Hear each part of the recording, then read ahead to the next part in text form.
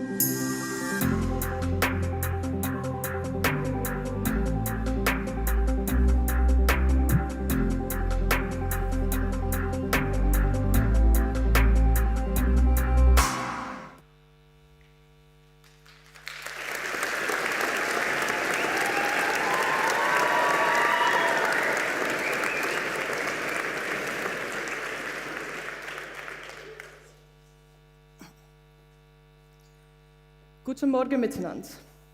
Bonjour à tous. Buongiorno a tutti. Good morning, everyone, and welcome to the 9th annual Youth Forum Switzerland.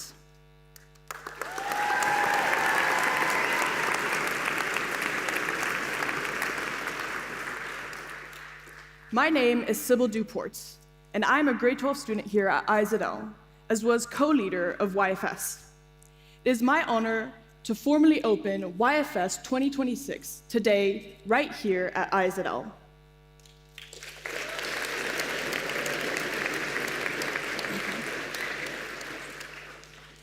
We are thrilled to be welcoming almost 1,000 students representing 23 different schools.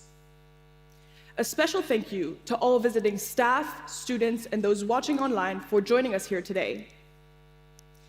Your enthusiasm has enabled the entire YFS team to host what we aim to be yet another engaging and memorable forum. A warm welcome to all of you.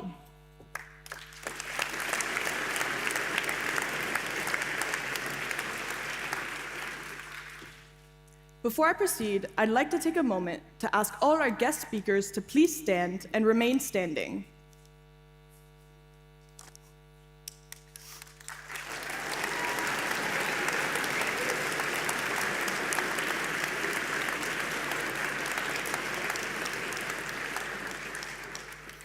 We are truly honored to have over 40 changemakers with us, sharing their remarkable experiences and expertise. Thank you all for dedicating your time and passion for being here today and inspiring the young minds in this room. You may now sit down. YFS was founded in 2017 by 3 globally engaged IZL students who were deeply inspired by the Open Forum Davos and wanted to create something similar of their own.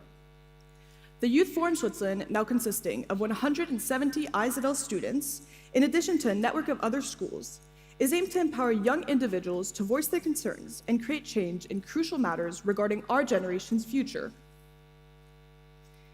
It provides a platform for us to unite, collaborate, and initiate the small changes to make our future just a little bit brighter. The 9th edition of YFS features a dynamic forum of 12 panel discussions, 2 expert talks, and 6 youth talks. You'll have the chance to engage in impact labs, experience the 5th annual YFS Art Festival, and participate in student activities organized in the YFS Marketplace. And finally, before the closing ceremony, there'll be a 20-minute networking session where you all have the opportunity to explore and connect with students and speakers that you did not have the chance to speak with earlier in the day.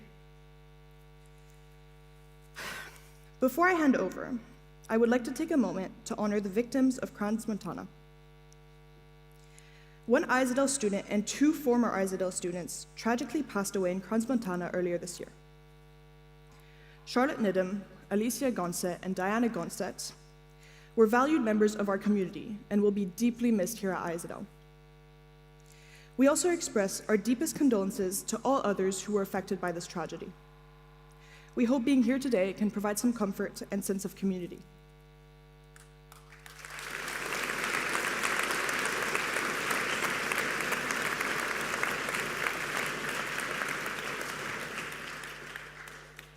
To start us off, I would like to introduce Adam Katz and Victoria Turnage, two 10th grade ISDL students, as today's student keynote speakers. Please help me in welcoming Adam and Victoria to the stage.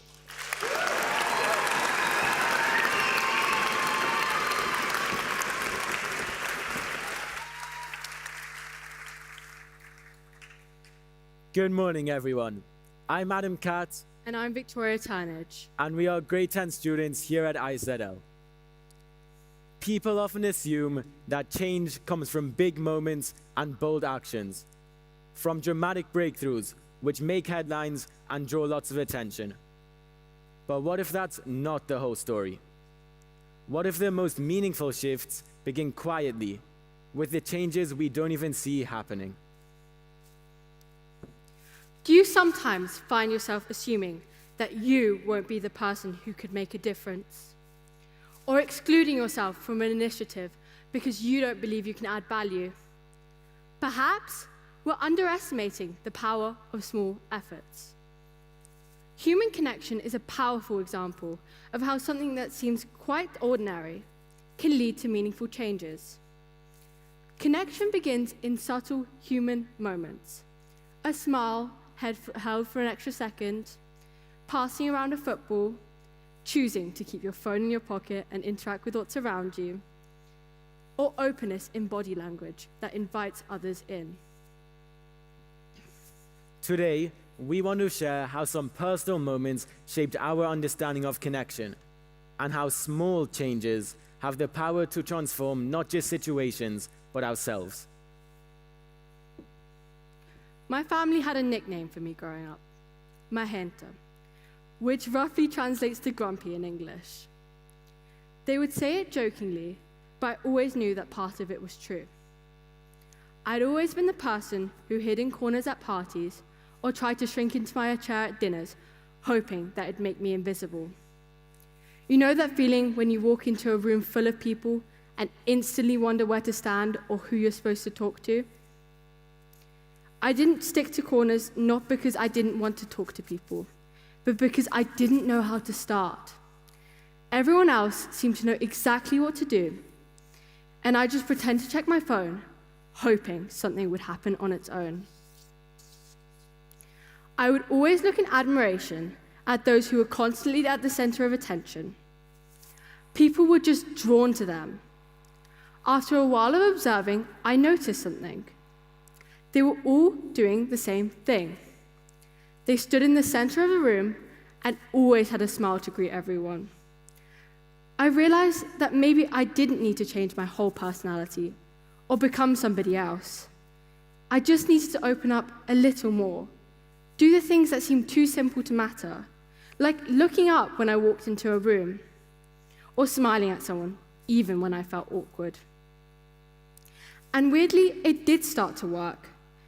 People would smile back, start a short conversation, or just seem more open. After a while, being in groups didn't feel so uncomfortable. It just felt easier. I began to sign up for new experiences, pushing myself out of my comfort zone even further, and as a result, I became more confident and met people I would have never met otherwise. That's when I learned small changes, how you stand, how you look at people, and how you show up, can change how you experience the world and how the world experiences you. Where Victoria's moment started with a smile, mine started with a football. When I was 10, I visited an orphanage in South Africa to volunteer with some young children. I didn't have any idea of what our connection could look like, and I was unsure of how to contribute and be a part of their environment. I naturally gravitated towards a football I saw lying around. A simple kick sparked a common ground, and soon there was a full football match going on. What's special about sport is that it's a universal language. It transcends boundaries of language and culture. No matter where or who you are, you can join in and share the experience. So when I started kicking the ball around with some of the kids, this simple game created a space where nobody had to perform or prove anything. Our backgrounds didn't matter. We were just laughing, passing the ball, and enjoying the moment. Our connection felt authentic. It helped me realize that connecting with others starts in small, unexpected ways. It doesn't require big acts or perfect understanding.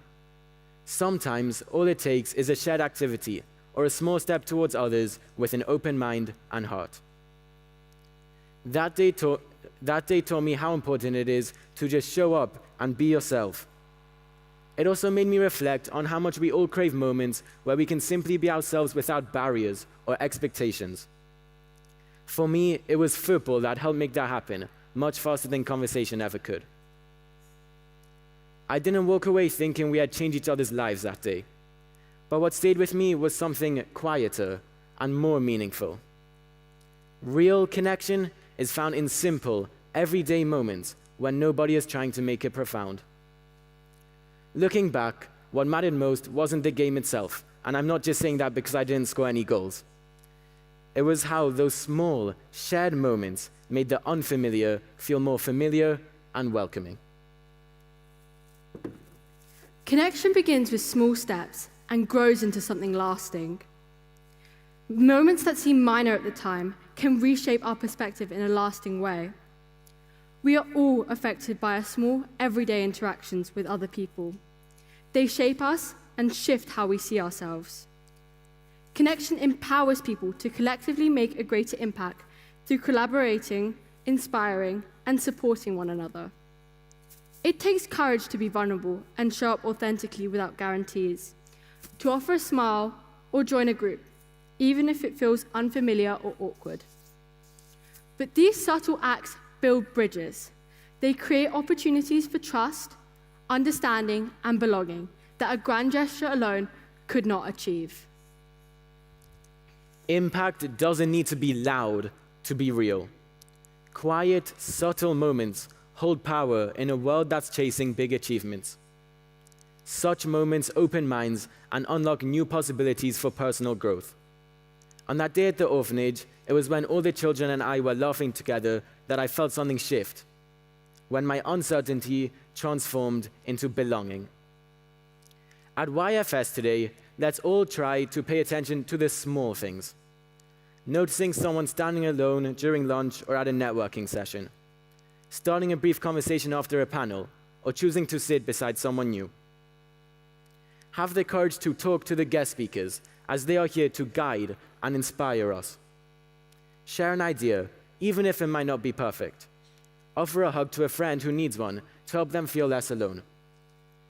These simple acts of reaching out open doors and create connections that might otherwise be missed opportunities. Connection doesn't demand perfection or spectacle.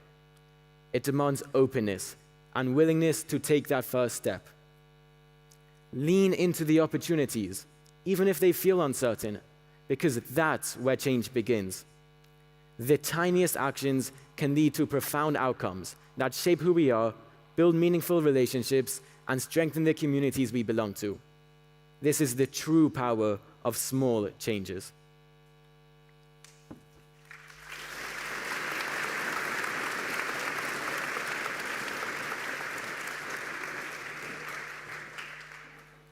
One person who truly embodies the power of small changes is this year's keynote speaker, Troy Armour.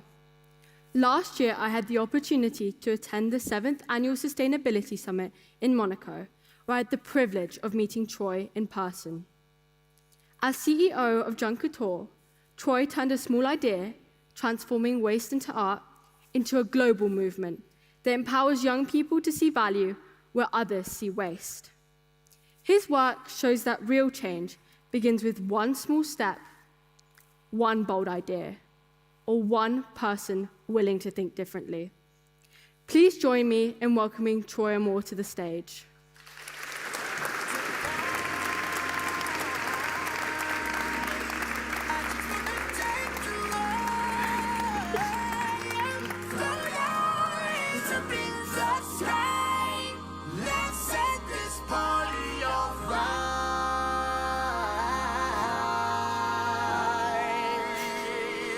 Players, put your pinky rings up to the moon.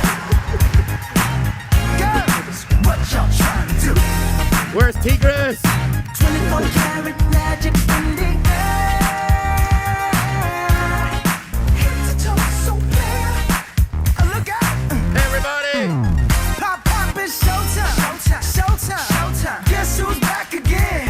Oh, they don't know. Gone time. Oh, they don't know. Gone time. I bet they know as soon as we walk in. Showed up. I'm wearing Cuban links. Yeah. Designer mix. Yeah. Inglewood's finest shoes.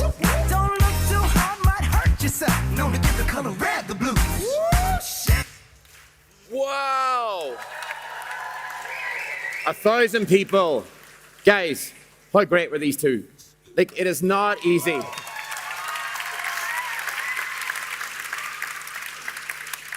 It's not easy to come out, Sybil also, at the start in front of 1,000 people, they're teenagers, to give the opening address and so on. So I think it's not just about a huge round of applause. I want to hear people shouting, cheering for Adam and Victoria.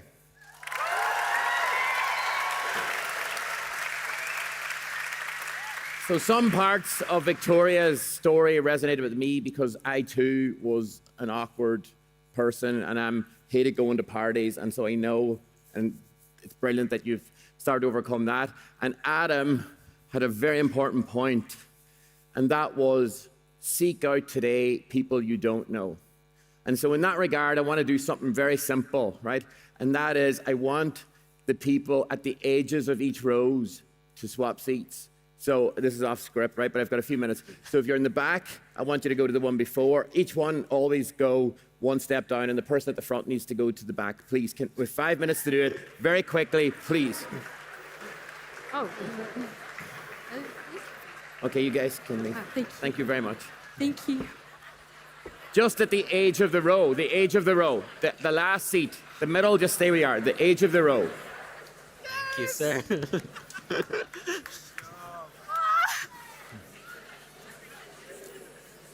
Are we done? The idea is that you meet someone new, right? Okay, we're settled down again, right? So I'm originally from Ireland, right? And I've lived in different parts of the world, okay? So, and I want to start with an Irishism. So in English, we say, I love you. But in the old Irish language, we use a phrase called Mo Cushla. And Mo Cushla means the pulse in my veins, the beat in my heart. And that is a very important thing for me because I believe everybody should be seen that way without the labels that we create in the world to create difference. And so that beat in my heart for us Irish people is a rhythm. And Irish people are very proud of their rhythm. In fact, our dancing has been on many stages across the world. And so I think before I tell my story about the power of small change, I need to test the rhythm in the room. Because this will set the tone for the day, right? There's 23 different schools represented here. I want people to feel each other's rhythm, the beat in each other's hearts, not see the labels that they see when they look at another person. So in that regard, I'm going to ask everybody to stand up, please. This is very simple. So we're going to start with a very simple thing. We're just going to clap hands together, and you've got me as a cue, right? So it's just in a simple rhythm of...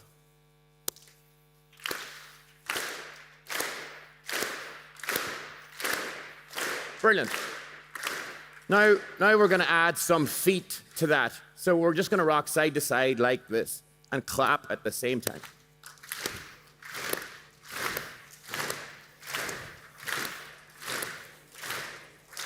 Wow, fantastic. Now, it's easy because you've got me in front of you doing the beat, right? But what I'm going to do now is I'm going to leave stage.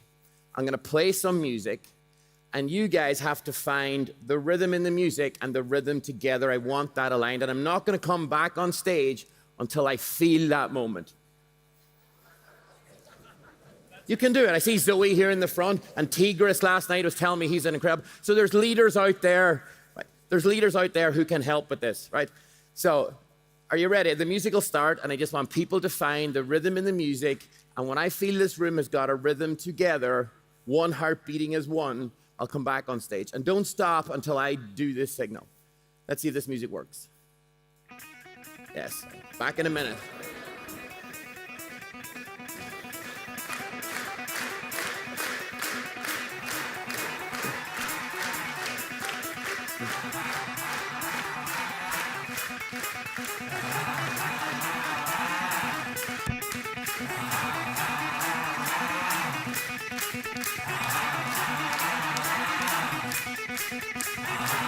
Louder.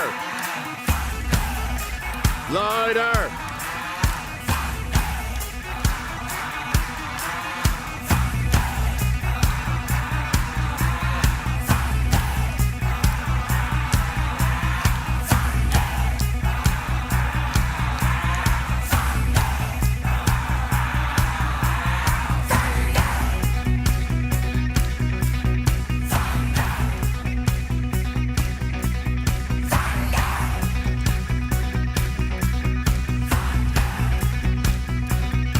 I was caught in the middle of a railroad track. Wow. Feel the energy in the room. I think when I call home tonight and tell my mother I got a standing ovation before I came on stage, she's going to go, how did you do that? But whenever I was asked to do this or give this speech, the first thing I thought about was it took me back to what was I like when I was 15, which is the average age kind of in the room, 15 or 16. And I really struggled to fit in. That was the thing that stood out for me. At the time, I was like, God, I was awkward, I was shy. I stood out more than fitted in. And as I've grown older in life, I've realized that standing out is the superpower that I have. But when you're at school, standing out is difficult. Fitting in is where it's at. Fitting in is safety. Fitting in is the place where you think you have to be the same as everybody else. That's cool. I need to be like that. This is how I need to fit. And I stood out so much. For example, I wasn't good at sports. So I was that kid last picked for the football team. And for me, I saw the kids that were on the football team, they were the cool kids. So when I went home from school, didn't study. I was playing football at home all the time. My father couldn't understand it because I never made any team. But it was just, I thought if I practiced and rehearsed and rehearsed and rehearsed and rehearsed, but it was just not in my skill set. And I think, when I think of that time, I don't know, there's teachers here, right? But if teachers asked you what was the most important to your parents at that time, it was exams. But it wasn't really. The most important thing for me was girls. How could I get them to like me? Would they like me? How could I talk to them? Would I say the wrong thing, the right thing? And I couldn't talk to girls at all, right? And I just seemed to be like, this I cannot do. And so much so, that being different, thinking different, I wear funny shoes. That led me to leave school at 17. I was accepted to college in Ireland, and I just thought, I'm not going to go to another school and not fit in. And what I know now is in college things would have been different. But at that time I dropped out of school. I took a job in an accountant's office, and I did an apprenticeship for 3 years. But I hid away from the world because being different taught me something bad about myself. I believed that there was something wrong with me. I believed that the world wouldn't want what I had to offer. I believed that the best place for me was to hide. And so I hid for 3 years. And this power of small change idea got me thinking over the last week or so about how did that change? How did the guy, because at 20 years old, something changed for me. And what was that change? And how did I become the person I am today? Because I'm 50 now, 30 years later, how did I become that person? What was the small change that I made? And why did I make it? And so when I go back to that time, it was June 1996, and I was sitting my accountant's exams. I was studying at night for those. And something happened in the office. The guy that I was closest to was leaving, and he was starting his own business, and he was talking about all these adventures he was going to have and all this kind of stuff. And I was sitting there going, I'm stuck here, and he's free to do so many things. And so the question I started to ask myself was, what can I do different? what can I do different that maybe would give me my own business or my own thing to do? And I walked the streets for 2 weeks, and this was the thing I became obsessed about. What can I do different? And I remember this revelation, because I was in that accountant's exam, and 30 minutes into it, I was like, this is not the place for me. This is not the place for me. And I remember getting up and saying to the examiner, I'm going to leave. And at that time, like 30 minutes into a 3-hour exam, she was for sure, you're gonna fail. And so she said to me, because you can sign not to have the score recorded against your record. And she said, do you want to sign to not have the score recorded? And I said, no, I won't be back. And I remember getting home to my mom, and she was crying. And she was crying because she thought she was going to have an accountant in the family. And she's like, what are you doing? Like, you can go to college now, you've dropped out of this. And, and this is the thing, our parents want safety for us. And so that's all her concern was, like, what are you doing? You're giving up on all these things, right? And I remember saying to her, well, I'm either going to start a band or a computer company. And at that time, I was playing with computers. I knew nothing about them. Like, I have no degree or anything in it. And her first words to me were, you can't sing. And I was like, okay, well, the band's no go then. So I'm going to start a computer company. And so I started a computer company, which is now 30 years old. And in that time, I have created so many other businesses. I made TV shows, managed musicians. And then that led me to create Junkature, which really is about creating impact for young people who want to stand out. That's really what it's about. Because as an adult, I've realized standing out is my superpower. But as a teenager, I didn't. And so what Junkature does is really let those young people who want to stand out have a stage for themselves, which I think is very important.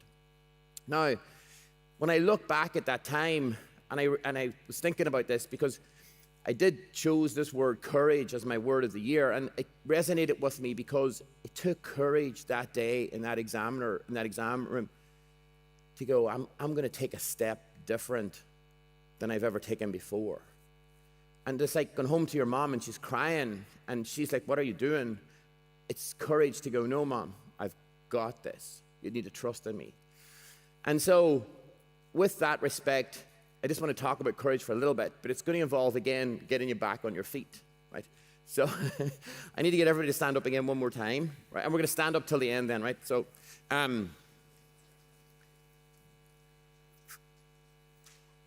for me, courage has been there all my life, and it's only recently that I started to see it. And so I'm going to ask you now to trust in me for a few minutes and have some courage. Because what I want you to do is, and it's to do with this beat in my heart again, is I want you to turn to the people either side of you and it doesn't matter if it's for 10 seconds, 1 second, it doesn't matter. I just want you to have the courage to give that person a hug.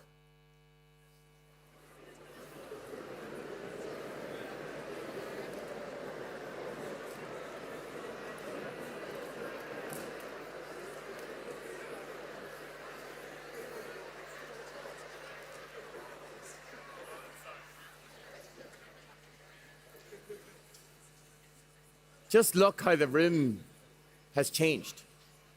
The smiles on people's faces. A little bit of courage can do so much.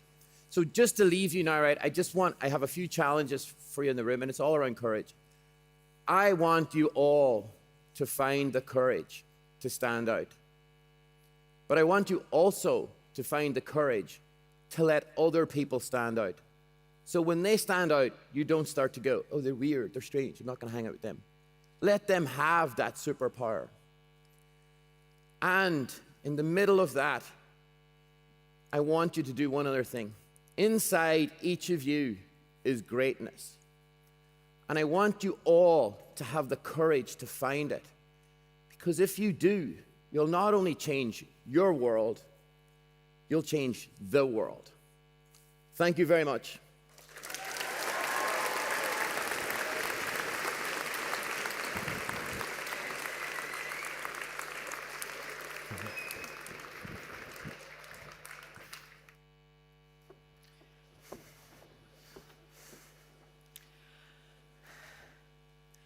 Good morning, ladies and gentlemen, and welcome. My name is Lisani Talents, and I'm a grade 12 student here at ISL, as well as a member of the YFS series team. Before moving on, I'd like to take a quick moment to thank Troy for sharing his incredibly energetic speech with us this morning.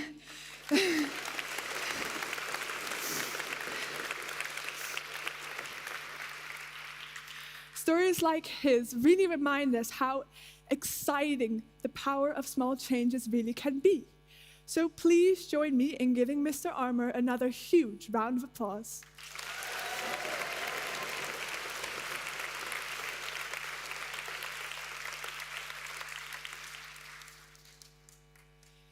Before heading into the second session of today, I would like to take a quick moment to go over some important logistical points about how today's forum will run. Firstly, in the unlikely event of a fire alarm emergency, we kindly ask all participants to exit all buildings as quickly and as calmly as possible, and that we all regroup on the sports field just outside the gym, where then we all should find their respective schools for attendance. As a quick note, we would like to remind everyone that there is black ice present on the walkways from buildings to buildings, so please be mindful of your steps so we don't have any injuries today. Secondly, all sessions today will be held across 6 different venues at our beautiful Isadel campus. They come as follows: the gym you're currently in, the theater in the main building, the art factory a little further from the main building, and then we have the Zeeblik, Rigiblik, and Alpenblik venues. Lunch as well will also be held in the cafeteria in the main building. Because we have so many participants today, we kindly ask that you only attend the sessions that you have signed up for, as most venues do have limited seating. Therefore, you'll find your personalized schedule on the back of your badges. Please note that these will be checked before entry at each venue, so make sure that you are at the right place and at the right time. Speaking of time, we would really appreciate it if everyone moved between sessions as quickly and as efficiently as possible, and even arrive a little on time. Please be mindful that doors will close at designated start times, and late entries won't be possible in order to avoid disruptions to the sessions being held. Speaking of disruptions, we would also kindly ask everyone to keep their phone on silent throughout the remainder of all sessions that you attend. We would love for you to engage with the forum beyond the sessions you attend, so please feel free to share your experiences and memories on social medias using the hashtags displayed on the screens at each venue. Moving on, for our neurodiverse friends, there are quiet spaces available in the main building should you need them, and if you need help locating them, please don't hesitate to ask any of the YFS team members. Finally, you'll notice that session 7 is titled Explore, Connect, Inspire. At that time, we kindly ask all participants to come back here to the gym where you will have the opportunity to connect with speakers you didn't really get the chance to talk to throughout the day and to reconnect with the people you've met. This will all happen right before our closing ceremony, also held here right at the gym. If you have any questions at any point, please don't hesitate to ask any of our YFS team members, who will be easily identifiable in their blue YFS hoodies. The next session will begin at 9:50, so please do your best to be on time. And that's everything from me, so let's make the most of today and enjoy everything that this forum has to offer.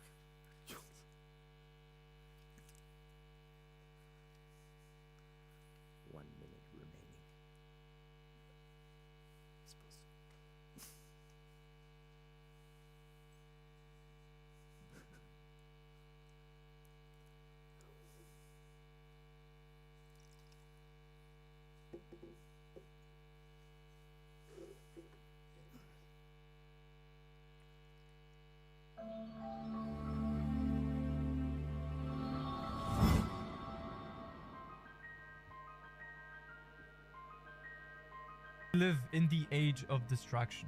Every single second, 7.8 million phones buzz worldwide. Distractions, notifications, social media, TV shows, movies, entertainment. We get rewarded by parts, likes, thumbs up, and we conflate that with value and we conflate it with truth. A whole generation is more anxious. The question I often think about now is, as Silicon Valley, are we programming apps or are we programming people? We're constantly hearing about how addicted we are to our screens, that they're making us more stressed out, less focused, less human. And with that, we're also beginning to hear about the very people who created our online worlds expressing regret.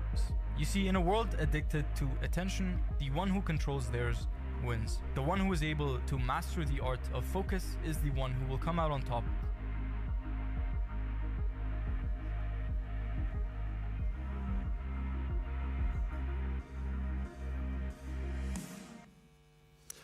For much of human history, motivation was shaped by clear goals, physical limits, and immediate feedback. You trained, you worked, you rested, and progress was visible. Today, that clarity is harder to find. Many of us try to study, train, or work with a phone buzzing nearby, multiple tabs open, and a constant pull to check what's next. Distraction isn't just part of life anymore. It's built into the systems we use every day. For students, athletes, leaders, and professionals alike, the challenge is no longer access to information or opportunity, but the ability to focus, persist, and stay motivated in the middle of constant noise. This raises important questions. How do we stay motivated when our attention is constantly pulled in different directions? What does discipline look like in a world designed to distract us? And how do we build habits and environments that help us perform without burning out? Today's session invites us to explore motivation not as willpower alone, but as something shaped by psychology, environment, discipline, and purpose. To explore these questions, we're joined by voices who approach motivation from very different, yet deeply connected perspectives. Hello, my name is Maximilian Brenner, and I'm an 11th grade student here at ISADL, and a member of the YFS series team. I'd like to welcome you to the Motivation in the Age of Distraction panel.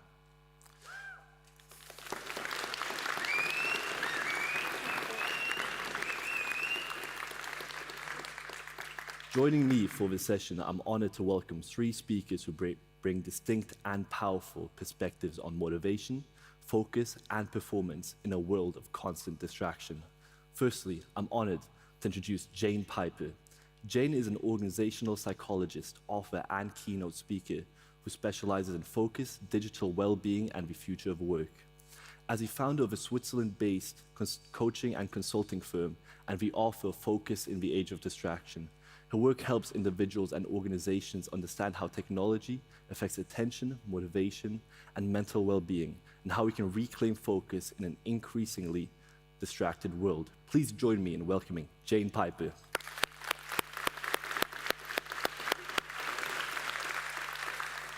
I'm also pleased to welcome Andrew DeBecca. Andrew is a former professional badminton player who represented Canada in the 2008 Olympic Games and ranked among the world's top players. Following his athletic career, he transitioned into coaching, working internationally, including in Switzerland, to develop elite and youth athletes. His perspective on motivation is grounded in discipline, consistency, and the ability to perform under pressure. Please join me in welcoming Andrew DeBecca.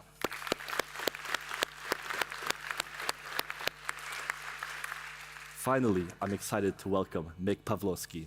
Mick is a youth athlete rowing for the Zug Rowing Club and is among the strongest junior rowers in Switzerland, currently preparing to represent Switzerland for the World Championships.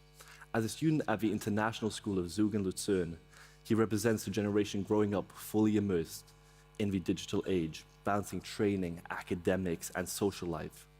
Please join me in welcoming Mick Pawlowski.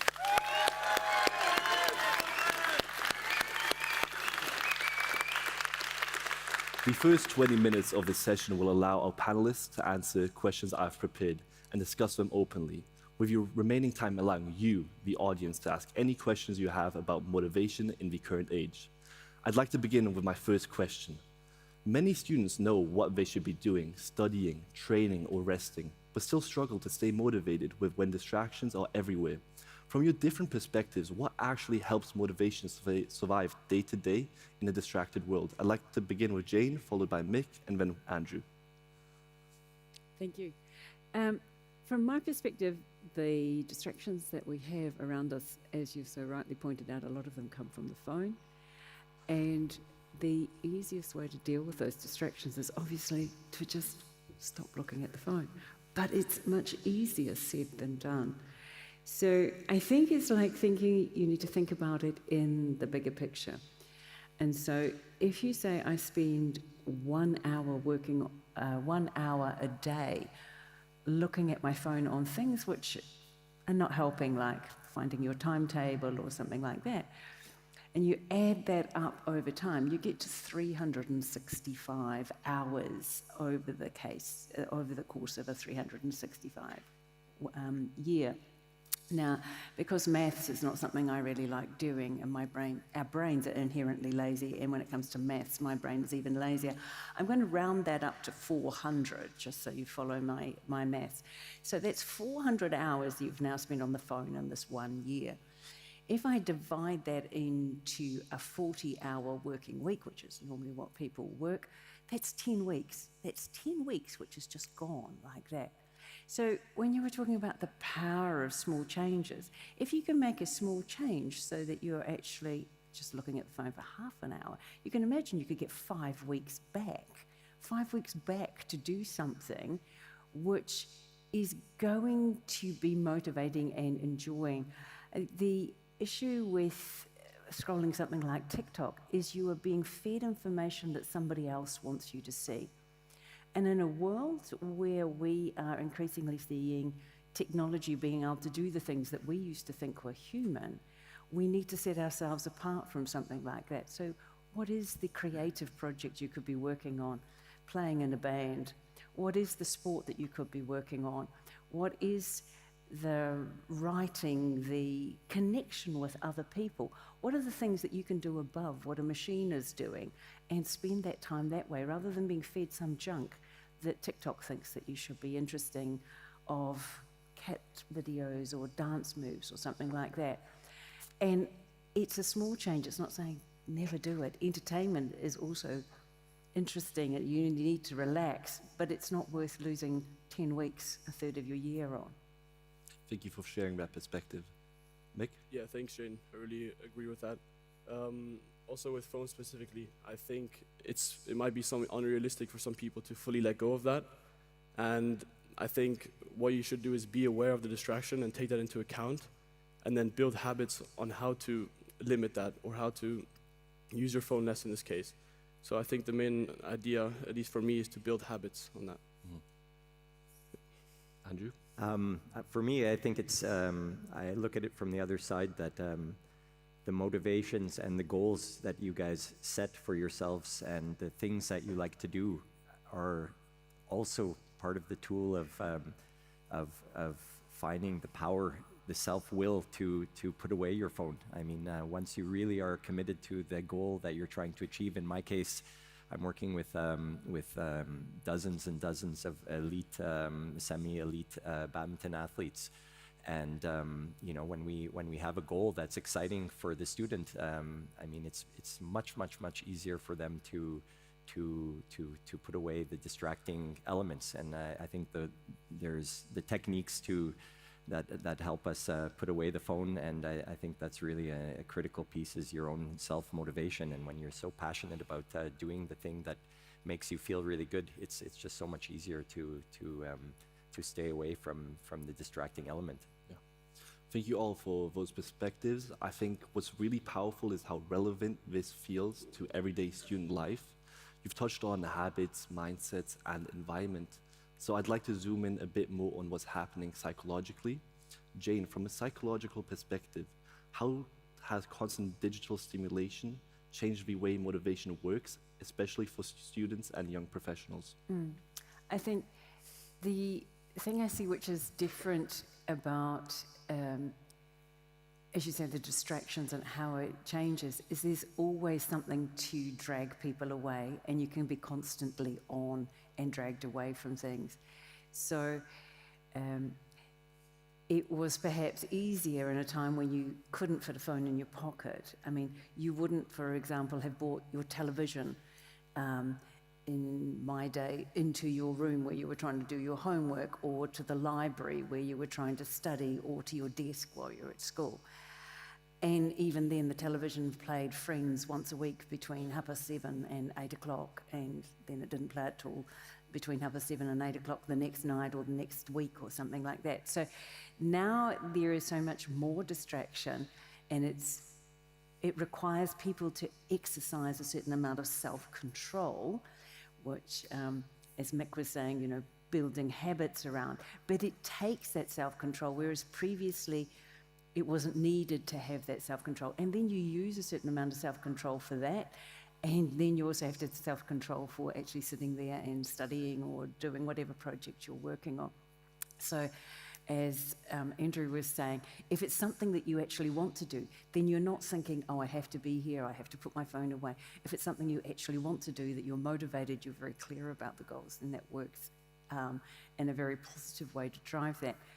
From the point of view is that I do see, however, it has shortened attention spans, because people are spending less time in a world of focus, and they are quite often unfocused. It's a dopamine hit, the same way as we would get dopamine hits, but in other ways from drugs and alcohol. But it gives this dopamine hit, and then it gives a crash afterwards. So if you spend a long time scrolling, you get a dopamine hit, you get a rush, but then you get a crash the way you might get a sugar hit, a rush, where you might drink alcohol and feel great and get a hangover. So it trains the brain to be craving this dopamine, so to be craving this hit. And that means it's addictive, not in a hugely same way as drugs and alcohol, which have chemical addictions to them as well, but it's addictive from a behavioral point of view, and it makes it harder to stop. And let's be honest, the people who have designed these tools, they understand human behavior. They employ psychologists like me, but on the other side, to make it more and more engaging, to keep people there, because they want people on their platform so that they can get more advertising dollars. I mean, these people are very rich. They are not doing it to make the world a better place. They're doing it basically to make themselves wealthier. So think about when you're doing this, I think the challenge is you've got a lot more challenge. You have to exercise your self-control. If you can manage it through habits, then you can limit the amount of self-control and use your self-control to drive your motivation towards the goals you want to do. Thank you. That gives us a clear picture of what's going on beneath the surface. It raises an interesting question about how this plays out when there is high stakes and high pressure. So Andrew, elite sport demands focus in high stress, high distraction environments. What mental habits separate athletes who stay motivated from those who lose consistency? Oh, that's a really good question, Max. So the higher the stakes, obviously, the more you have your own mind and so playing tricks on you, thinking about the outcomes. I think motivation, as I mentioned earlier, the clear goal setting. At the highest level, I mean, we have multiple types of goals. We have our outcome goals at the end of the day. We want to win a tournament. And that sort of guides the motivation on a day-to-day basis. But of course, you have to break it down into smaller segments. You have your own personal performance, how well you play. In the case of badminton, you have an opponent that you're adapting to, so you have the tactical elements. And I think the connection to all of these and those pieces individually are kind of again, coming back to you have to find what is really interesting for you, and that's where everyone has their own unique take on sports and performance. As we get to the higher level at the world elite class, I mean, it is about trying to be successful and win. But for the long term, I mean, if you're only focused on that, that's sort of a way to unhappiness. Thank you. Yeah. Sorry. Yeah. I would like to ask you a backup question. How does that transfer to your coaching career as a coach? That's as I talked earlier, I mean, setting clear goals with my badminton students is one of the most fun, productive. I mean, I have my knowledge and I have my passion for the sport, but it's just so cool when a young student. I'm going to shout out to Zilon Ong, who's one of the students here at the school. He's my student and comes 3 times a week to Zurich at 6:30 in the morning. We start our training for the last 3 years. And this goal setting is just so critical, because as soon as somebody is clear about what they want, the motivation just comes naturally. Having to wake up at 6 a.m. becomes easy, and putting away different pieces of that can distract you in their place in your life is much easier to do when we're motivated about our goals. Thank you very much for sharing. I think what you mentioned is very transferable in beyond sports into school, work, and everyday discipline. And this brings us to a perspective many people here will strongly relate to. Thank you very, very much for that. Mick, as a student and competitive athlete, what distractions feel hardest to manage, and what keeps you motivated when training gets tough or progress feels slow? Yeah, thanks, Maxi. In terms of distractions, it's actually not really much technology or my phone. It's more the thoughts I go on inside my head and the things that I cannot control. Let's say I'm in training and I'm sitting at the start. I'm thinking of all these things that will happen at the end of the race, all these things that are not currently in my control. That will distract me from doing the best I can in the moment. As Jane said, taking things that you can control and doing the best you can in that moment. So I would just say trying to be as present as possible and not thinking about the end outcome, thinking about things that you cannot control. And if I think about things that I cannot control, it distracts me from doing the best that I can in the moment. Thank you for sharing that perspective. To bring everything together, we've talked about psychology, elite performance, and real student experience. So I'd like to end by looking forward. Looking ahead, how do we build motivation that lasts? Not just short bursts of productivity, but long-term focus, purpose, and well-being. I'd like to begin with Jane, then followed by Mick, and then Andrew. Thank you. It's a really good question, and I think if we found the answer to that in this panel and we could bottle it all up into a secret recipe or something, then we would become all very famous and rich. There is goal setting, I think, is a really interesting one, and when we can be in a state of flow working towards that goal. So I'll leave goal setting to Andrew, he talks about it so well, but getting into a state of flow means that basically you're in this world where you're very present, as Mick was saying, in the here and now, and just working on that task, and it feels like a joy. And I hope you've probably experienced it at some time, where you lose track of time because you were playing a sport, playing the piano, relating with some people, you forget how the time has gone. So if you can find those moments where you can get into a state of flow, that keeps you, it's a natural motivation, it's a natural high, and it will keep you wanting to get back into that state and wanting to work that way. And if it's towards a goal, towards a big project, then a little step each time, these small moments, as we've talked about, it takes a strong and steady way. But I advise how we can sort of get into that state of flow once a day would be great. It's pretty hard to do this 6 or 7, 8 hours a day. It usually just is a moment. However, there are artists who do talk about having these huge states of flow where they created some fantastic artwork, or composers who wrote some magical music, which really has changed the world later when they've been in this highly creative phase. But if we can get the small snippets of that, it allows us to just keep moving forward and be highly motivated without any forcing and willpower. Thank you for sharing that insight on how small changes make big impact. Mick, do you have anything to add on? Yeah, for sure. So quite similar to what Jane said, I don't think the motivation will just randomly come on its own. You have to be hungry for something, and by doing that, you have to set a goal. It might even seem unrealistic at first, but setting a big goal is the first step. It's very important. So for me, that's getting into my dream school, getting recruited to my dream school, and achieving something on the world stage. And then once you have that, you chip away every single day. and you might not see anything in the beginning, but you give it a few months, not even maybe a year, 2 years, and then you start to get to high levels. And along that way, you meet some great people, and then you like love what you do. And I think that's also a big part, doing something that you truly like and truly love. And then the motivation kind of comes back on its own. So, yeah. Thank you for sharing that perspective on how connection starts with something that you enjoy.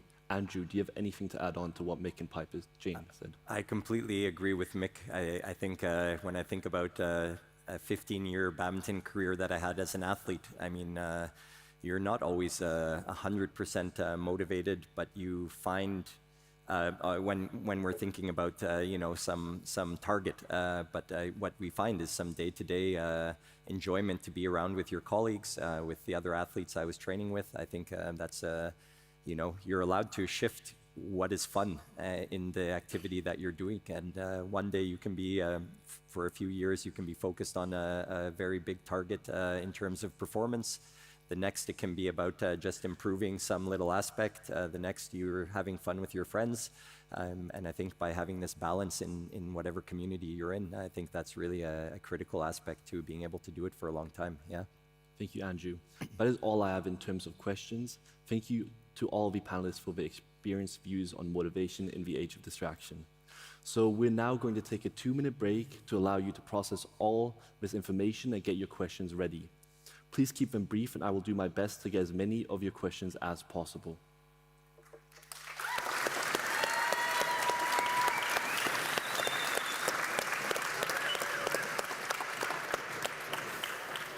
Good job. All good? Yeah. Yeah. Okay. Are the mics still on? Nope, off. Oh, Mics are off. yeah, Yeah, okay. okay, good. Yeah. No, I guess not. Will do. Yeah. Okay. Yeah. Thank you very much. Thank you. Thank you. Oh, done. You too.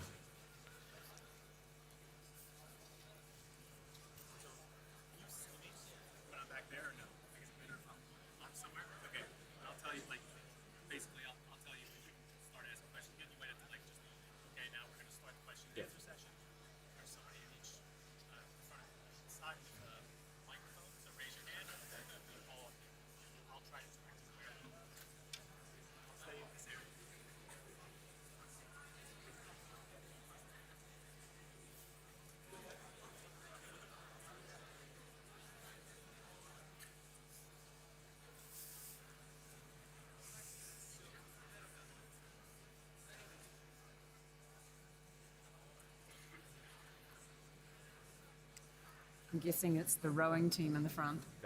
No, no. No.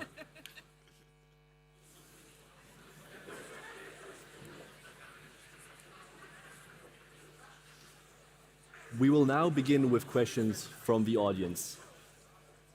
I would ask that you please state your name and school, as well as the panelist you're addressing your question to, followed by a brief question.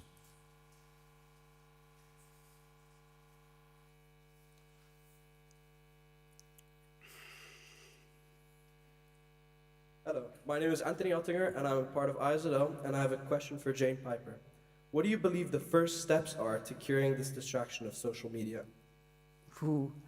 I could be very unpopular and say I think the Australian government has done the right thing by banning social media under the age of 16, but I imagine under this audience that I will be in trouble. So your question was, what do I think the first steps are? I think in an environment where it's not banned, the first steps are really to think about, the question to put in your mind is this time well spent? And if you are sitting there thinking, I'm connecting with my friends, I'm having a nice time, that's great. And that's the purpose of social media. And this is if you are just consuming somebody else's ideas that they think that you want based on an algorithm through a feed, and you're just scrolling through and not really thinking and not engaging with the information, then you sort of think it's not time well spent. So the first small step, I think, is every time you pick up your phone is to ask yourself this question: is this time well spent? Thank you. Does anyone else have a question?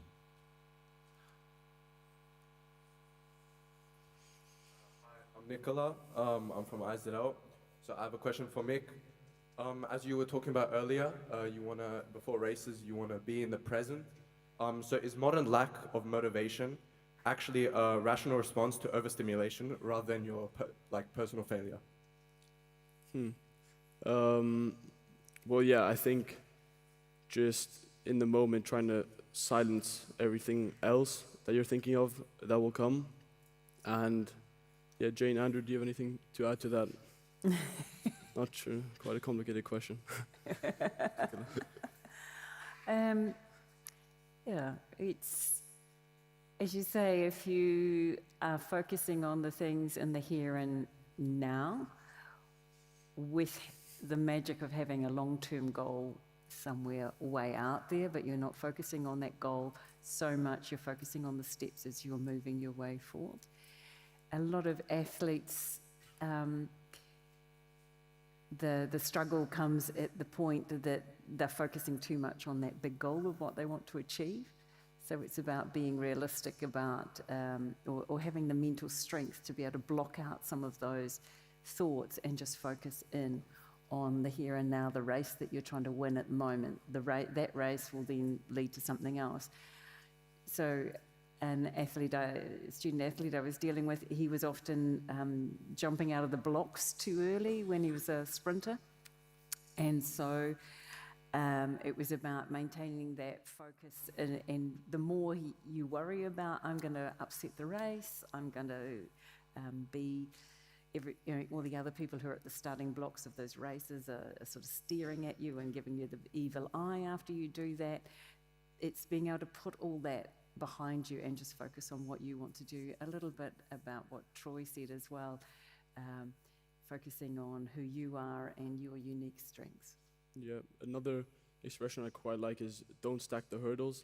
So like literally what it would mean is if you're a runner, you wouldn't put all the hurdles in one place because you'd obviously tremble over them. And if you take that into a day-to-day, let's say you have a race at the end of the day, you wouldn't want to think about all these things. Maybe you have a test as well in school. You wouldn't not want to stack all these things on top of each other and distract you from doing what you can in the moment. So that would mean to just lay everything out in the day and do everything best you can. So it could be as simple as making your bed in the morning and just doing every bit of your day to the best of your ability. And then that will help you focus on the end outcome more than trembling over the hurdles or not thinking about what you can do best in the moment. Thank you for sharing those perspectives. Andrew, as a former professional athlete, do you have anything to add on to what Jane and Mick have said? I mean, yesterday we're discussing some of these thoughts that come into our heads. I mean, we're all humans, the best in the world. I mean, I've talked with many of the #1 players in badminton in different, the men, the women, and they all have doubts and fears. And in the moment, I think that's really a critical thing to know that, hey, you can doubt, and but then you just need to take an extra second to refocus. And I had some real old grandfather type coaches who just used one word, focus. And the more you hammer yourself that you have to focus, the more it helps you to just get focused. And it sounds really simple, and it sort of is sometimes when you're in that moment and you just have to refocus. You just have to focus, but it's if you're always worrying that you're having these thoughts and feelings in a sporting environment, it's totally normal. I mean, so many of these top players in the world talk about their doubts and fears, and usually what happens when you talk about it or when you even accept them, they go away because you realize they're just fears. It's not necessarily reality. Thank you. Does anyone else in the audience have a question? Yes.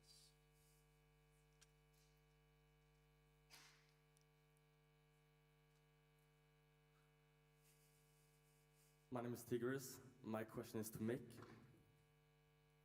How important is for you to give up on things in order to achieve your goal? And how important is that for you? Yeah, that's a great question. Thanks, Tigris. In terms of giving up things, I wouldn't say I give up a lot of things. I would say I prioritize my sport in the way, but I also try to prioritize other things that are also important to me, as that's school for me. But I don't really, like, I give up time, for example, that I could have spent outside of school with my friends for training. So that's giving up something, but I try to do what I can best. Yeah. To add on, Mick, how do you manage balancing those aspects, as Tigris has mentioned, sports, academics, and such? Yeah, I think it's all about building habits into your day. In the beginning, it might seem quite hard, but once you start building habits and let's say the times that you can study and you have a fixed training, you adjust to it quite quickly, and I think that's a big part. So just building habits, seeing which time in the day that you can fix to, let's say, do this 30 minutes or 1 hour of schoolwork and fix that, and just using your time efficiently. So Mick, would you recommend having a clear timetable to the audience? Yeah, I think that's great, but I think it's also just having those habits fixed to yourself also, so. Yeah, thank you. Any other questions?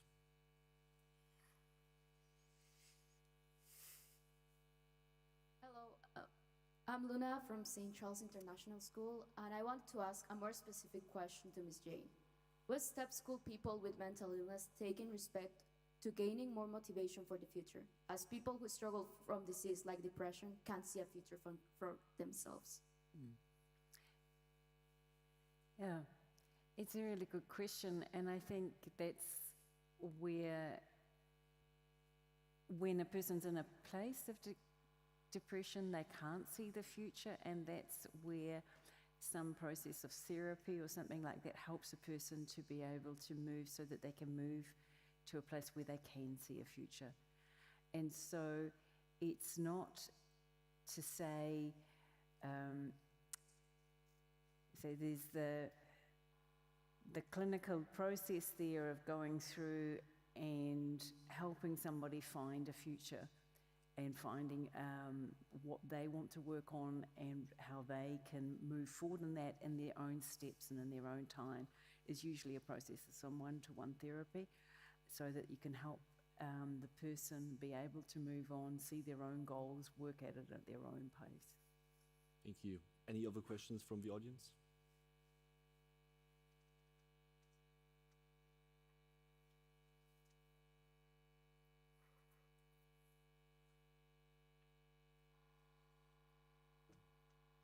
My name's Ava Kors, and I'm from Hull School. I have a question for Jane. It's difficult to stay up to date with social life when most of the people our age rely on internet references and connections to communicate with each other.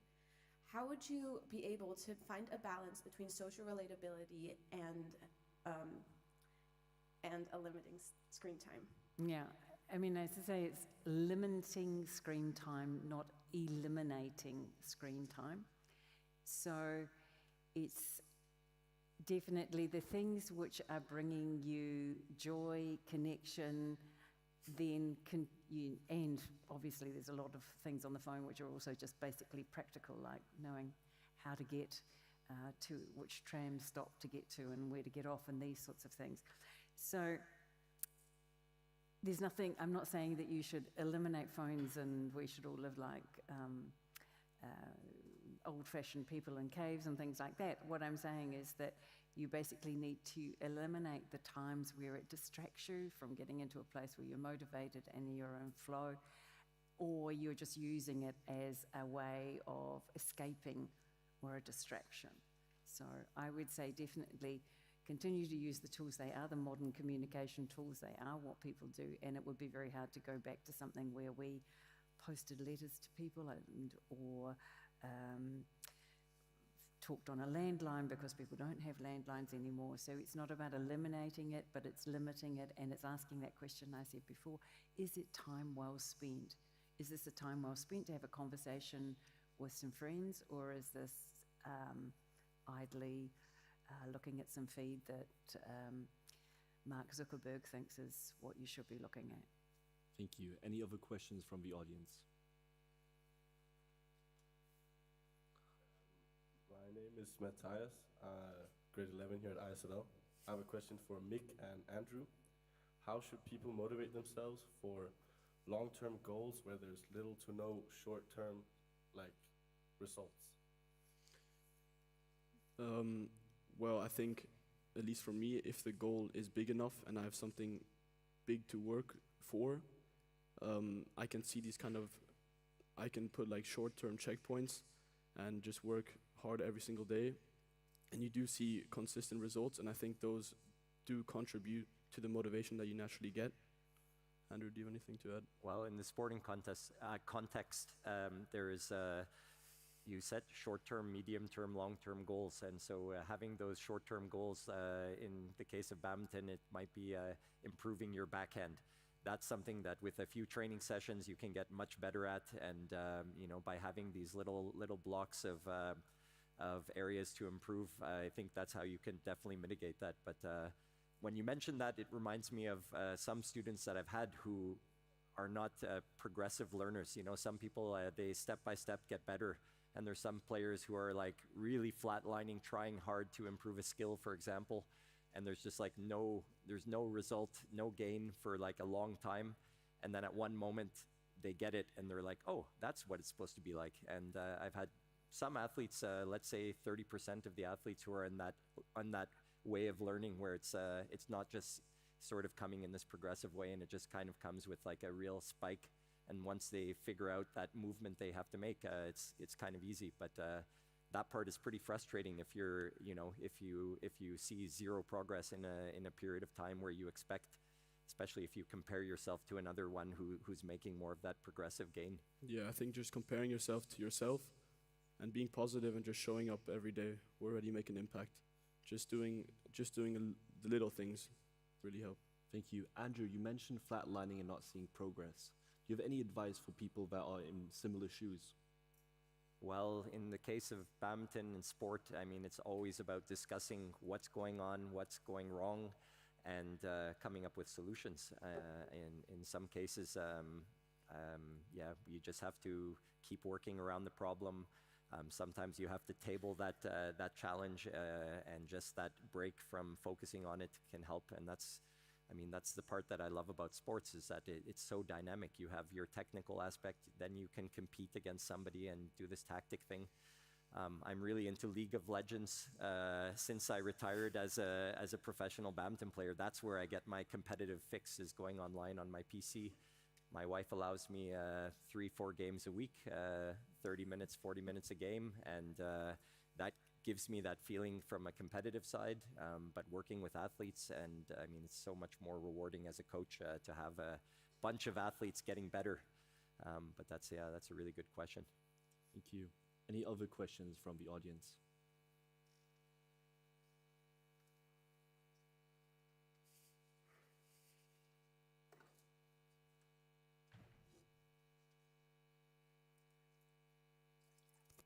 So I'm Maria coming from the International School of Bern, and it's a question I want to address to all of you. Do you think that distraction can be a fuel for motivation, given the communities which are created on social media, in sports or work or school? Thank you for that question. I'd like to begin with Jane, then Mick, and then Andrew, since it's directed to everyone. Yeah, I definitely agree. I think it comes back to the question we answered before. It's not about eliminating social media, and certainly you can use social media for good. And one of the things that there's definitely the opportunity to build communities where you can't meet people physically, or maintain a community where you've met people, say like here today, and continue to maintain that community by connecting with people through social media. So there's definitely good parts of it. I'm not saying never use it. It's more think about, come back, I think I said it 3 times now, is it time well spent? Are you connecting with people, or are you mindlessly scrolling some entertainment? Thank you. Mick? Yeah, I agree with Jane. It's about limiting and moderation and not using it too much, I guess. Was the question in relationship to communities in your chosen activity? Yeah, that's, I think, I mean, I grew up in a time there was no social media when I was playing badminton as a teenager. But definitely I had groups of friends who were more supportive and more optimistic about my potential, and I had some who were not. And I definitely over time ended up spending more and more time with the ones who sort of had the similar view, similar idea, similar belief. And yeah, that would be an interesting deep dive to go into how that community that you connect with online ends up supporting or hindering your goals. That's a really good question. Andrew, you mentioned groups that support you. Do you think groups that supported you are the reason for who you've become today? Yeah, I mean, it always helps to have people believing in you. I've had a lot of coaches who gave me the hard talk to get back on track when I was being just a bit too much of a silly teenager, having too much fun from the social side. Yeah, I think your group is very impactful, and your family. But at the end of the day, if you have a passion and everyone else around you is not supportive, I mean, you still have to try to fight against that and not let that bring you down as well. Not easy, but I mean, if you want to be doing the thing that you really believe you have to do, you just have to break out and do it. Yeah, I think a very powerful thing is also to surround yourself with people who lift you up. And in my sport, as a case, people who are better than me. And I feel like if I surround myself with people who are quicker than me and better than me, I will also lift myself up to their standard. Thank you. Any other questions from the audience?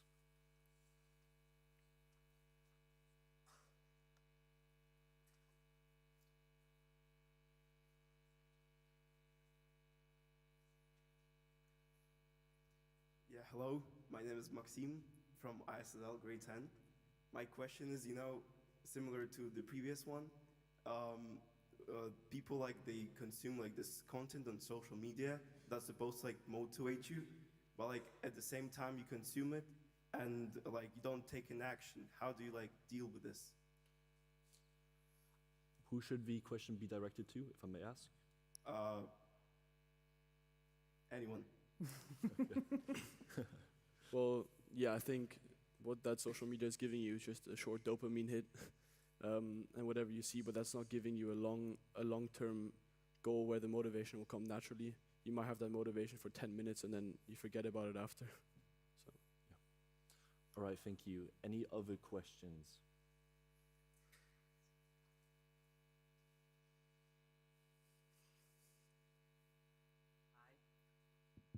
Hi, my name is Elton and I'm from Yuchong International School, Hong Kong. I would like to ask, how would you give tips to, for example, a younger person on how to create big goals to find motivation for them in the future or in higher education? This question is directed to Nick. Thank you. Thanks, yeah. Well, I think the first step is finding something that you enjoy, finding something that you really love and you put the work into. And then that's finding a goal.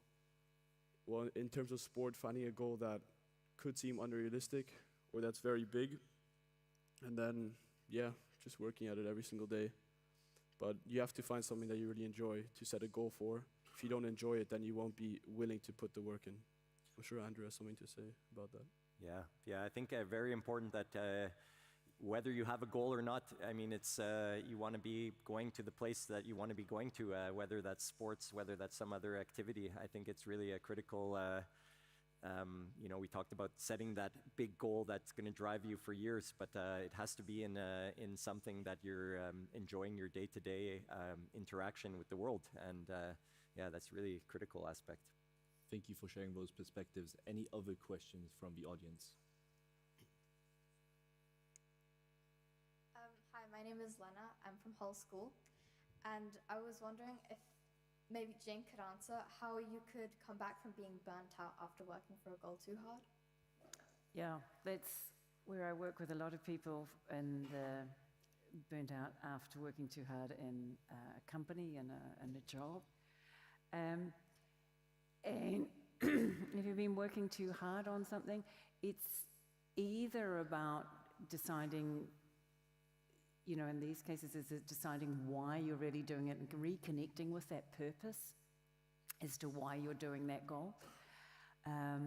So in the case of the workplace, people are working hard. When we have these discussions, they wonder why. We start questioning, and that question has perhaps been sitting there for a while.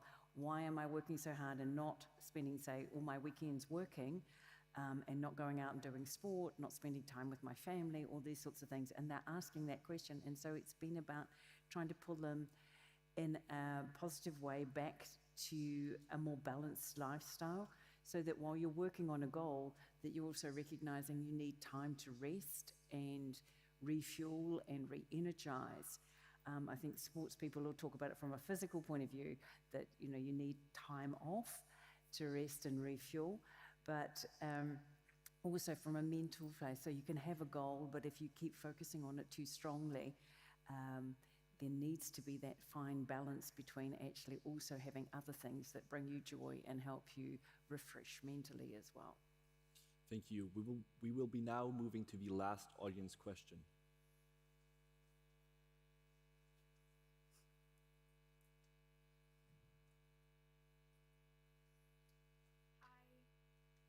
Hello. I'm Artemis, and I had a question for Andrew. I was wondering if you can clearly see a difference between the motivation you had when you were a teenager growing up without social media or a phone in general, in comparison to your students playing badminton today with you. Yeah, that's a great question.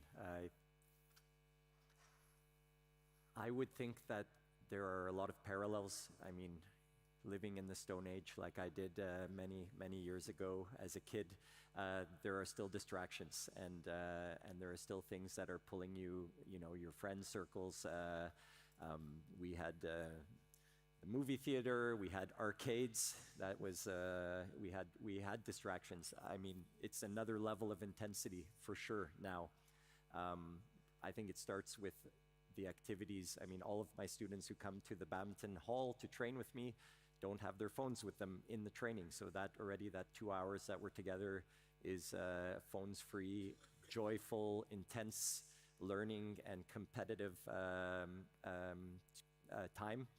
And I think that, there's definitely a higher intensity, and but at the end of the day, it's really, at the end of the day, it's, we have to just find that discipline and those strategies to limit and to stick with focusing on the goals. I think that's really at the end of the day. But yeah, there's a big difference, although it's kind of the same. Yeah.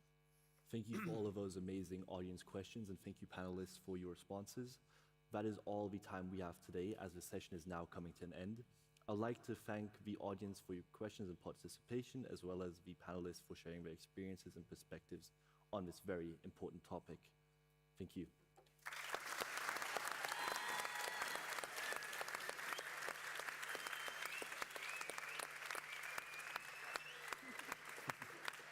Nearly a standing ovation.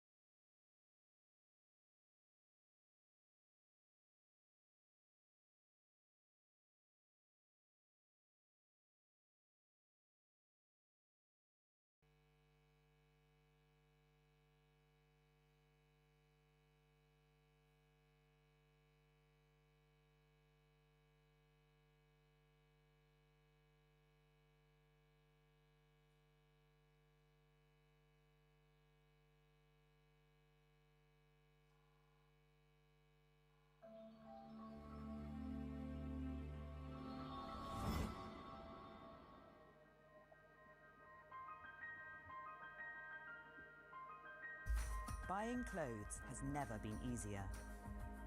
80 billion items are manufactured every year.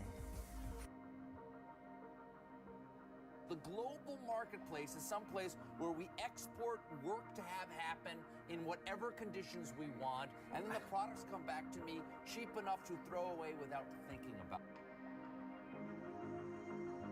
Too high a price, paid only by the workers, women, men, children who have now become the new slaves of the 21st century.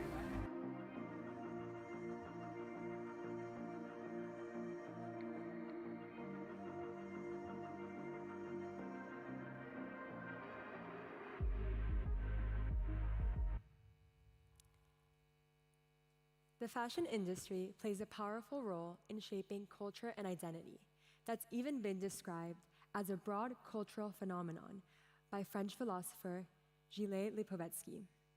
It is a powerful tool of expression present in our daily lives. And despite fashion and sustainable fashion showing significant growth over recent years, its impact on people and on the planet continues to be overlooked and often neglected. Behind many everyday clothing choices are systems of labor exploitation, environmental harm, and deep inequalities, which particularly affect vulnerable communities and developing nations. Fast fashion accelerates these issues, driven by rapid production cycles, low cost, and not only the normalization, but also the glamorization of constant consumption on social media. This has, unfortunately, led to unethical labor practices and environmental damage to become normalized and, in many cases, invisible. Since the late 1800s, fashion seasons have always been produced in two separate seasons, the fall-winter collection and the spring-summer collection. However, in the last 30 years or so, commonly known fast fashion brands like Zara have sped these processes up and now produce clothing at more than 52 micro-seasons. This rapid production of clothing in extremely poor working conditions allows the clothing to be sold at low prices, often being attractive to customers. However, the reason behind these prices are much less attractive. Not only are the materials in the clothing cheap, but the workers making them are often paid extremely low wages. In Bangladesh, an extremely large exporter of fast fashion clothing, workers are paid a minimum wage of $113 per month and are often forced to work in extremely dangerous and unsanitary conditions. Understanding these realities is essential to rethinking the role fashion plays in society. Hello, my name is Julieta Stupia, and I am a grade 11 student here at IZL and a member of the YFS series team. I would like to welcome you to the Ethics and Media Influence in the Fashion Industry panel.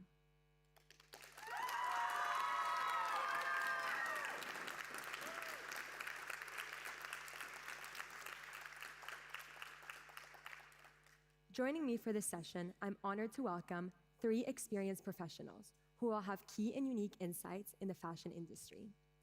Please join me in welcoming Karina Matner, a designer and project manager at Fashion Revolution, a slow fashion organization based in Zurich.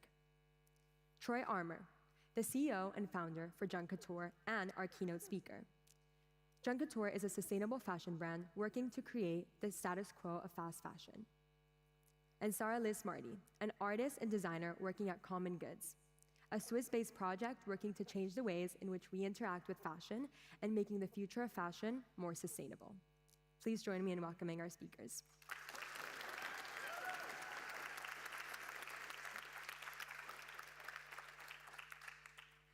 The first 20 minutes of this session will allow our panelists to answer the questions I've prepared and discuss them openly, with the remaining time allowing you, the audience, to ask any questions about ethics and media influence in the fashion industry. The first question addresses all panelists, so please feel free to answer. There are many stakeholders when it comes to discussing fashion: consumers, designers, CEOs, and more.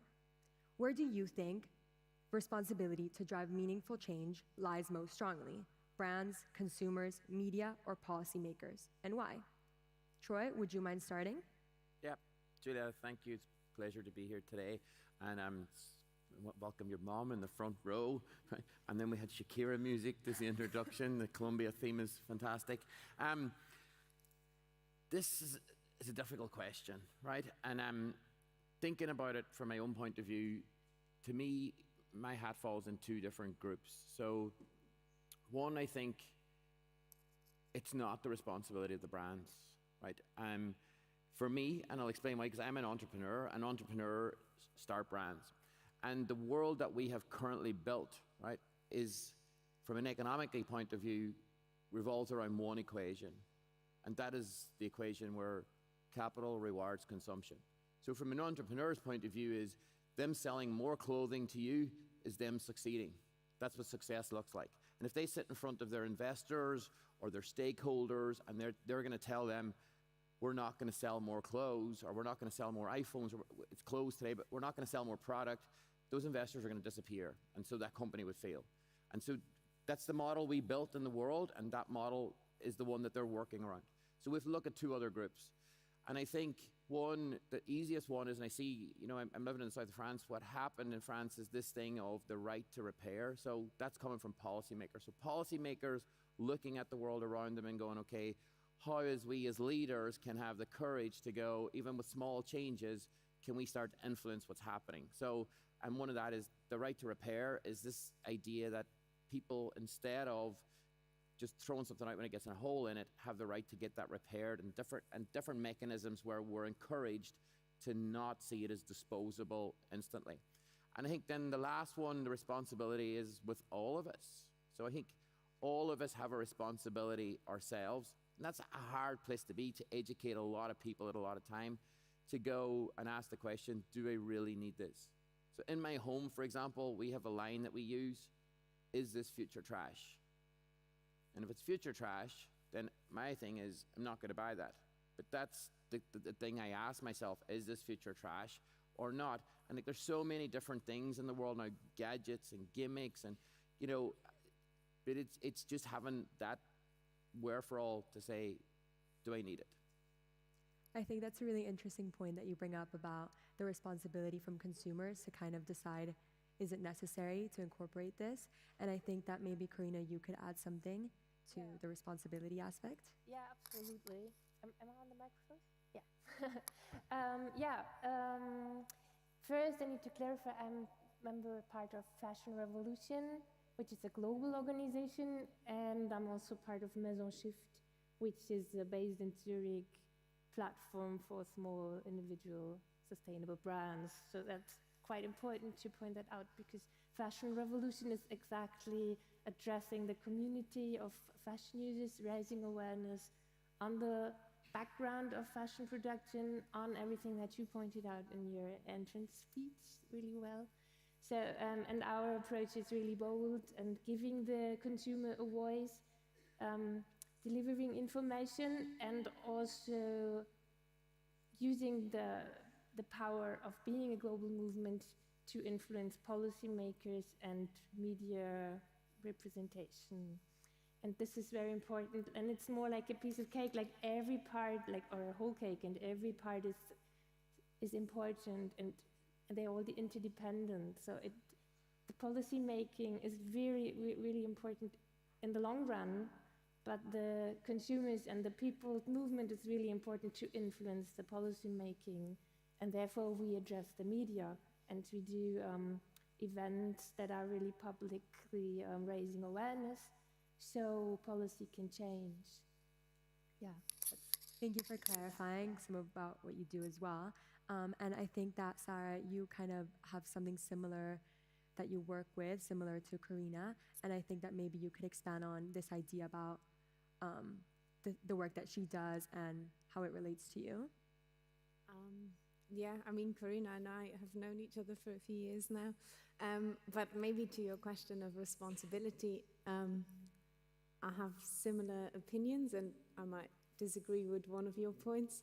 I do believe there needs to be like both a top-down and a bottom-up kind of responsibility.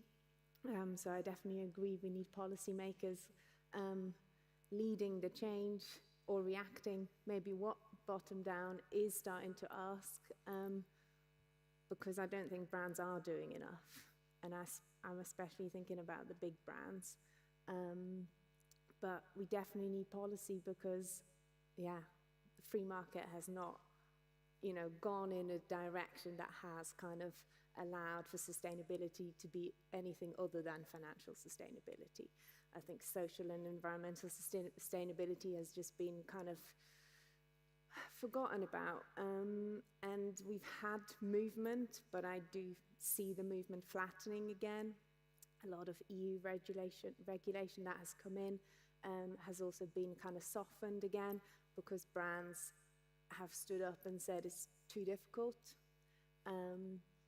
And I also work in a brand, so I know, what it means, and it is a lot of work.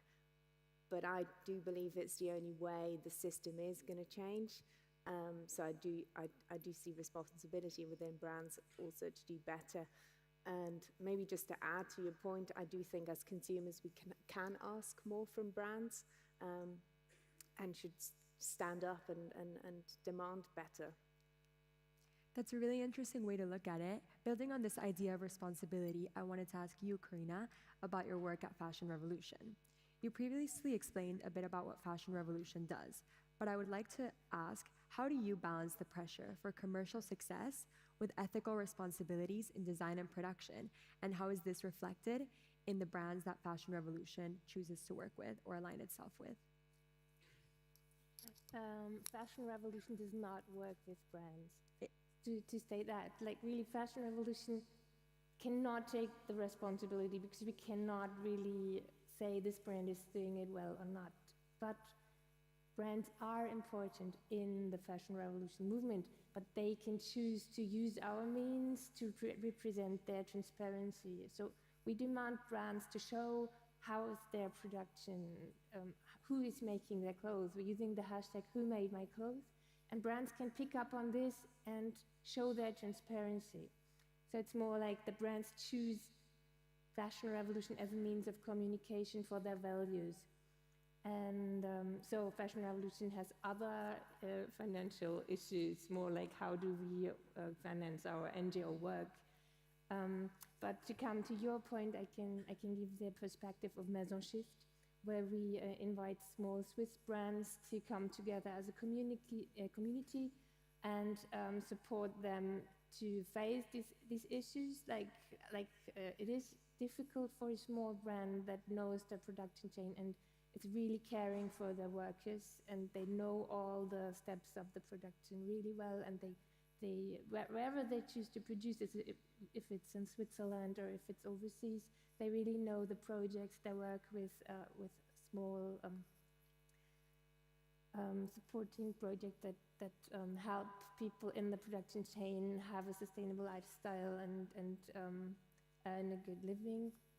So for them, of course, it's very important to access a market, and we find like the community helps solve issues, but also we can help make them more visible, like to get people know the brands and raise also the awareness of the consumers that handcraft takes time, and this is why sustainably produced fashion is in most cases more pricey, and also to be aware that they consume differently and look for quality and look for longevity, so they can spend more on a single project because they purchase less.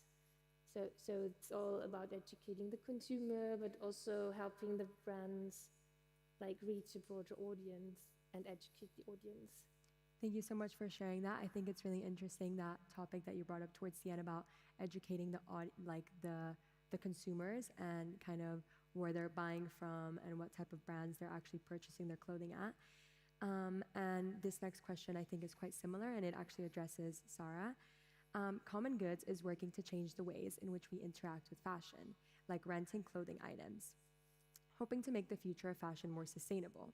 What role do small, sustainable brands like Common Goods play in reshaping the industry's culture and consumer habits?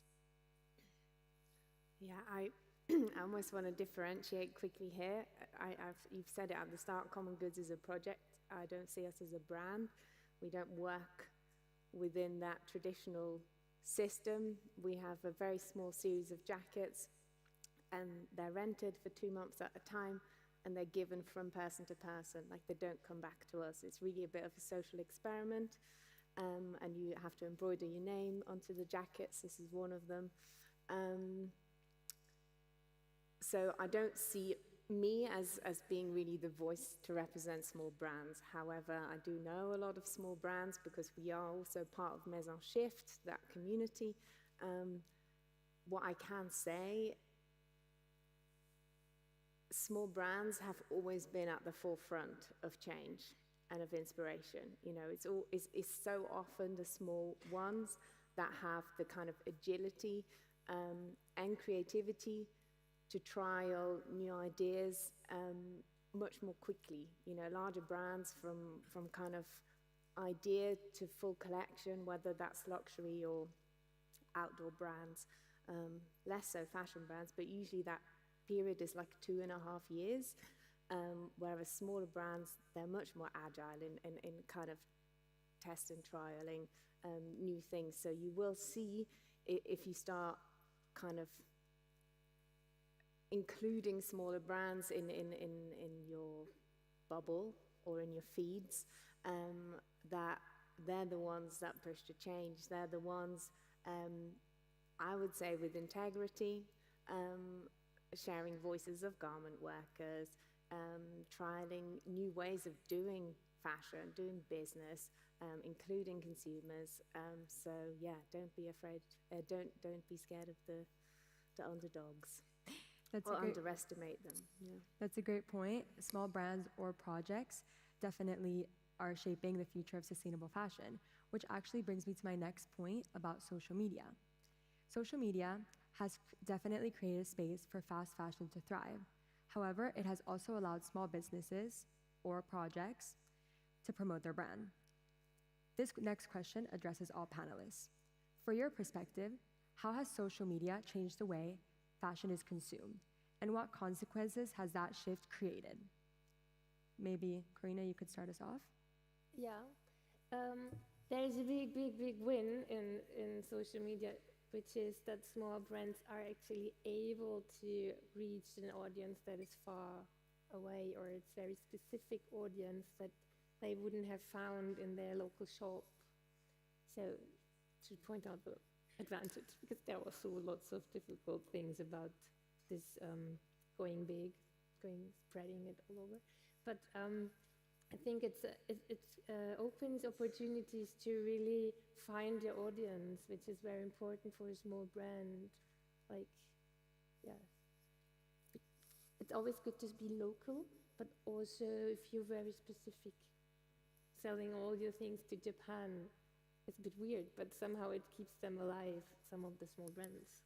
It's opening so much, ways to find the people that love what you do. Troy, maybe you could add something about the role that social media plays on. I'm thinking about so many things, like from just the things that you've said and different things, and just even from your introduction speech, and you know, like, and if you go back to just this concept of fashion is art, you know, and it's actually the most common form of art in the world, because every one of us uses it to express who we are, and for generations that's what we've done, for generations. And when I go back to when I was a kid, there were less events maybe, but you get new clothes for your communion or for Christmas or going back to school, or like you said earlier, the 2 seasons, you got new clothes, a new way to express yourself, a new version of you. And like we all know with art, if we look back through the generations, art has been a way of us using our voice, telling stories, and it has just been the natural evolution of the world that things have got faster. You know, we're talking around about smartphones. You can now communicate with somebody on the other side of the planet in seconds, and before, an airmail letter took 2 weeks. So everything is speeded up, Social media is another, I'll say symptom of that speed up, right? Because I'll go back to the thing of the core problem. And I do want to say this as well, that I think one of the biggest problems in the room is that we can't define sustainability. Because really, if we bog down to what sustainability is that we just need the clothes we've got today. So if you're a creator of garments, are you part of the problem already? But it's that thing of getting people to agree, what is sustainability? What is it? And as an entrepreneur too, another thing that I have learned in 30 years of growing businesses is you'd never treat the symptom. Because if you do, it'll be back next week again. If you've got people in your company that don't agree and you treat that as a symptom, and until you go to the core of any problem, you will not fix it. And so that is the biggest thing in the room. Like, what is that core? I still come back to the capital rewards consumption model that we've created. And we need to define how sustainability can fit in that for then all these other things to then latch into that. So for me, social media, all it has done is just create more events in the year that you need new clothes for. So, for example, I wear this as my uniform when I come to speak, as opposed to just wearing something different every single time. But I do see the need for young people on a weekly basis going, well, I wore that last week I can't put it on the gram again. I have to get something else. And so that was their initial need. And then fast fashion brands came to fill the gap and go, well, we'll give you new things every single week. And I do want to make one other point too, because you said it at the start. And I'm just making this point, it's complex. It's a complex problem. In the Western world, one salary usually feeds 2 to 3 people. That's the family size, and kind of that's the stretch of it. But in Southeast Asia and some of these poorer countries, one salary feeds 10. And it might be a small salary, but there's 75 million people involved in fast fashion production in Southeast Asia. So they're feeding 750 million people. So if we just cancel fast fashion over here tomorrow, we're going, that's the problem, we need to solve it. We get rid of that. We could have 750 million people who are going to migrate because they've got no work and they've got nothing to feed themselves with. And that is, it's a big dynamic. This is not something that, is easy to solve. There are dynamics and shifts and all kinds of things that are involved in it. And social media is just a small element. Sorry, I went off. No problem. I do that, sorry. Sarah, do you have something to add about the social media aspect and the type of role that it plays? I also have loads to say about your last point, but maybe we talk about this later. In terms of social media, I think it really depends where you place yourself.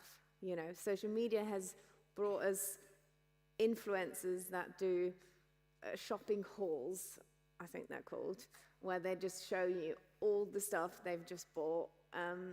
But they've also brought us amazing other things, people that show you how to do things differently, how to shop from your own wardrobe, so to speak. So I really think the good thing about social media is one thing that Corinna said, smaller brands also get a bigger reach, but also I want to say you decide what you consume. Of course, we have a lot of adverts in social media, which, maybe counteracts my point a little bit. But the things you can decide, they're in your hands. Like, you decide what you consume. So you can choose not to follow fashion influencers that promote buying loads of shit that you don't need. But you can choose to follow people that, work in amazing projects in Cantamanta Market in Ghana, or, you can diversify your feed by following Black, queer, female-owned small businesses and actually have different perspectives that you wouldn't have otherwise had. So I think that's an amazing part of social media that we can't underestimate, and that's been, I think, a really great kind of change. I think that's also really important to point out how it also gives small brands a platform to promote their brand and to kind of advocate for what they stand for. This last question addresses Troy again. I've recently read that Junk Couture was appointed a Sustainable Development Goal champion. How has using the Sustainable Development Goals allowed you to drive decision making for your brand? So for me, and I was on stage earlier, like, and you can see, like, my big thing is really the social impact.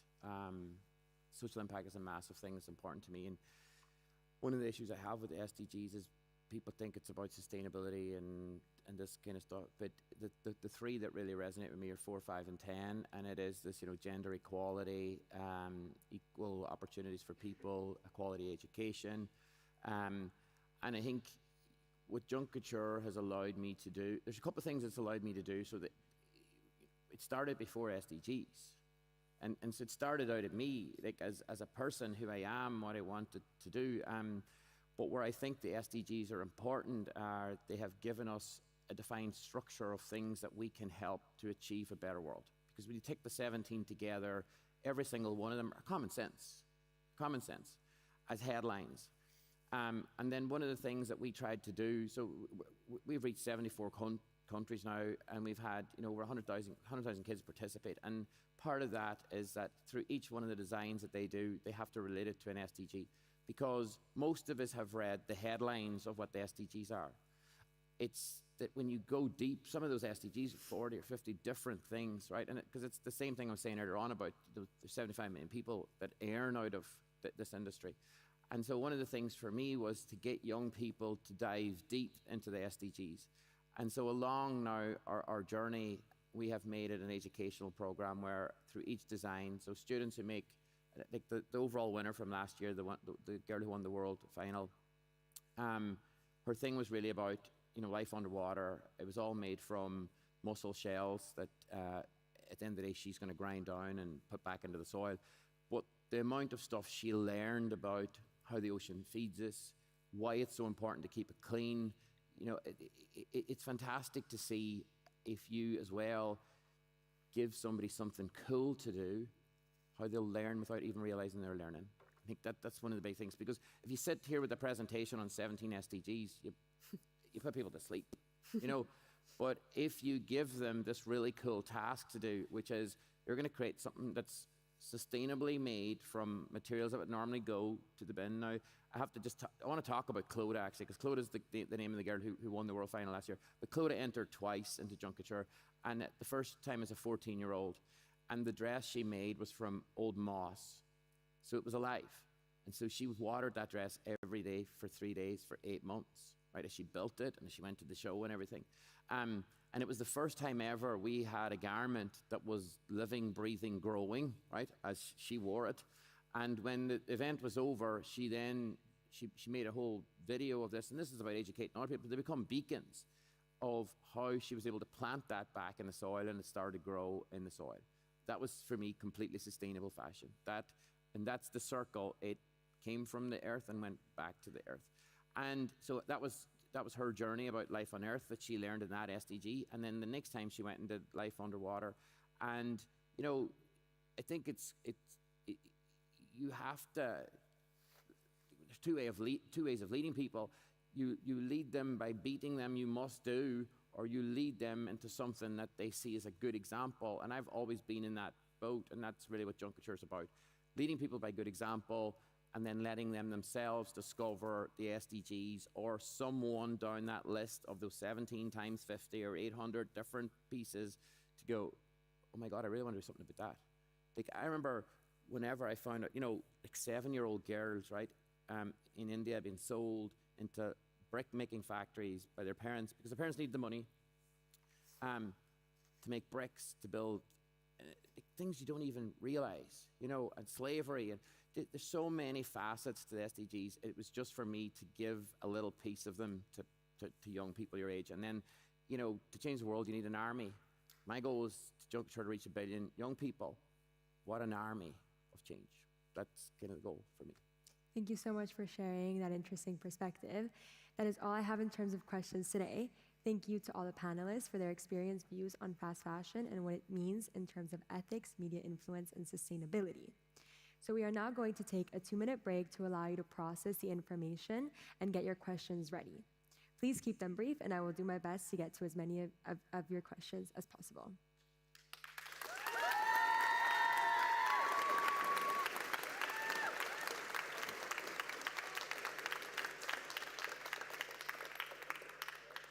Water's good. Thank you.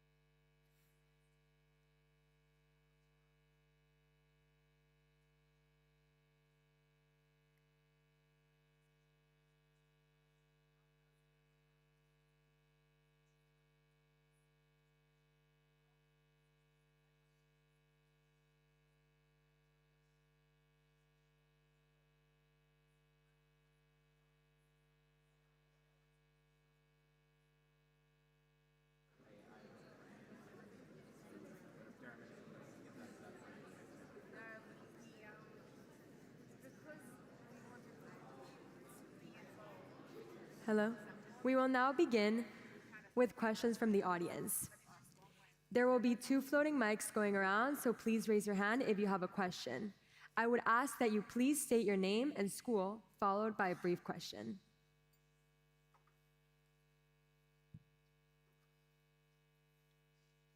Hi there, my name is Emily Adam. I'm from the International School of Basel.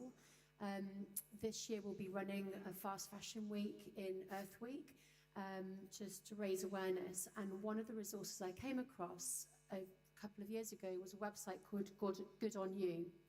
I don't know if you've heard of it. It rates brands and gives you a 3-point thing of judging how sustainable it is. The problem I have is that the really sustainable brands are super expensive and out of the price range of young people who we're trying to inspire to make better choices. In your opinion, and giving advice to our young people to make better choices, what are the best ways of making better choices for sustainable fashion? Thank you. I'd love to take this, or to start with it, because there's so many other ways than shopping new. We have so many clothes on this planet already. Like, we have enough clothes on the planet to last us, I don't know how many years. 6 generations? Yeah, something like 6 generations. We don't have to buy new. Like, you can swap with your friends. I think ISADL have done clothes swaps before, buying second hand. I mean, there's so many platforms now as well that you can just, do it digitally as well. Diversify the way you shop. There's many much cheaper and much more sustainable options than buying new. If you can't yet, afford more sustainable, I don't like using that word, brands. But I'm sure you guys have something to add. Yeah, and further on, you can also pick up very easy skills to adapt the second-hand pieces to make them a little bit more special, a little bit more individual, and also to find ways to express your personality through that instead of buying a big brand or an expensive brand. Yep. I agree. Sarah saying, like, it is, what's the most sustainable clothing solution at the moment is use what we have. but I get this massive pressure. We have to have new clothes and all kinds of things. But if you have to buy new, it is how many times can I wear it? In junkature, like we talk to a lot of kids, and it's kind of going that, do we need it? If I do need it, can I wear it 30 times or more? That's the place to start, and that will just slow things down. That's where I am with this anyway, but I think your points are relevant. Right? Thank you for your perspective. Yeah, also maybe to add to that, it's like buying the good brands from Good Menu app is one thing, but the other thing is really how long are you wearing this? Just wanted to point out that again, because it makes such a big difference how you wear your clothes. And even if you buy something secondhand that has not been produced sustainably or ethically correct, by wearing it for a long time, like extending the lifespan of the garment, you decrease the impact that much. So sometimes it's also even more important. I remember I was at Climate Week in New York, I think it's 3 years ago now, and I was talking and this guy came up to speak to me after, and I looked at the name tag and I said Adam, and underneath it said Sheen, right? And I went, what are you doing at Climate Week, right? And he said, I'm the Chief Sustainability Officer at Sheen. And I was like, does that exist, right? And he said, I've got the toughest job in the world. Now Adam's no longer with Sheen, but in that conversation with him that day, and he was hired for optics. So they were trying to, get an IPO and so on. And, he told me, no, I've got say, I'm going to do all these things. And one of the conversations we had around was just one of the things I was aware of, which is about, go back to the halls that you said. So these influencers have these halls, but one of those included, as I remember at the time, 7 bikinis for €7, right? And the idea was, and Sheen were openly telling you this was the idea, you're going on holidays for a week, buy one of these packs, and then you wear the red one on Monday and the blue one on Tuesday, and you just put them in the bin when they're finished. And that was just this open message. And I remember, Adam saying to me, and he fully believed, yeah, I'm going to create change. And then now for my team, when I came back to my team, and I was like, we've got a call next week with Sheen. Immediately they're like, why have you brought the devil into the room? And so that's another thing that we have to do too, is we have to be prepared to go inside some of these brands that we see and perceive. Otherwise we can't affect change. Sometimes my team are like, well, we have to work with this one. They're trying to do so much, they're already, Patagonia, and they do this and they do that, so on. And so that is, it's tough, but unfortunately, Adam's no longer with Sheen, and I don't believe they have a Chief Sustainability Officer anymore. Thank you for sharing that. Is there any more questions from the audience? Hi, I'm Layal. I'm from IZL, and I wanted to follow up on the first question. So apart from secondhand stores, what are the exact alternatives that you guys purchase your own clothes from that you would recommend to the audience? This question is directed to Sarah. I'm quite analog. I'm not so good with like Depop and Vinted and all that, but there's all of these, and there's many more. But I think during my bachelor's, I decided to not buy anything for a whole year, and it just really changed the way I look at what do I actually need. It's also when I started repairing my clothes, but I have very few brands that I buy new from, and also just buy very little stuff, but secondhand all the way. Analog secondhand stores, that's my go-to. Thank you. And any more questions from the audience? Hi, I'm Amber, and I'm from the International School of Geneva. I wanted to know what areas of the world or countries consume the most fast fashion. Is your question directed to anyone in specific, or? No, just anybody. The so-called global north, the US and Europe. I mean, India and China are speeding up as well, but it's all the imperialistic countries that have pushed production out and therefore pushed out problems out of sight, to be quite blunt. Thank you. Any more questions from the audience? Hi, I'm Sophia from St. Charles International School, and I have a question directed to Troy. What changes have you implemented into your business for it to be more sustainable? Sophia, I can't see you, but I know you're out there somewhere. I'm here. Well, I think, and I talked about this just earlier briefly, I'm of the view you have to lead as you want people to follow. So, for example, I have no car in my life. That's one of the choices I made a few years ago, which isn't easy to do. You think it can be easier than it is, because then you start to have to go, okay, I rely on my feet, I rely on public transport. Sometimes you miss planes because the train doesn't run. That was one thing. Another thing then was I am very conscious about some of the things I do buy. So that thing in my head of, do I need this? What am I going to do with it? Where is it going to go when I'm finished with it? And I'll tell you, parts of where that came from was I moved. So I lived in Ireland for a long time, right, in two different parts of Ireland. And I remember that the last time when I moved, selling that house, and then, you know, I moved from a house, a large house, to an apartment. And so I couldn't take everything with me. And I became very conscious very quickly of how much trash, really, that I had accumulated. And this is the thing now that I see, it's strange, when I go into places, I see what I call future trash. So, for example, you know, we all travel, and then it's like, so I'm in Zurich this week. Do I buy the little plastic thing that says Zurich on it? Or the magnet? Like, I used to have magnets on the fridge of the places I used to visit. It's just consumption, you know. So it was then, maybe I've become very boring, and I've just stopped that thing now.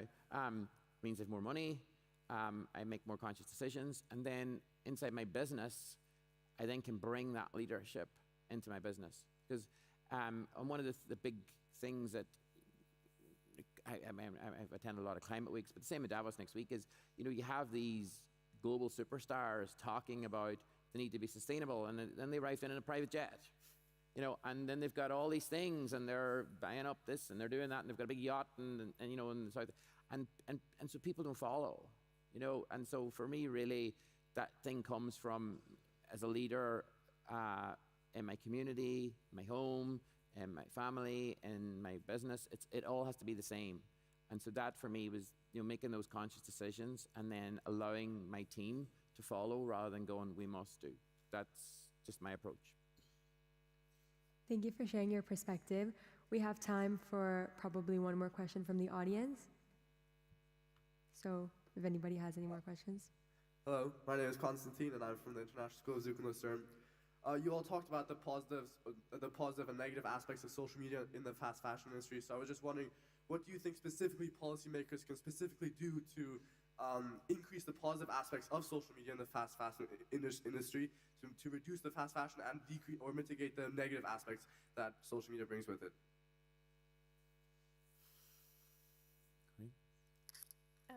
Well, it's quite different because you can choose what you follow, but you cannot really choose for the others what they follow. It's an interesting question because it's one that the EU has yet to tackle. You know, they started tackling like AI as a thing, which is a mountain insurmountable. But as far as I'm concerned, the EU has yet to approach kind of, I guess, guarding, especially younger people from social media. But I'm trying to think. No, I can't think of. I'm a bit tempted to report a fraud or like really brands that have a really bad impact to report them. Say like, no, I don't want to see that ad at least, or say like it's like wrong values, but they are address Meta and tell them change your report points. But it's very difficult to have an impact then because it's so huge, right? Like for me, like, and it's not specifically social media because I again would see that as a symptom, is that for me, policymakers, the way they would create that drop-down effect to affect change in social media is to redefine the formula that I gave earlier, the capital rewards consumption, and put in there it's capital plus nature, right? And so it's, at the end of the day, that there's a value put to nature in our valuation of GDP. And so once you do that, for me, once that is done, and companies are also, their profitability is measured by their value of nature, and their value of nature is given back, so it's a cost on your balance sheet, so your profit starts to drop, or it's taxed. The minute that you then give that tax back, if you can return those items, they become circular, whatever it is, right? And you solve that problem there, that'll filter. So then on social media, you will not get hauls anymore because they'll lose money. Once people are losing money in those companies, they will change. And the same, like, I know this is about fashion, but if I sat with Tim Cook right now, and Apple, before every launch of every product, does this report on the CO2 neutrality and all this. This is my issue again with sustainability being defined. And everybody goes, oh my God, that's great, they're doing all these things. But ultimately, he's selling a new phone every year that will probably last 3 or 4 years. So if he didn't do that and he turned around and says, okay, I'm going to be really a more sustainable company, which means I'm going to get people to consume less, I'm going to bring out a new phone every 3 years. Because really, this phone can last for 3 years. But his profits will die for the other 2. And that's the thing. This is a big dynamic. The minute policymakers change the definition of GDP to put nature in there, you will start to see those symptoms drop away, and for me, will filter to social media and all the other things. But that takes courage, and that takes like a huge shift in where people are, because there's so many lobbyists around all those things. But that's my opinion on it. Yeah, thank you so much for sharing. And I think that there is actually some more time for questions. So if the audience has anything else that they would like to ask. Hello, I'm Julia, and I'm from ICEDL. And this one's directed to Troy. In an ideal world, what would sustainable fashion look like? I once said in one panel that we'd all be cavemen, right, and just wear what we've got. But that's really it. Sustainable fashion for me really is wear the clothes you've got as much as possible. So like I do shop, I try to do it once a year and get 2 or 3 items for me that really will last. The point was made earlier on, some of those items are more expensive. And then I mix and match those, and I rewear them, and I just had to get out of the need to go. I need to turn up differently every single day. That for me, but I would like Sarah's point on this too, because and you're in a different space with this, right? And I didn't realize about this jacket, but I think that's a really cool idea where the thing is shared, and so it has more than one life, and if you look at things to have multi-life. So when I was young.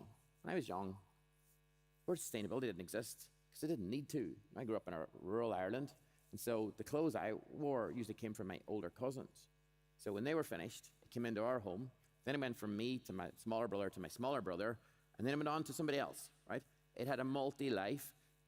Ireland was very much about wool, so they were made out of a natural product that could then biodegrade.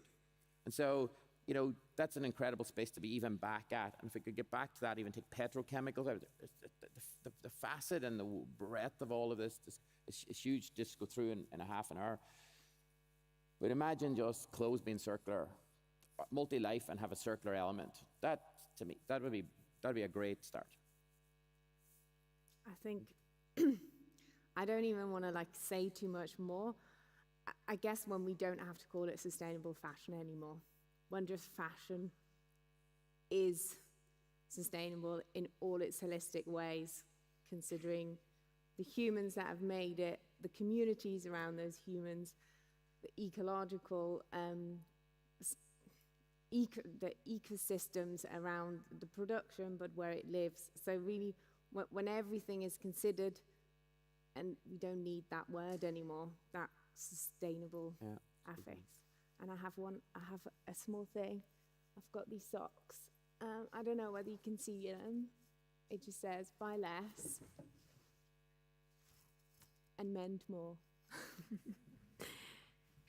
And yeah, definitely, I think that both of your points are extremely important to bring up. Maybe Karina, you have something to add on to that as well. Yeah, I can pick up on the men more, and totally agree with you. Like the perfect fashion is when the production is aware and no one is exploited anymore in the production. So that would reduce the complete production to a point where less is produced and less is exploited, so people still can work in the fashion industry. And we use our things, we mend our things, we create a relationship to our clothes and love our clothes again. And then we come to a point where we have an impact by spreading the word about it and influencing our peers by using the fashion in a very loving way. Thank you so much for sharing. Yeah, all three of you had very interesting points to bring up. Thank you again. That is all we have. That is all the time that we have today, as this session is now coming to an end. I would like to thank the audience for your questions and participation, as well as all the panelists for sharing their experience perspectives onto this very important topic.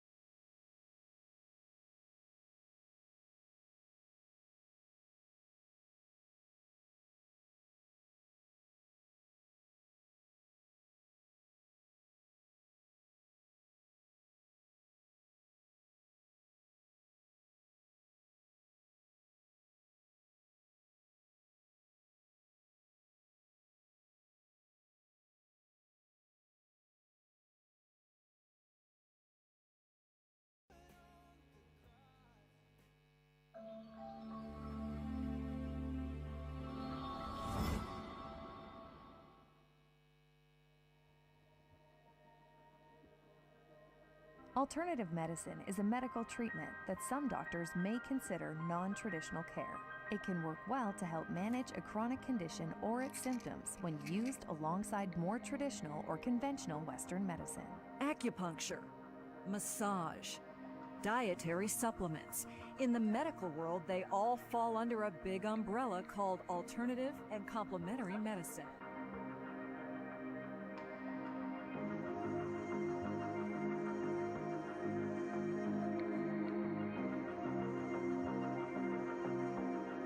Some 400 such practices have been identified by the World Health Organization.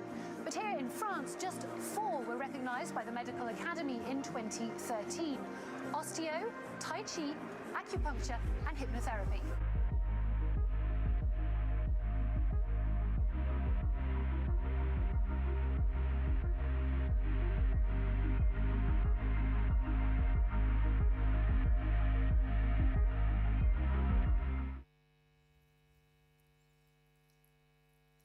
When we talk about healthcare today, most people think of conventional medicine, which uses evidence-based methods such as pharmaceutical drugs, surgery, and radiation to diagnose and treat diseases. Complementary and alternative medicine, or CAM, takes a more holistic approach, including practices such as acupuncture, herbal medicine, yoga, and art therapy, all which aim to maintain the balance between the mind, body, and soul.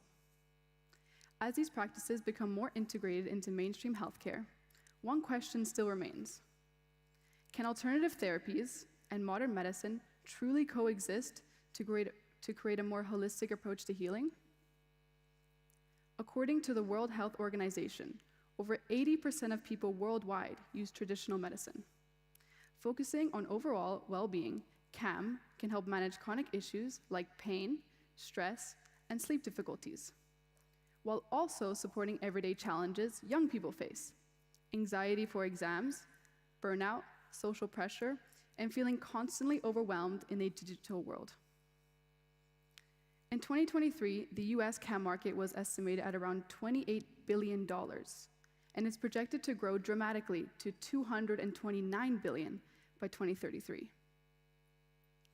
This panel invites you to explore what complementary and alternative medicine is, and how these alternate approaches might play a meaningful role in redefining what healing looks like today. Hello, my name is Juliet Schnell, and I'm a 12th grade student here at ISL, and a member of the YFS series team. I would like to join you to the Healing Beyond Medicine, Arts, Music, and Alternative Therapies panel. Joining me for this session, I'm honored to welcome 3 experienced professionals who all have key and unique insights on healing, from holistic alternative therapies to pharmaceutical care. First, I'd like to welcome Richard Bergström, a trained pharmacist and the Vice President of European Affairs at IQVIA, a global company focusing on clinical trials, health data, and life sciences research. Previously, he served as Sweden's vaccine coordinator during the COVID-19 pandemic and has led major organizations in the European pharmaceutical sector, including serving on the board of the Karolinska Institute. Please join me in welcoming Mr. Bergström.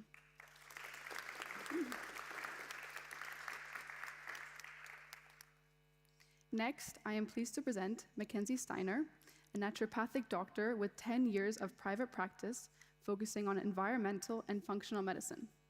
Currently, the Health and Wellness Coordinator at Franklin University, Switzerland, she emphasizes prevention and integrative approaches to support the mental, physical, and emotional well-being of the university community. Please join me in welcoming Mackenzie Steiner.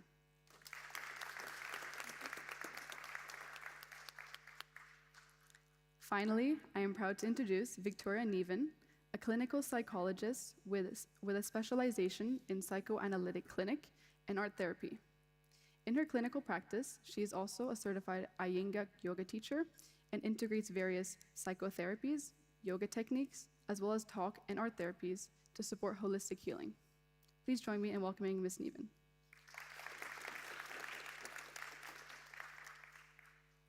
Thank you all for being here today. The first 20 minutes of this session will allow our panelists to answer the questions I've prepared and discuss them openly, with the remaining time allowing you, the audience, to ask any questions you have about alternative medicine and its integration into mainstream healthcare. To open our discussion, I would like to begin by asking all the panelists to explain a little bit of what you do and share how your work fits into your understanding of healing. Victoria, would you like to start us off? Yeah. Hello, everyone. Thank you once again for the invitation. I'm truly happy to be here today with all of you. So as Juliet said, I'm a clinical psychologist, art therapist, and a Iyengar yoga teacher.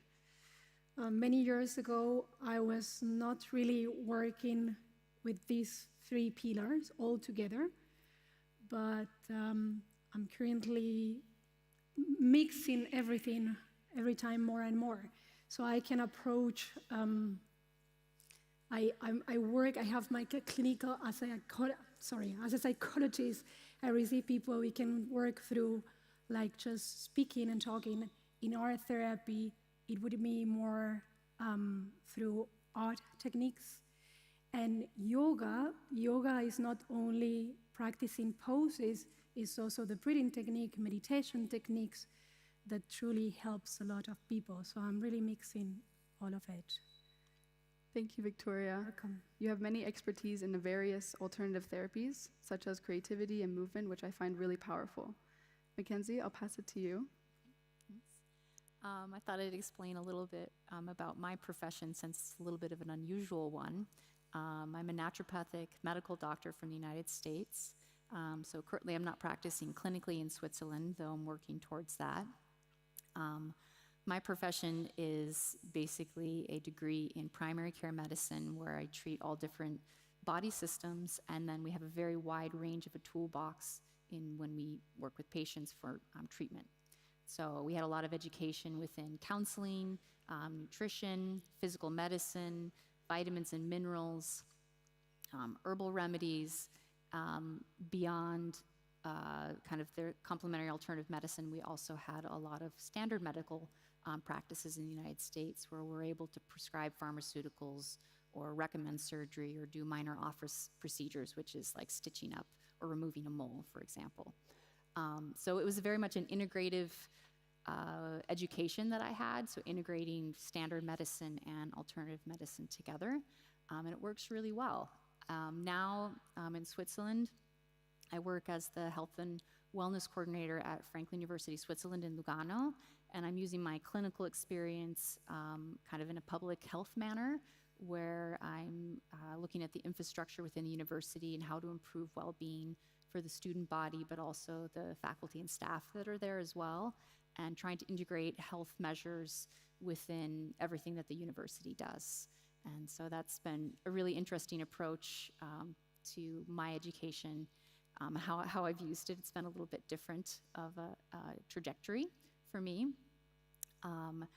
And I do a lot with emergency medicine now and travel medicine now within the university, but there's still aspects of things that I utilize with prevention and education for students, doing workshops, and I feel like that's the most powerful aspect for me with my education in alternative medicine, that I'm able to spend the time with people, a lot of young people, to educate them about their bodies and how it functions, and start them off on a good trajectory in their life. Thank you for sharing. I really like how you emphasized your work with integrative medicine and the various approaches that you have that kind of embody alternative medicine and integrative medicine. Richard, would you like to continue? Yes, so thank you for the invitation. I was particularly happy that as I walked into this room, you were playing my theme song, Katy Perry Fireworks. You know, I can have that on repeat when I want to get my mood better and I want to get ready for something. So I know how music works as well, even though I'm a pharmacist, okay? So I work with molecules and chemistry, right? So I spend my whole life with this and work both for governments and as a payer, as a buyer, as a regulator, but mostly in the pharma industry, in developing new medicines. As part of a team. It's teamwork, of course, and it takes 10, 15 years, and often we fail even because, you know, it doesn't work or it's not good enough.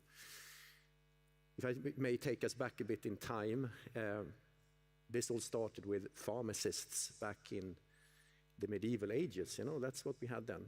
And it all started with nature. It was all about herbal medicines. It was about trial and error. And there's a lot of traditional knowledge. And I think it's very important you think about this when you go into a pharmacy. I hope you don't have to do that too often, but if you do, the medicines that are in the back there may be picked by a robot. It's very cool these days. Many of them actually come from nature in one way or the other. So yes, there are some, you can call it factories, where we have high throughput screening, we call it. So we take 10,000 chemical compounds and we test them in different models. But many of them are at least inspired by something we've discovered from nature. For just an example, there's a mainstay therapy in breast cancer, for instance, is taxanes, we call them. They're from a bark from a pine tree. And of course, that was not based on some traditional knowledge, but at least you use nature to find cool, complex chemicals. Now, there are traditional knowledge as well. For instance, it was discovered on Easter Island outside of Chile, where people lived very long lives. We still don't know how that collapsed, and they were eating this fungi that contained something called rapamycin, which were then turned into medicine against transplantation. And now we have this big movement, I'm sure you're following this longevity movement. Many of the tech bros in California are taking all sorts of stuff, because they think they will live longer. But that was something that was found in a fungi on an island, And so still, the quest is still on. I think it's very important to recognize, and I'm very happy the way you framed this session, right? Because it's not one or the other, one is wrong and one is bad. We have to accept that we don't know everything. A lot of this is mechanical. Yes, you need surgery or you take a medicine against cancer. Okay, but you can understand that. Chemical work, or many of the effects that my friends here, newfound friends, will talk about, you can also explain the effect with chemistry. I mean, we know that substances, oxytocin, endorphins, we all know about, you have serotonin, dopamine. And just studies clearly, you see that you have some music therapy or you do arts, you can see a chemical change. Of course, you will see an electric change also in the circuitry. Even if you're into, I'm not into, I've never tried anything fancy, but psychedelics is being experimented on in clinical trials also. There's some reset going on. The brain is actually more plastic than we think. I was taught in school when I started that you're born with your neurons and they are the same, so therefore don't drink too much alcohol because you'll kill them and they won't come back. Okay, you shouldn't drink too much alcohol anyhow. But the body is amazingly adaptive and plastic, and we don't know everything. And I'll finish with another analogy. Some of you, you're studying physics as well. You recall that something called Newtonian physics. Then we have quantum physics. They're not compatible. It's unexplainable. They both work at the same time, but they're not. And this is what the physicists say. The top guys say, "Okay, get over it. Deal with it. Yeah, we can't explain everything. We don't know what time is. Is there time? Get over it." Both work. I say the same here. We can't explain all the alternative medicines, but they work. They work, and we don't have to have that sort of traditional proof that I come with. That, I need a chemical. Ginseng works, and ginseng that looks like a person with a long arm, works on people that have a problem with that arm. I can't find the chemical, but somehow in China they believe that works, and it works. Amazing. But sometimes just accept it and move on. Thank you, Richard, for your perspective. And you also mentioned how pharma has already, you talked about the medieval times and how medicine is kind of already using these natural methods of healing. It is clear that healing clearly spans kind of emotional, integrative, and on systemic levels. Richard, I'd like to focus on the pharmaceutical side for a moment. From your experience, having spent decades in pharma and working with companies such as Novartis and Roche, how do you see complementary and alternative medicine being integrated into the pharmaceutical industry? It's not happening quickly enough, or in some places not at all. And there are many reasons. One is, of course, there's some people that are skeptical. I mean, as you hear from my comments, I remain much more open-minded on this. Many of my colleagues in the pharma industry are very open-minded on these things, I must tell you. But there are also those that are very conservative, okay? The system is also not built, and I'm sure you want to comment on this. The system is built on sick care, you can call it. We're not really going out looking for problems in the population. It's only when you show up at the GP or, in the worst case, in the emergency room, that they look after you, okay? So that's a fundamental problem, that we don't have a population health approach, but it's all individual, showing up. And a consequence of that system is that, you pay for certain things. In the US, there's a saying, if it ain't billable, it won't get done. So unless you organize the healthcare system to maybe look for problems in the population, no one's going to look for the problem in the population. And maybe you want to comment on this, can you get reimbursement from the Krankenkassen? What do they pay for? I know they would probably pay for acupuncture, they pay for physiotherapy, certainly I know myself. Mm-hmm. But what are these things? It's a debate in Sweden that I don't live in I haven't been there for a long time, but I live here. But there was a debate on the radio yesterday, I heard about that some people wanted to have concert tickets, because you can get these vouchers from the government by the employer. You get vouchers for gym membership and exercise, stuff like that. And now they wanted to have concert tickets. And then the debate started immediately. Oh, there's no evidence for that. Where's the evidence that works, So I think these things, it's an organizational matter combined with some conservatism, particularly in the medical profession, no offense, and my profession too. Thank you, Richard, for your valuable insights. Now, shifting gears, I'd like to bring in a new student perspective. Mackenzie, as the current health and wellness coordinator at Franklin University, Switzerland, what advice would you give students who'd like to learn more about alternative medicine? Yes, and I'd like to address it kind of maybe from 2 points, learning about alternative medicine and maybe where you can receive care, but then I don't feel like you need to always go into a lot of different modalities to also learn how to take care of yourself. I feel like in this day and age, the first lecture this morning was talking about in this day and age with all of the distractions and social media that we lose touch with how our bodies are functioning.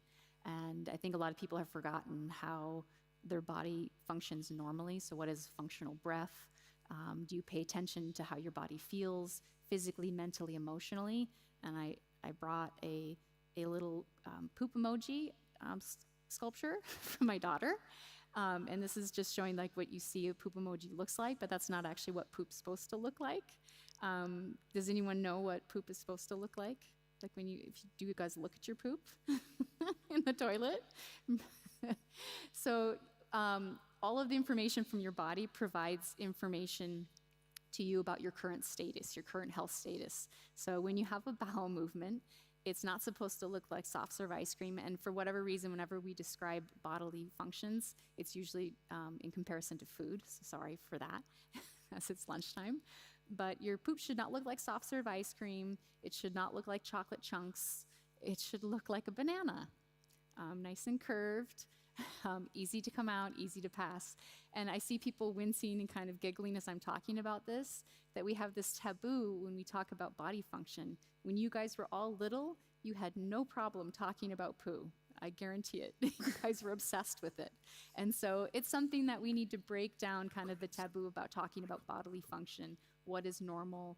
When you look at how a person breathes in medical textbooks, that we say that our respiratory rate is an average 20 breaths per minute. And that's approaching hyperventilation. And hyperventilation is when you breathe too much and your heart rate goes up, your respiratory rate goes up, and you feel anxious.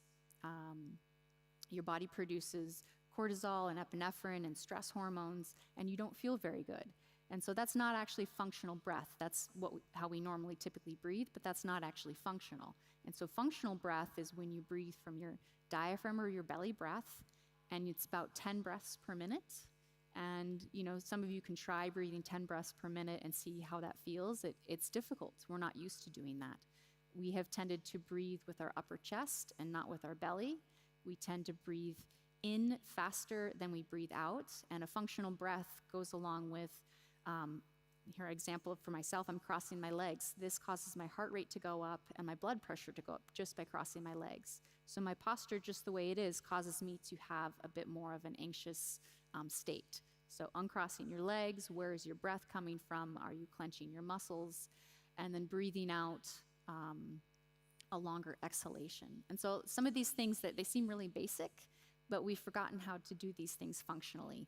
And for me, that is part of, I guess, alternative and complementary medicine, but it's getting back into what is functional health in general. What does your menstrual cycle look like? What does your urine look like? How do you feel when you wake up in the morning? I have some specific recommendations for you guys. I gave the Youth Forum Switzerland some handouts that are available on the website. If you click underneath our specific talk today, there's 3 handouts: mindfulness and breathing, sleep hygiene, and then basics in nutrition that you guys can look at if you're curious about more of those things, and you can always reach out to me.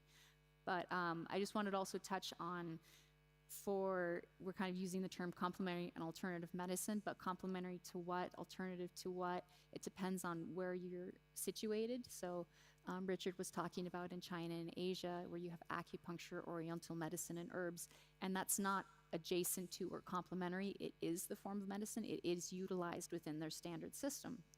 And so it depends on your perspective of where you're at. And so I prefer to use the term integrative medicine to bring different forms, and you have many different hats or many different therapies that you can utilize to treat. And it gives people different options. So one thing that will work for one person won't work for another person. And so having more options is great. And there's certain circumstances where certain types of therapies will shine, and other circumstances where another form, another system will work better. So it's important to kind of look at the terminology, I feel, and understand that it's not always next to or complementary of one system. It doesn't have to just be one system that you utilize. Thank you for breaking that down, Mackenzie. I'd like to ask Victoria a question. How do therapies like art therapy and yoga address emotional and psychological healing differently than conventional medical treatments? We often, all of us, we tend to repress our feelings, emotions, thoughts. And in most of the cases, at some point, the body will express whatever you're not expressing. We do this because we want to fit into society, but at the same time, as we are not listening to our body, to our own needs, to whatever we would like to do, we tend to express these in different ways in our mind or our body. These would be the symptoms, and clinically we will call somatization. Soma is coming from body. So our therapy works in a way that you don't need, it's basically you don't need to talk, because you can express your feelings, your emotions, your thoughts through, for example, painting, writing, moving, dancing, singing, playing an instrument, or just singing, listening to a song that represents your inner state, that reflects your inner state. And even through, very interesting, art therapy has these kind of projective techniques where we can even analyze and observe unconscious material that is just coming up. Even if you don't want, it will. So art therapy works in that manner and allow us to express ourselves because it's very hard. And probably it's so hard sometimes to express how we feel, to express what we think, to express what we want. So art therapy just allows you to express through these artistic ways. When it comes to yoga, I will speak more about Iyengar yoga, which is a therapeutic method of yoga. that is what I teach and what I practice, yoga has two main principles. First, being aware of your body, so bringing that awareness again towards your body, and then creating this balance for your nervous system, which are two things that they are so essential in our healing process. So through yoga, through the work that you are doing through your body, you will heal your mind, your emotions, your energy will stabilize. And I will even say, after so many years of practicing yoga, that it will change the way that you see life, definitely. So in my personal experience, but also what I have observed during all these years working with so many people of different ages, and also research, not recently, but already 10 years old, I mean, many research, they are increasingly supporting how, for example, a regular practice of yoga, when I mean regular, is at least once per week. Just that. It's not a big deal. Once per week. So if you keep practicing a regular practice of yoga, have shown that, for example, can deal with different cases, like, for example, ADD, ADHD, depression, anxiety, burnout, panic attacks, eating disorder, low self-esteem, sleeping disorders, and many more, many, many more. And it's not just science that is proving this, because we have many research about this. I can guarantee, because I have seen that. Not only personally, I have experimented. That's why I'm doing this. When I was your age, I was not thinking, oh, I want to become a psychologist and I want to become a yoga teacher the day of tomorrow. No, didn't come to my mind like that. I love art. My only goal when I was your age was just studying music, that I did it. It was what I wanted to do. But then, life itself. So definitely, I do believe that, let's call traditional medicine, I love your approach about integrative, by the way, but when it comes to medical treatment or medicine, yes, it is essential, because in some cases, you really need the medicine. And for me, what I do, like art, therapy, yoga, this complementary method or methods, they are helping you to support your health in the long run. So if you keep practicing, if you are regular, you will see the benefits. I think that one of the main barriers is that what my service is, I'm not offering like a miracle or a magic solution. It won't happen. I have to be honest. It won't happen from one moment to the other. But if you're regular, you will support your health for your whole life. And you will probably need less medicine or no medicine at all, because you're supporting your health from a natural approach, which I think that is something beautiful. And I wish that all of you can give yourself the opportunity, the gift, to explore something like that, because it really can change your life in a very positive way. Most of the people, when they come to yoga, they are saying like, oh, I want to be flexible, or I'm not flexible at all, I want to be more strong, or I want to do this asana, I want to do handstands, and blah, blah, blah. So the journey started more because something physical, something external. And then you realize that it goes much deeper than that. At least it was my case. I started when I was 14 years old, and I discovered a whole universe. Thank you for sharing, Victoria. Thank you. That is all that I have in terms of my questions. We're now going to take a 2-minute break to allow you to process all this information and to ask any final questions for the panelists. Please raise your hand. We will pass on a microphone to you. We kindly ask you to keep the questions brief, and I'll do my best to get to as many of you as possible.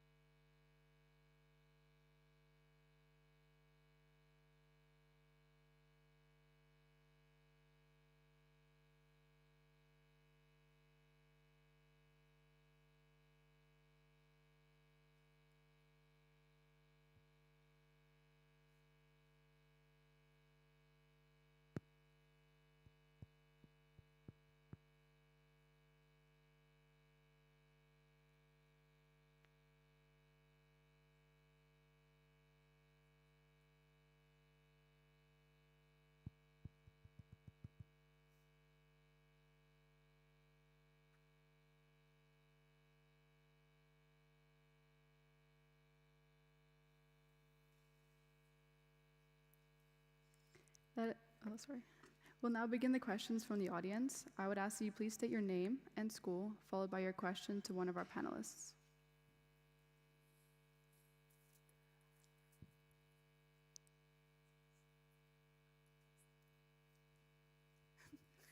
I'm Chloe. I'm from IZL. I have a question to the panel. What are some main barriers preventing people, or like especially students, from using alternative therapies or medicine? Thanks. Mackenzie, would you like to start? Okay, sure. So that's a very difficult question, and I think that's one of the main problems with access to alternative medicine is that there is not a lot of standardization, sometimes within just one country or even globally. There's a lot of different terminology that makes things confusing. So it's really important to you guys learn how to research reliable websites and get reliable information, not from Facebook or Instagram, or follow certain gurus that are online. So it's important to find good, reliable information. And there's certain organizations that list certain professionals that you can go see. Insurance is one supportive aspect, but also barrier, where you have in certain countries, you have coverage for different types of therapies beyond standard care, and other places or other countries where there's not, or there's different plans. And so that makes things difficult, because I think for a lot of people to be able to explore different types of therapies and modalities, it's out of pocket often. And so that there is a privilege to being able to explore some of those things. As students, though, you guys are able to reach out to professionals. I think, speaking for myself, maybe Victoria, I'm very open to talking to students about, or people reach out to me at my university and ask questions about healthcare professions and how that can be laid out. You don't have to just go into a healthcare profession and be a standard MD or do a nurse. Like, there's so many different professions within healthcare that you can go into that are supportive of the whole infrastructure and the integration. But it is difficult. Again, you can try certain things. Like Victoria was mentioning, try a little bit of yoga here and there. There's certain modalities that are affordable. There's probably certain different practices for alternative medicine that are available through your schools as well, to try different therapies. So that's one option that you can try as well. But it is a difficult thing to find certain things that are reliable with the different terminology and then what insurance covers. So that's one of the complex situations that exists. Yeah. Then I think, just to add something, I think that is also fear, I would say. I think that we are all afraid about this alternative medicine, like, ooh, what is this? And sometimes it's also the same fear coming from our parents. Like, the first time that I went to a class with 14 years old, my mom came with me. She was a little bit afraid that yoga would be like kind of a religion, a sect or something like that, which is not. But I think that is fear also about doing something that is different and you don't know much about it. Yeah. Thank you for sharing. Yeah, Richard? so a reflection on this too, and you made the point, particularly you, Mackenzie, about, it's sort of here and now. You gave us a short course there in breathing, So it's about sense of agency. Some people talk about you being aware of yourself, okay? You may have some issues, but you're aware of them, okay? That's where you start, It starts with that, being aware of your body, everything. We're in the gym now, so that's the other, you didn't mention this, but, by far the best antidepressant is exercise. Huge studies that clearly show that. We still need to have the other tools, okay? Some really need medicines because they're really ill, and they need that in complement to mindfulness and yoga, everything, right? But, exercise, you emphasize the food and diet. I mean, that as long as you have a good resources you can rely on, there's so much you can do yourself right away. That yoga mat, okay, you may need an instructor to get going, okay? Some classes, but you can buy that, you can go to the gym here if you go to this school. Food, of course, you can control yourself. And this comes back to the point that you made, Mackenzie, that And why this is called alternative is because here in the West, if you think about it, a lot of these things that we are talking about, people knew about elsewhere in the world, particularly in Asia. Whereas we, if I exaggerate a bit, we in Europe in the medieval ages or later, we went to church and we sat in benches and we listened to a priest. What did they do in Asia? They went to the temple to meditate. They knew about this. They knew about the link between body and soul, the link between the gut and the brain. Now we know about, as you mentioned, the poo word. I guess I can also talk about poo. That you have more than 4 kilos of friends in your body or on your body, bacteria. We are absolutely dependent on them. When babies are born and they're coming out, they're coated in bacteria by the body. It's adjusting. I don't want to go into the details, but the body is adjusting the bacteria so that the baby is coated. And then the baby will get in through the mouth, while also breastfeeding, will get bacteria.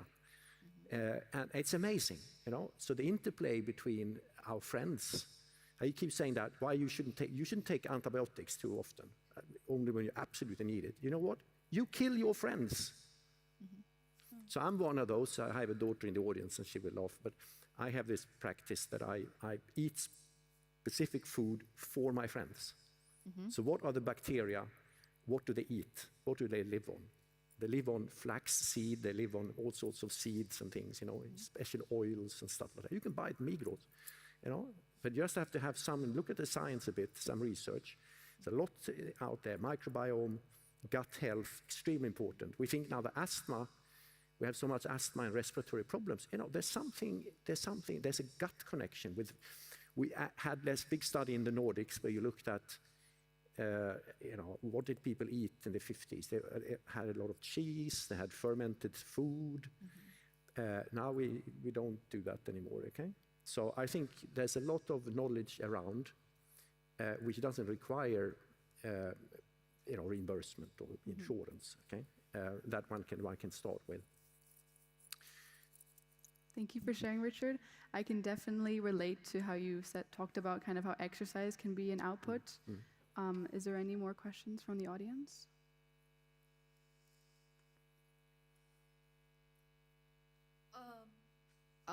My name is Surayrat, and I'm from Eglon. I would like to ask a question to all the panelists. So what are some simple methods or things that you would recommend to student athletes to do before and after their sports to reduce muscle pain? Who would like to start with this question? I can go. Yeah, I can show things. Okay. I guess I'll go first. So I was a student athlete myself and also had a lot of anxiety. And that's actually how I got involved within, I guess, alternative medicine or integrative medicine to start with. That there are a lot of tools that you can use for pain or for anxiety related to sports performance. I particularly used a system called biofeedback.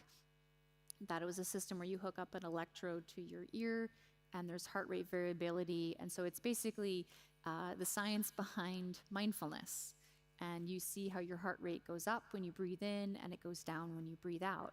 And there's a certain sine wave to it. And so you have technology that shows you, and it's the science behind mindfulness practice.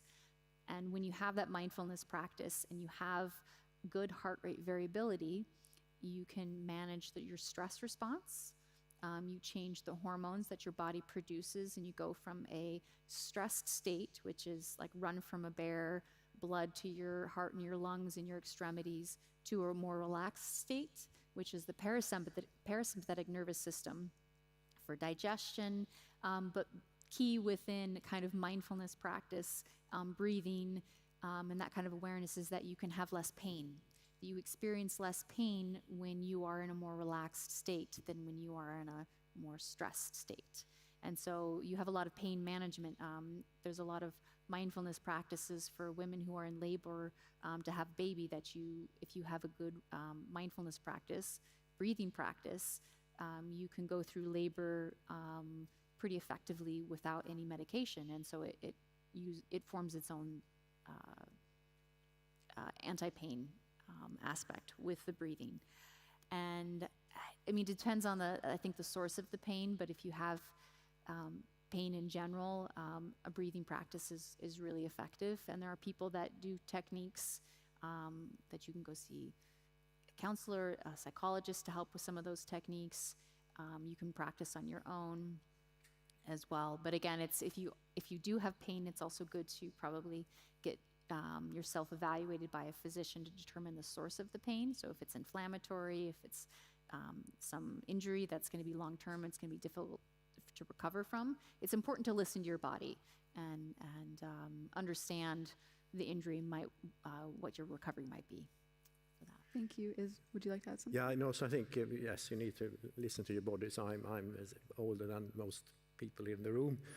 I have to pay. I'm a runner. I run a lot, but I have to listen to my body. You know, I'm old now, so I can't just run 10K every day, every morning. That's like sometimes I did twice a day. You know, not a good thing to do.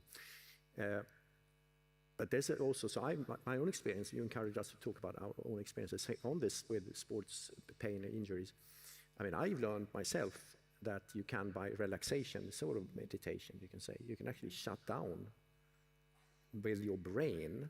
You can shut down your body, you know, well, not everything, but you can, even in your legs or arms, you know, you can think away. It's sort of, because often it's about muscles that are not going back to rest mode. Mm-hmm. They get stuck, they're stuck in some level. Now, what I did once, I did acupuncture. Have you done acupuncture here, anyone? Mm-hmm. Yeah. So I had this problem with this was many years ago, but I had this runner's cough, you know, but this is a common problem. And of course I could go to a doctor and get some muscle relaxant injected or something, but it was really stuck. And I tried the meditation, no, it didn't work. So I said, okay, why not acupuncture? So I went to acupuncture. The therapist, by the way, she was, once I told her what my profession was, she was laughing, because I was big pharma, you know, pharmaceuticals and medicines, you know. But I went there with an open mind, and gee, it was totally amazing. These needles, and then she tweaked them, and it was like sending some electric wave in my entire body. And I did it in a couple of sessions, you know, it's gone. Mm-hmm. A few years later, I tried a problem, came back but somewhere else. Tried another operator, didn't work. So to me, which some of you mentioned this term, reliability. Unfortunately, this is what we have to be aware of, whether you're taking probiotics for your bacteria. Some of these products don't work. Mm-hmm. They're dead, the bacteria. They say, 2 trillion bacteria in this capsule. Oh, dead. Mm-hmm. So there is an issue with poor quality products and poor quality device, maybe. Mm-hmm. And in this case, you know, maybe I was lucky the first time with this girl who did this. I was just amazed, and I was promoting this to everybody. But the second time around, it didn't work. I was truly believing, so I could have had a placebo effect maybe, but I didn't. So anyhow, so that told me that I need to experiment with different operators, and for acupuncture at least. Thank you. Thank you all for sharing such thoughtful insights. Connecting to what Richard said about how he had this story about acupuncture, maybe the rest of you could share one moment from your work that changed how you think about healing beyond medicine. I would like to just answer to her question. I will give you a few techniques. Uncross your legs, uncross your arms. You do it with me, huh? Otherwise, I mean, learning process is much better when you're also doing, not just listening. These breathing techniques activate your nervous vagus. If you activate your nervous vagus, which it goes from your brain towards your whole spine, you will feel calm, relaxed, your mind become clear. So whenever you're under stress, stressful situation, anxiety, you don't feel good, you can try this breathing technique. You can breathe in, breathe out 3-4 times, and it goes like this. You breathe in through your nose, you breathe out through your mouth, and you do like there is a little sound. Just hear once, and then you repeat with me. And when you breathe out, relax your shoulders. Let them go down, okay? Let's try.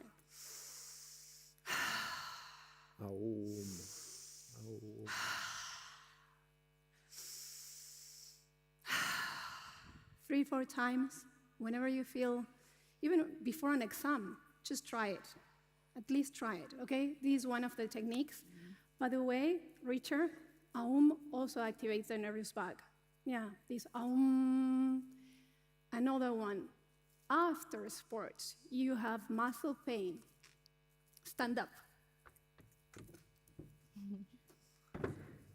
Look at me, then you turn and you do. You will walk a little bit back. You will try to create an angle of 90 degrees, bringing your hands towards the back of the chair so you can stretch the back of your legs and your whole back and keep your head in line with your spine. Go ahead. Let me show you. Let me see you. Try it. You will see you're stretching already the back of your legs. Yes. Move the base of your sternum forward and keep your head in line with your back. Maybe you don't have enough space when you're in the middle of the row. Good. This is one. In Sanskrit, this asana is called Ardha Uttanasana. Ardha means half. Uttanasana, it means an intense stretching. And another one that everybody knows is Adho Mukha Svanasana. Adho Mukha Svanasana means downward facing dog. Do it. If you're running, if you're practicing any sport, do it afterwards. You know this one, huh? Adho Mukha Svanasana. Downward facing dog. Stretch the whole back chain of your muscles. These two, honestly, if you practice regularly every day, you will feel much better. I guarantee you should practice. Did you ask for it? Yeah? Yeah, 3 techniques, just that, sorry. And needless to say, not using a mobile phone while doing these exercises, because that's the thing we haven't talked about, is the impact of mobile phone use, social media on your mental health, you know. And we need to cover that as well. Thank you all, especially Welcome. for those techniques. I think we might have That's cool. time for a final question from the audience.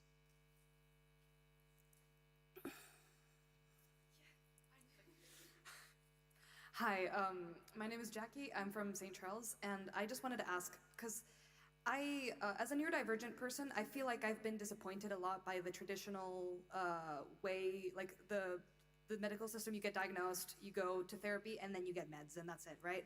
I feel like, at least for lots of neurodivergent folks, like being neurodivergent, and for me it's ADHD, like it changes many aspects of your life.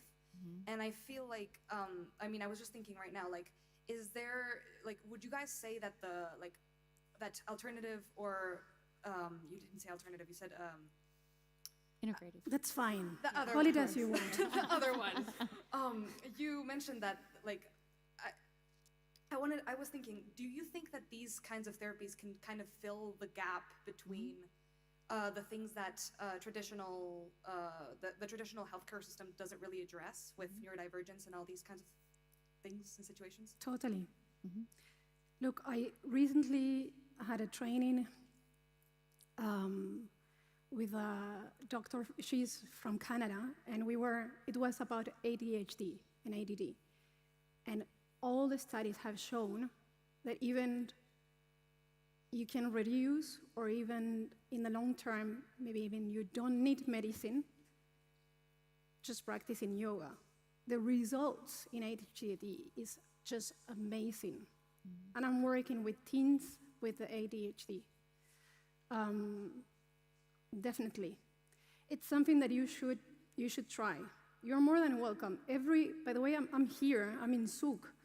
Every Wednesday at 5:15, I give a class for teenagers, a yoga class. Trial class is for free. Join the class. Try it. You don't like it? That's fine. You try something else. Ideally, try to do a month, 2 months. And even insurances, health insurance, they are covering yoga. So you should just try different things and exploring different things. I'm not saying that yoga is the key for everything. It works for me. It works for many people that I know.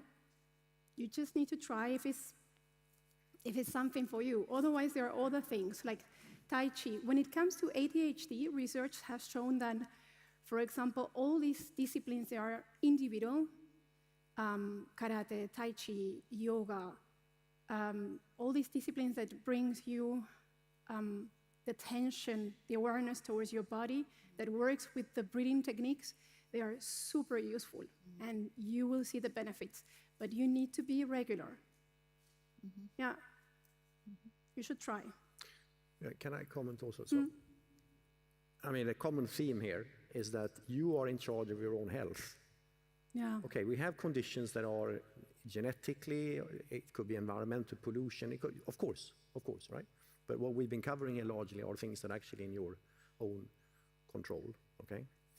And I need to come back to the mental health situation and the research we have. Have you seen this movie called Inside Out, which was a Pixar or Disney movie, you know? You remember, you're in the brain of this young woman, and you have these characters that sit. And one guy is angry all the time. I think he's red. And one is very anxious. Oh, no, very negative, very nervous. One is anxious, and one is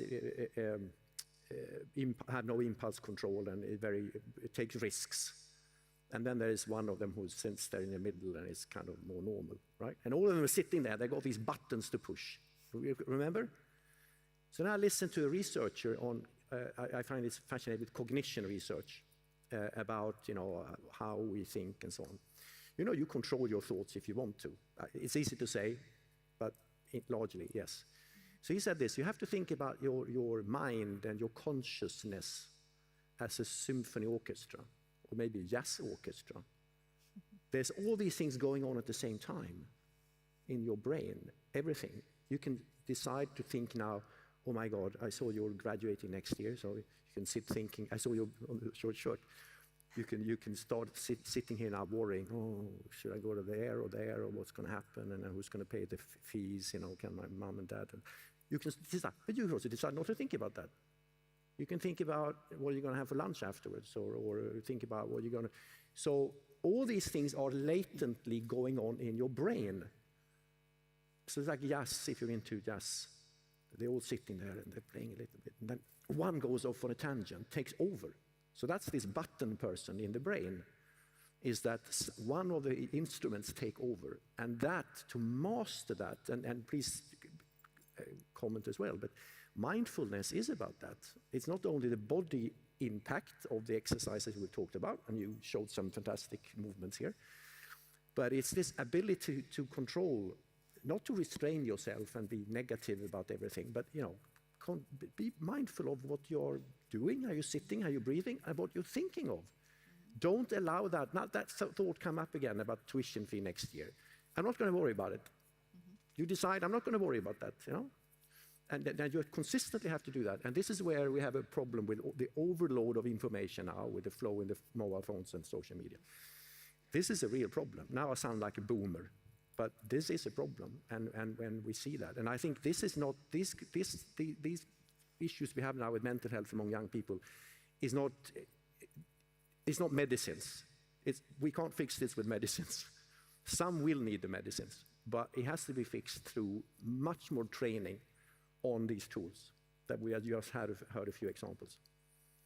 And that's supported by pharmacists who believe in molecules also. Sadly, that is all the time we have today, as this session is now coming to an end.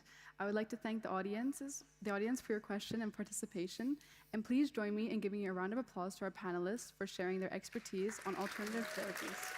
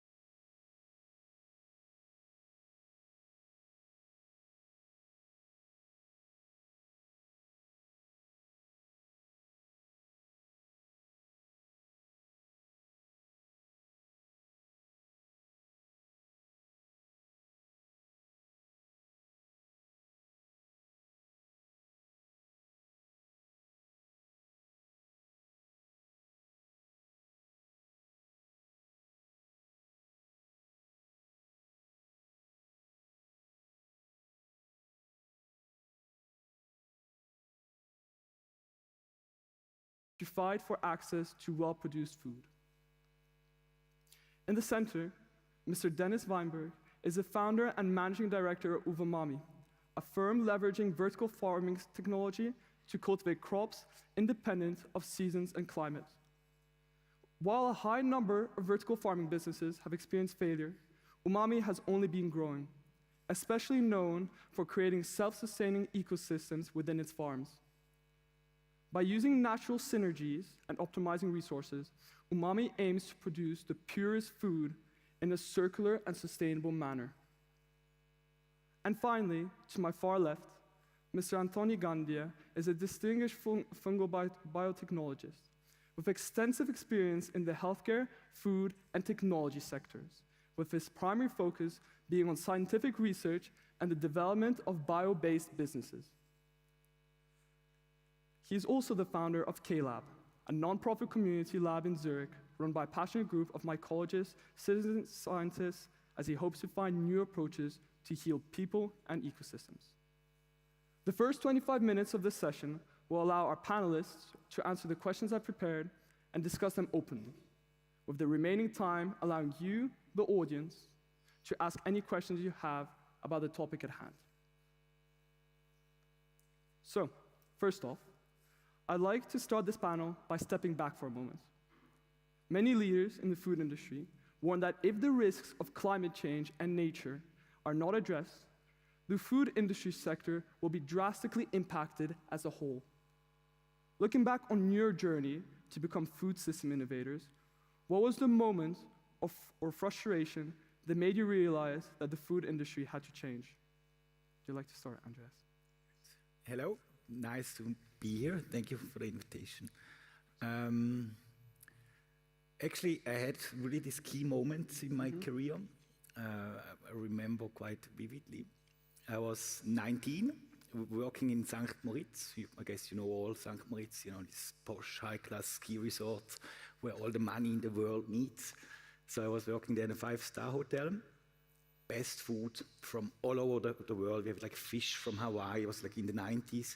So fish from Hawaii, Iranian caviar, like just the best from the best.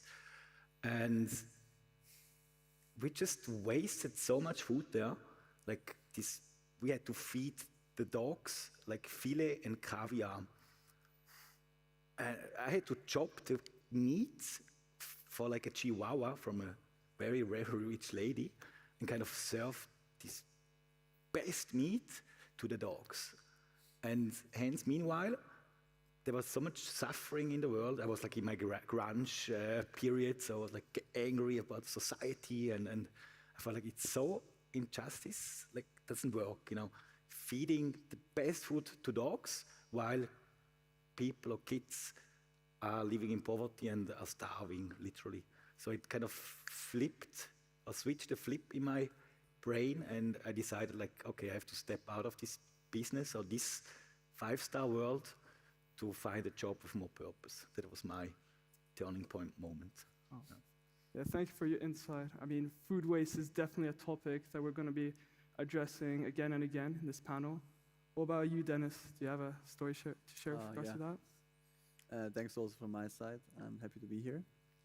So I remember quite vividly when I was at university. I studied in the University of St. Gallen. I studied business there. And together with my good friend and co-founder, Robin, and you know, we went to classes and everything was sort of a bit streamlined towards, you know, what you do afterwards. You go into consultancy or banking, or do you want to start your own business? And for us, we were always passionate about food. I mean, we loved cooking already since high school. Back then, we cooked, you know, spatzli or ravioli for lunch, so that was it. And as we went, you know, on our journey, obviously we experienced more and more with products, and we started asking ourselves, you know, where are these products coming from? How are they produced? What is the impact on the environment? And I remember this one evening, we wanted to do caprese salad, tomato mozzarella. And we bought some tomatoes in the supermarket, and slicing them open at home, and just tasting a slice, we realize it doesn't taste like anything. Like, it could be cardboard, it could be a pepperoni, it could be anything. And that really struck us, like, oh my God. And there's this like really, fantasizing, childish dream of, oh, we could do it better. And this was a moment where we just said, let's start growing our own food. And so we started in our backyard and started growing herbs and tomatoes and other stuff. That's, I think, how our journey started into this farming world, yeah. Great, thank you so much. Yeah, I mean, another topic that we're going to talk about is, well, where the food is sourced and whether it's healthy or not, which is why, well, Dennis's story with regards to vertical farming is really fascinating. And finally, Anthony, well, do you have a story to share with regards to this? So I started my professional career as a forester, and walking through the forest, I got in contact with fungi, and I started to appreciate them. That means to find mushrooms out there of many different species. And yeah, I kept digging on that and learning how nutritious they are, their fantastic flavors, their amazing nutritional qualities in terms of protein and vitamins. And then walking in the supermarket corridors, I would find only bottom mushrooms, and if you were lucky, maybe champignon, oysters or shiitake. And I knew that we had the knowledge and the technology to grow many more species, and that it wasn't that hard, because I did literally under my bed. I was growing my own mushrooms, and I thought, how is this possible that we are still eating so much meat, which is quite an inefficient way to produce protein compared to mushrooms, because for the same amount of feedstock, you can get a very large amount of protein just by growing mushrooms instead of having to raise a cow for years. And then I kept pushing through it and decided to study biotechnology, learn more about mushrooms, and how could I change that reality? How could I put more of those mushrooms I like out there? Soon enough, I realized studying and lab work is not enough to change that reality. So I decided to jump into the industrial world. So after many different adventures in different countries and different startups, doing different things with fungi, I ended up here in Switzerland. Currently, I'm working for a company called Planted Foods in Zurich that dedicates its effort to make meat alternatives. So I'm in charge of their fermentation activities that include fungi and also bacteria. And in this way, I feel compelled and satisfied with my work and the work of my colleagues, because we are managing to sell those very innovative products. Not only, it's not mushrooms anymore, it's a step further, because we are using fungi to do things that are very, very close to meat, that really boost the flavor of plant-based products. And consumers are happy. We keep expanding, and now we have a manufacturing place in the south of Germany. So I feel I'm making an impact, and I would like to keep going this way, try to find more innovative products that are fungal based. And I'm also keeping my more academic activity active. So one day a week, I still approach the university to do a few things there and keep writing my papers. But now my principal activity is to change the market and to disrupt it with products that people like and are feasible economically. Because innovation doesn't work if it doesn't sell, right? So that's my goal. Thanks a lot, Anthony. Yeah, it was really great to hear your insight, and I think we're all really interested to hear about to hear more about the properties of fungi and mycelium and the potential it has for the future. So when we consider how access to food is meant to be a fundamental right, the fact that many people today struggle to obtain it shows why innovation within the food industry is key. I think that's the main takeaway we should hear or have from these stories. But turning awareness into action is where things become much more difficult. Andres, what has been the biggest challenge in founding Gastrofutura, and how does bringing restaurants together around local sourcing and food waste reduction help translate circular economy principles into everyday practice? Yeah, that's a very complex question, I would say. You know, in my world, gastronomy and hospitality, 80% are small business. So it's like the Krone, the Hirschen, the Leuen, all the small, often family-run businesses. And 20% are the big caterers. Migros is the biggest in Switzerland, for example, and all the big companies who do like the canteens or like airport food, etc., etc. But these 20% make 80% of the turnover of all the gastronomy and hospitality. So there's the world where you have to eat, like for lunch. Here at the canteen, you don't have a choice, you have to eat. And it's not about pleasure or your needs or what you like or an experience. It's about, just eating. You need your proteins, you need your carbs, you need your minerals. You just eat what it's served.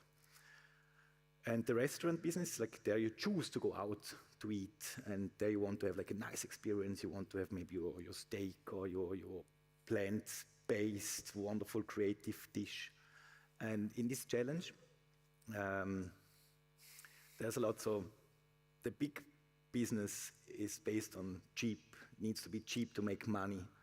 And we know all that, cheap doesn't mean necessarily its quality, in the product quality, but also how it's produced.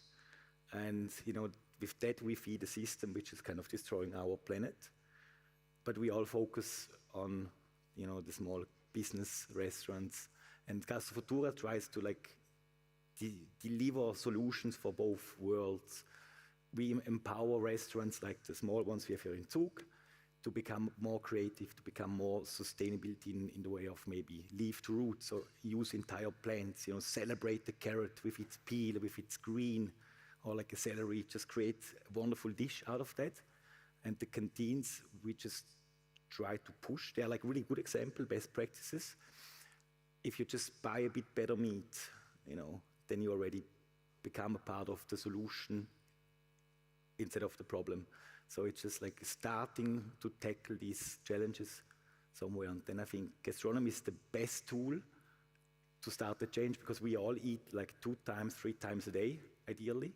And it's a really big power we have there, because we can decide what we eat and which system we support. And I think it's always very easy to eat the pizza slice without thinking too much, okay, where does the tomato come from? Who harvested the tomato in China? Or, all these systems. And it needs all of you and us to create solutions and to overcome this laziness of thinking what to eat. And that's, why I love my job as a chef, because I can cook, we can create food, we can share food with your products, and that's great. And we start to have a shift on the plate. And that's actually the idea of Gastrofutura, just bring in innovation, not through say how bad everything is, through solutions and creativity. But that's also very tough. You ask me about challenges. So it's a really hard business. It's a super fast business. There's not a lot of money. There was Corona. A lot of restaurants had to close. People don't want to pay more for their food. The prices are labor's getting up, food products getting up, rent is getting up. But we cannot get higher prices for food, because people don't understand why now the schnitzel pommes frites costs 29 francs instead of 19, or why plant-based food is sometimes meat is it's cheaper than nice vegan products, and that's just really complicated. So that's it's a lot of challenges, but I think food is one of the simplest and fastest solutions, because we all eat 3 times a day. Great, thank you. Yeah, so we've talked about change practices at the restaurant level, and I think the key takeaway here is just how interconnected the whole food industry is, and how there's so many variables that come to play. But when considering the issue of food insecurity as a whole, we also have to understand what happens much earlier in the system, at the production stage, and how food itself is grown. Dennis, one of Umami's core values is combining advanced technology with systems inspired by nature. Can you explain to our audience how vertical farms work and how you enable highly efficient production of food while never adding fertilizers, chemicals, or medication? Yeah, thank you. So I'll answer this question in 2 steps. Step number 1 is just explaining vertical farming in general, and then step number 2, what we at Umami do and how we differ. So vertical farming in itself means that you produce crops indoors, meaning without sunlight but with artificial light, and without soil, meaning that you grow your herbs, your products in a nutrient-filled water.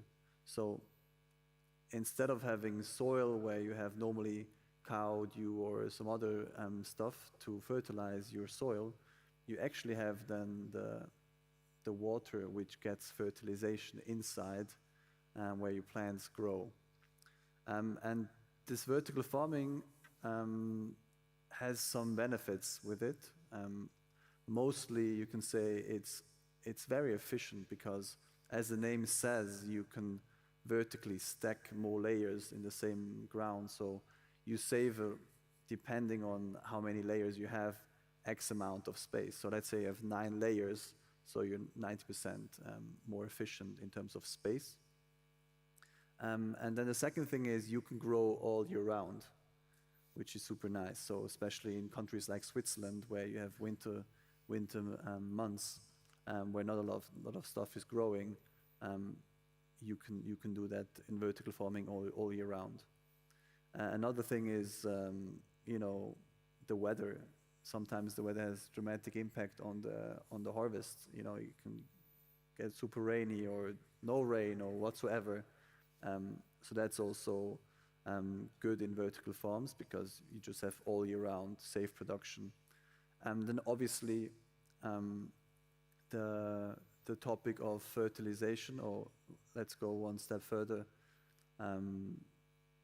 to harm your plants with pesticides or other stuff, this is not needed normally in vertical farms. Obviously also outdoors you can go without, but if you go on monocultures, meaning you only grow one crop on a huge amount of land, it's mostly not possible to do without any pesticides. And with that obviously comes further problems. You not only have your own crops being then, contaminated, but also the soil. Then the soil is a huge topic and issue in today's farming industry because, most of the soil is dead, and you also, the big companies are not trying to revitalize the soil, but just to max out production capacity. But I don't want to go too deep into these topics. So in general, vertical farming sounds like a very, very good solution. Obviously, there are also some backdraws to it. For example, you don't have direct sunlight, and there are various studies, but actual natural sunlight is the best at the end of the day, so that you don't have. And normally it's just very separated from nature because you're in this super artificial sphere indoor, everything is very sterile. And that is where Umami comes in, maybe, as how we do it differently. Because we believe we want to work with nature and not against it. So what we have is we try to pick the best pieces from both worlds, right? So we have this vertical farming industry, which has really multiple benefits, as I just explained. And then we are still, me and Robin and we as a company, we are still very much connected to nature, and we want to work with it. So what we have started is, it's called aquaponics. So we have not invented this, but we have for sure developed it further in our way. In a nutshell, it means that you grow your plants with the water, but instead of fertilizing your water with chemical fertilizer, just pouring into the water, you actually create the fertilizers within the system. Meaning we have fish and other species in our system. We feed them with nutrient-rich and organic feed fish, and they eat it, they digest it, and then this fish waste gets transferred via bacteria. The bacteria also sort of eat it, and what then comes out is the perfect fertilizer for plants. So you have this circularity system within the vertical farm, because the plants, they get the natural nutrients. They obviously grow naturally and clean the water for the fish again, because the sort of fish waste is then used up. So it's a win-win situation. And that's what we at Umami do. So we try to have on one side all the benefits of vertical farming, and on the other side try to still produce very naturally. So what we have created, and then I'm finished, is a microbiome. What it means, it's a universe of microbiotics, microorganisms that live and grow in the system. And that's part of the health of our ecosystem, the health in the plants itself, so also on a very micronutrient level. And yeah, we've been very successful with that. Thanks a lot, Dennis. And yeah, I think it's really interesting how you can combine technology and nature together and really get the best out of the two worlds. I think clearly that's a very important idea that we should follow up on in the future. And speaking of nature, then because there are also solutions, innovations based on actual properties found in nature. And Anthony, much of your work and research is centered on mycelium, the vegetative root-like network of a fungus. Could you tell us specifically what makes its properties so unique, and how is K-Lab using this for food systems and bio-based innovation? Okay, so I would make 3 points here. Fungi are very efficient converting carbohydrates into protein, and it's a high-quality protein that contains almost or all amino acids a human being needs to survive. And that includes simple carbs and long carbs. You can literally grow mushrooms on oil. And there are experiments that have been done of scientists trying to remediate oil spills. And you see giant mushrooms coming out of it. And the same way you can feed wood, sawdust, any kind of residue to the fungi, and they will keep growing. And they would do that very fast. In a week, you could have your crop of mushrooms. And compared with raising animals, that's very fast. So it's quite efficient. The second thing is fungal cultivation is very flexible, in the sense that you have literally millions of species out there. We know that a few hundred are edible, and we are starting to exploit them and grow them. And I expect to see more and more edible species of mushrooms and all the types of fungal-based products in the supermarket. And connected to that flexibility, there is the opportunity of growing the fungi in different shapes. You don't have to obtain a mushroom. You can just grow the mycelium on a 3D scaffold, and maybe you get a cake of fungal biomass that feels like a sponge, and you can slice, and you can add some marinade to it and create amazing things that can be culinary revolutions. And also connected to this point, you don't need to do any kind of genetic engineering, because all these possibilities, you can just play with the fungi and force it to grow in different ways. And every time you will get a new result, a new flavor, a new color. And if you feel limited, again, there are millions of species out there waiting to be discovered. And then the third point, which loops with the first, you can use waste, literally waste, to grow mushrooms. So I started myself growing my own mushrooms on coffee grounds. Why? Because I was drinking coffee at the university, and I had that substrate. And I tried after seeing some YouTube videos, and the mushrooms were quite happy. And then I tried hemp chives, and then I tried sawdust from a mill nearby, and I tried compost, manure, and everything. You can play with the substrate as well, and fungi are masters in recycling. So if you live in an agricultural area or urban area with lots of organic residues, you're going to start a mushroom farm right ahead. And those 3 points make fungal cultivation or fungal-based foods a very efficient, fast, and strong food ecosystem, if you can call it that way. And part of your question, again, repeat. Yeah, I mean, you answered most of it pretty well, actually. Well, those are learn more about, those are the strong points for me. And if you connect that with engineering and one's creativity, I think there are no limits. And again, there are connections and overlaps with the plant world, with human health, because you can extract lots of nice molecules with medicinal properties from mushrooms and fungi in general. They can improve your microbiota. There are tons of fermentations out there that combine fungi with bacteria. So once you enter in this rabbit hole, it just goes all over the place. So you need to be careful not to get lost. And yeah, I struggle to stay focused.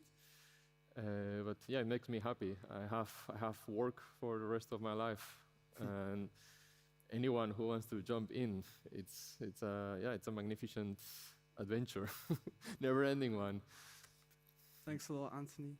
Well, that's the time we have for my questions. We'll now take a 2-minute transition break so you can process everything that has been said, and then we will open it up for the Q&A. Good, thank you.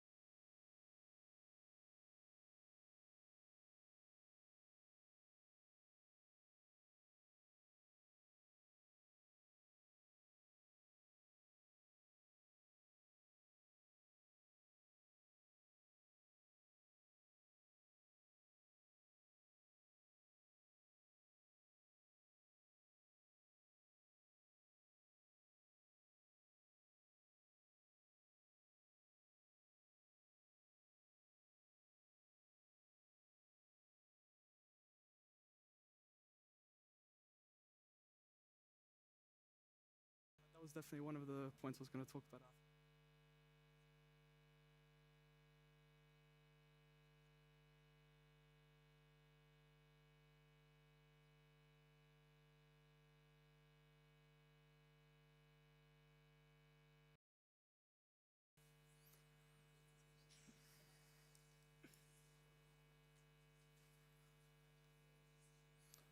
Good, okay. We'll now begin with questions from the audience. I would ask that you please state your name and school, followed by a brief question. And if you have any questions, raise your hand. Perfect.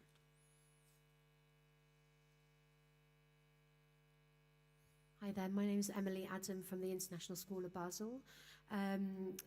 We are running a Earth Week project this year. We've done it for a few years, and grade 7, their focus is sustainable eating. And I don't know if you've heard of the Spicy Moustache. He's a figure on social media, and I'm absolutely a fan of his because I love finding out what to do with my scraps and making things from scratch and things like that.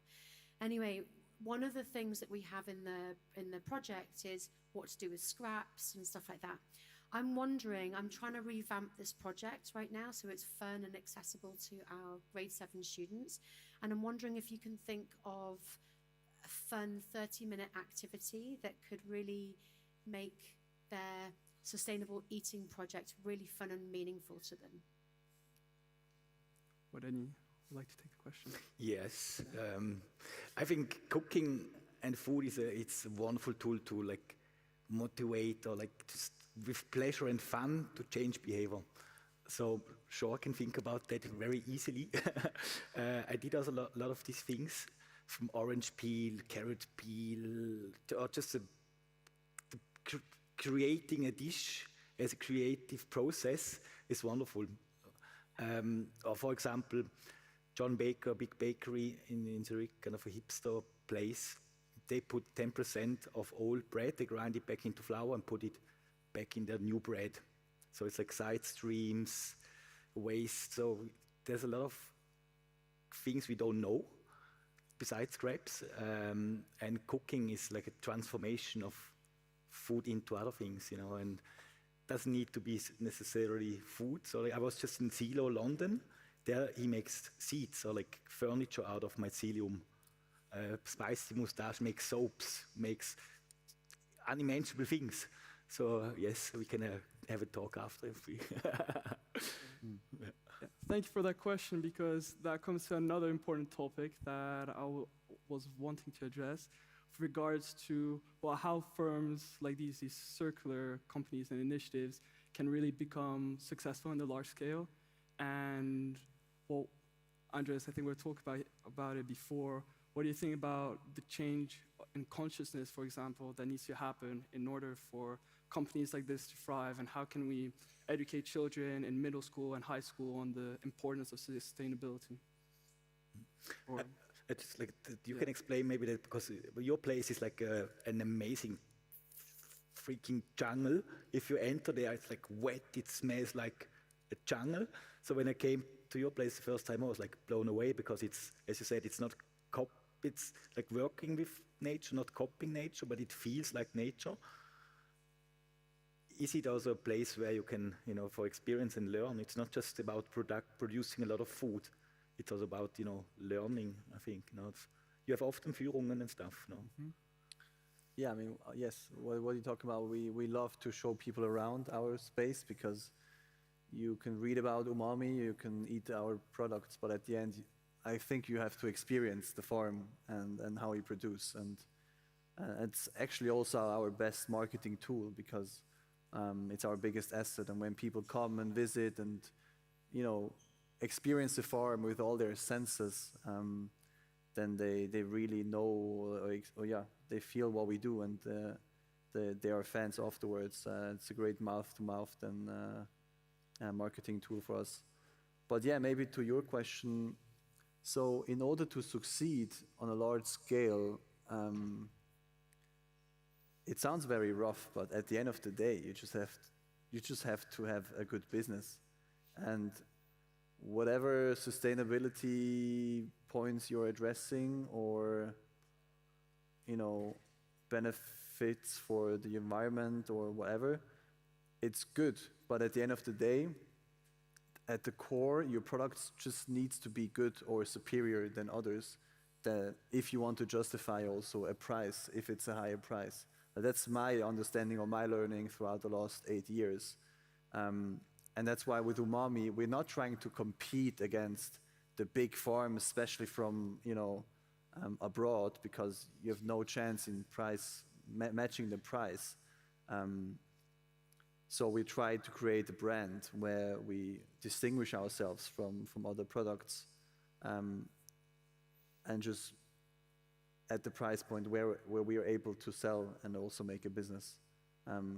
So maybe, yeah, just in one sentence, it's really hard to make a business just because it's sustainable. At the end of the day, your product or service needs to be good and approved by your customers. Thank you. Do we have any more questions from the audience? My name is Noah. I'm from the International School of Geneva. And Anthony, you said that that you were experimenting with mushrooms, and could you give us some examples of discoveries you've made? So my biggest topic so far has been developing fungal leather. So before jumping in the food industry, I was in the US, I was in India, and I was in Italy for several years, trying to create these biomaterials with mycelium, because it can be a very tough organic tissue. And the same way you make something that looks like packaging, because it's foamy, you can make skins just by harvesting the fungal skin that grows on the surface of the substrate. So I started working on that, and I wrote few patents on new methods to obtain those skins in an easy way without having residues or leftovers. And I wrote papers on how to functionalize those skins in a way that if you keep them alive, they are sensitive. And then with electrodes, you can make them communicate with a computer. And if you study the behavior of the fungal skin for long enough, back then, because now we have AI, it would be much easier, then you can learn what the fungal skin is feeling when you touch it, when you drop coffee on it, when you heat it. So we would see spikes on our screen derived from electrical activity happening in that skin. Then a colleague of mine identified 50 words, what he called words, but are reactions. And depending on what he was doing with the skin, the electrical activity would be different. So I wrote several papers in that topic, which we named fungal bioelectronics, or in short, fungal electronics. So I collaborated in a book and at least 20 papers. I keep doing research on that. I think it's very promising. One of my latest papers is about a Terminator figurine, you know, the Terminator from the films. The Terminator from the film is covered in human skin. I did the same, but with fungal skin. And depending on what you do to that fungal skin, theoretically the cyborg, the Terminator, could feel those sensations. We didn't go as far as build a real robot, but with the figurine, we just try to show the potential of these fungal skins as biosensors that we can integrate maybe in a near future on our walls, or maybe we have a patch of clothes that is alive and can detect hormones or dangerous compounds in the air, and then can tell you, hey, careful here. So sounds like science fiction, but it's happening, and I think that's been my major contribution. And right now, I would like to do something similar with food. So if you go to the supermarket and you look for planted foods, planted products, there is one called the steak that is quite realistic. It looks like beef, but is soy, fungi, and bacteria. And it's quite impressive. You will judge if you find it. I invite you to try it out. And that product is based on these learnings from the fungal skins, from the fungal leather. Because the same way you grow the fungal leather, you can grow giant piece of food that you can eat, right? So I hope that replies your question. I will test it. Thank you. Thank you. Do we have any more questions from the audience? Hi, my name's Millie. I'm a graduate of ISADL. My question is, I guess, to all of you, since you have experience with entrepreneurship and innovation. But when you're coming up with ideas like this that are aiming to revolutionize the gastronomy sphere, how do you scale those ideas so that they can have an impact, not just in Switzerland, but possibly on a global scale? I actually had that as one of my questions, so thank you, Millie.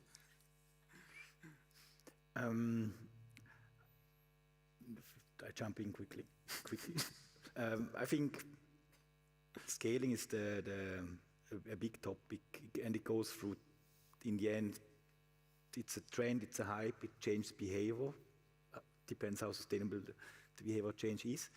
But as you said before, it needs to be a good product. So in my case, the food just needs to be excellent. Excellent in a way that the consumer, the clients, the guests, or you understand what it means, and it's self-explaining with the purpose, it's taste. So I think we should taste the solutions, and then it can scale as well. Because if it becomes a trend, if the mushroom becomes the new normal, the narrative changes towards the new normal, and there's the business. So if the new product, it's just amazingly good, it makes totally sense, it's on all levels, it makes sense, then it will create the business, I'm pretty sure. Yeah. It needs to be cheap, and it needs to be scalable. Yeah. Perfect. Great. Thank you for that question. Do we have any more questions from the audience?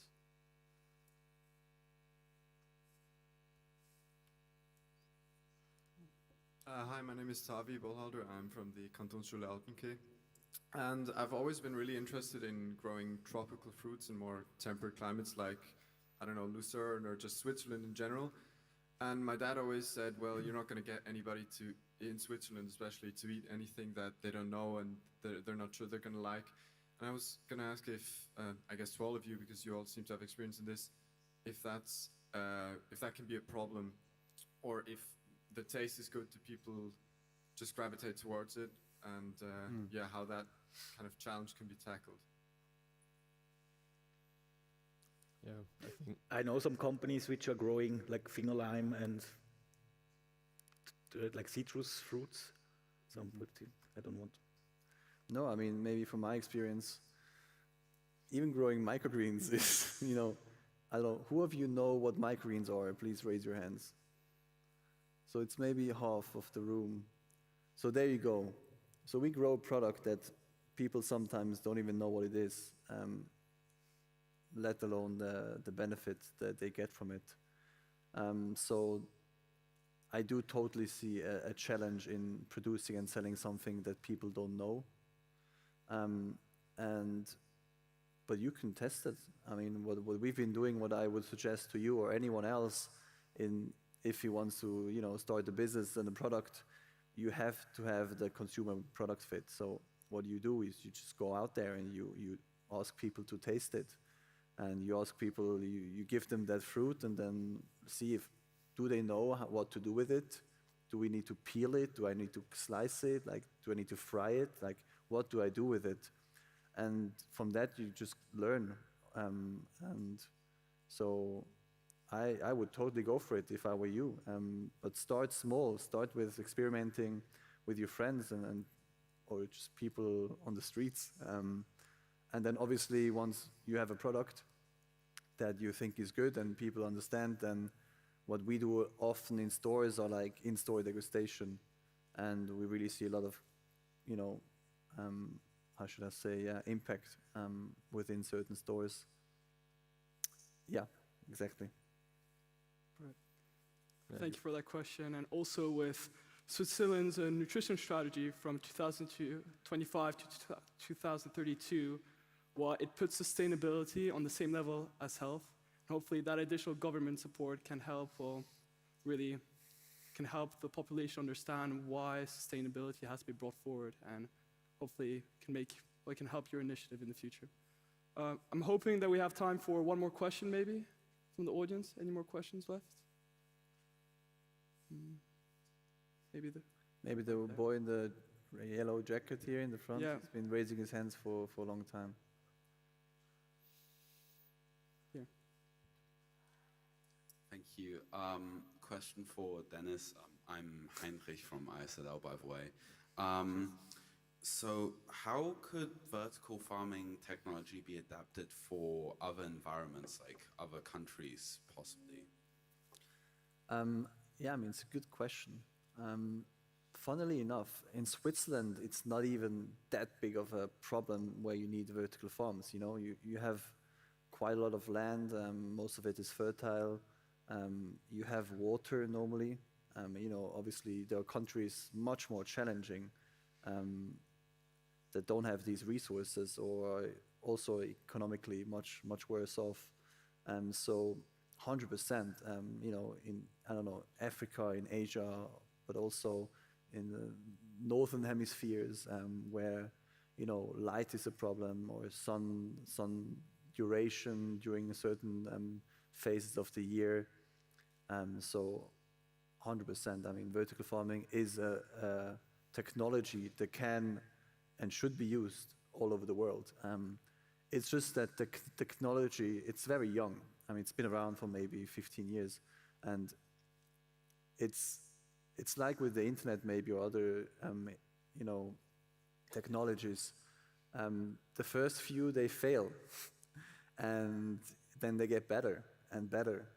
And we're in an interesting stage right now because a lot of vertical farms have failed throughout the last years due to various reasons. So the technology is improving, adapting, and I'm pretty sure I'm not saying, you know, vertical farm is the future on its own, for sure not, but it is for sure one puzzle piece of a possible futuristic way of, you know, have good and healthy and stable food for the future. Unfortunately, that is all the time we have for today. I would like to thank the audience for your questions and participation, as well as the panelists for sharing their experiences within the realm of innovations for sustainability and their insights for how we can make food healthier and more accessible to everyone. Thank you, and have a great day.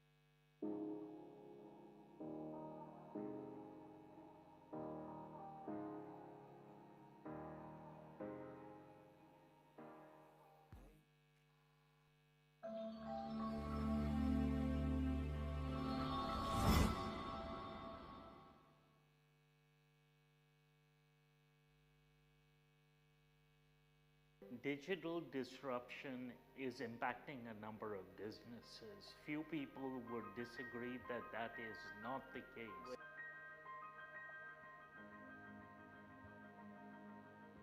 Well, I think over the last 12 months, we've seen a dramatic shift in global interest in AI, particularly political interest, and the desire to invest both in the official sector and the private sector in understanding the risks and collaborating across borders.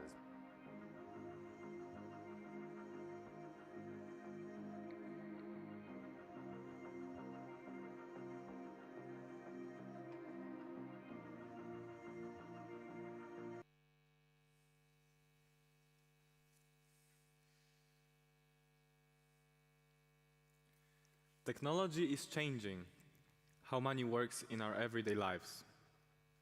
Many of us use banking apps, contactless payments, or online platforms without thinking twice. Behind the scenes, those same technologies are also reshaping who has the power in finance, who gets access, and who makes the rules.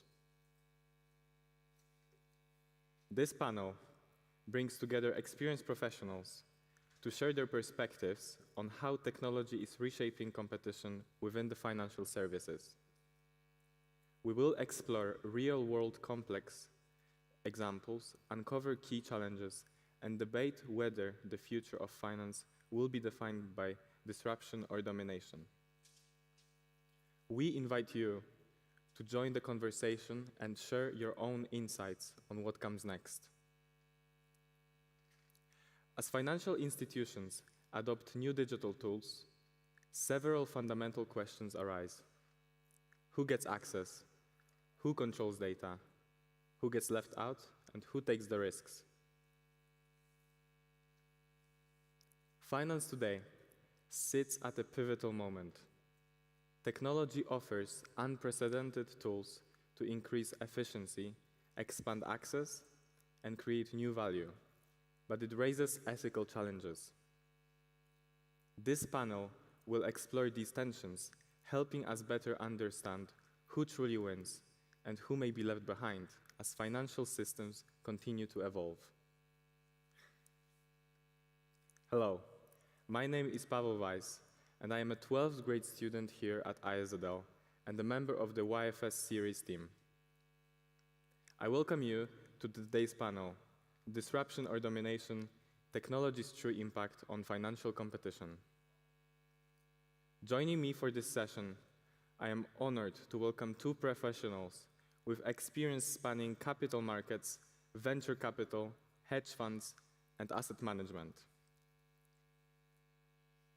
To my left, I would like to welcome Jana Benesowa-Tumowa, a senior investment executive who has held leadership roles at Credit Suisse, Citigroup, LGT, and Moore Capital. With over 35 years of experience, she has managed $15 billion in assets under management for central banks and global pensions and Fortune 100 companies, maintaining a remarkable record of zero drawdowns through every major financial crisis since the 1990s.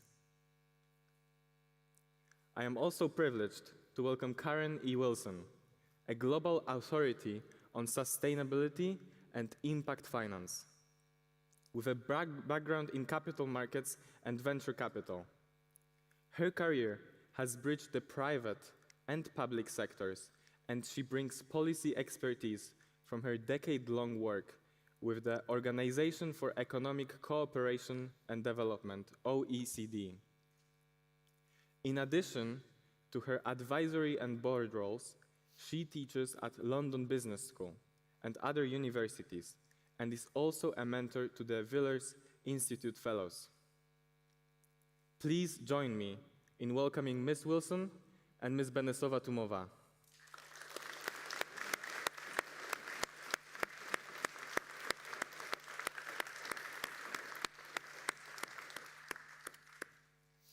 The first 20 minutes of this session will allow our panelists to answer the questions I've prepared and discuss them openly, with the remaining time allowing you, the audience, to ask any questions you have about the role of technology in shaping competition, power, and fairness in financial services.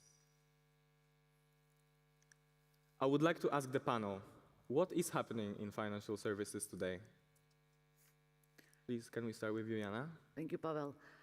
Well, what is finance and what is finance today? I guess we can start that money is not anymore money the way we know from before, and markets are not the markets what we know them from before. I feel that the current ecosystem is actually operating system. So finance represents operating system in a global economy. However, there are certain old ways of thinking about finance. And I guess it is still about finance today and about finance in the future. And that is to connect savers with borrowers and risk with return. The only thing what has changed and is changing and will change is the plumbing of the ecosystem. We will have a different intermediaries entering or already entered the system, and hence the ecosystem is the challenge which the finance operation system is facing today and in the future. And if I could just build on that, I mean, obviously we're in a period of economic uncertainty, geopolitical risks, a lot of technology change, but this brings a lot of volatility, and it brings a lot of risk, but it also brings a lot of opportunity. And so I would say we're really in an important, not easy, but an important era of systems change. And of course, finance is a really key lever of systems change. So a very important tool. That said, given my work in sustainable and impact finance, obviously there are headwinds at the moment on sustainability, particularly in finance. But I wanted to mention the World Economic Forum Risk Report came out yesterday, and that is an annual survey of CEOs participating in Davos. And unfortunately, in the short term, the next 2 years, nature has fallen off the top 10 risks on their radar screen. Climate has dropped down. But the good news is, for the 10-year outlook, both are still very strongly there.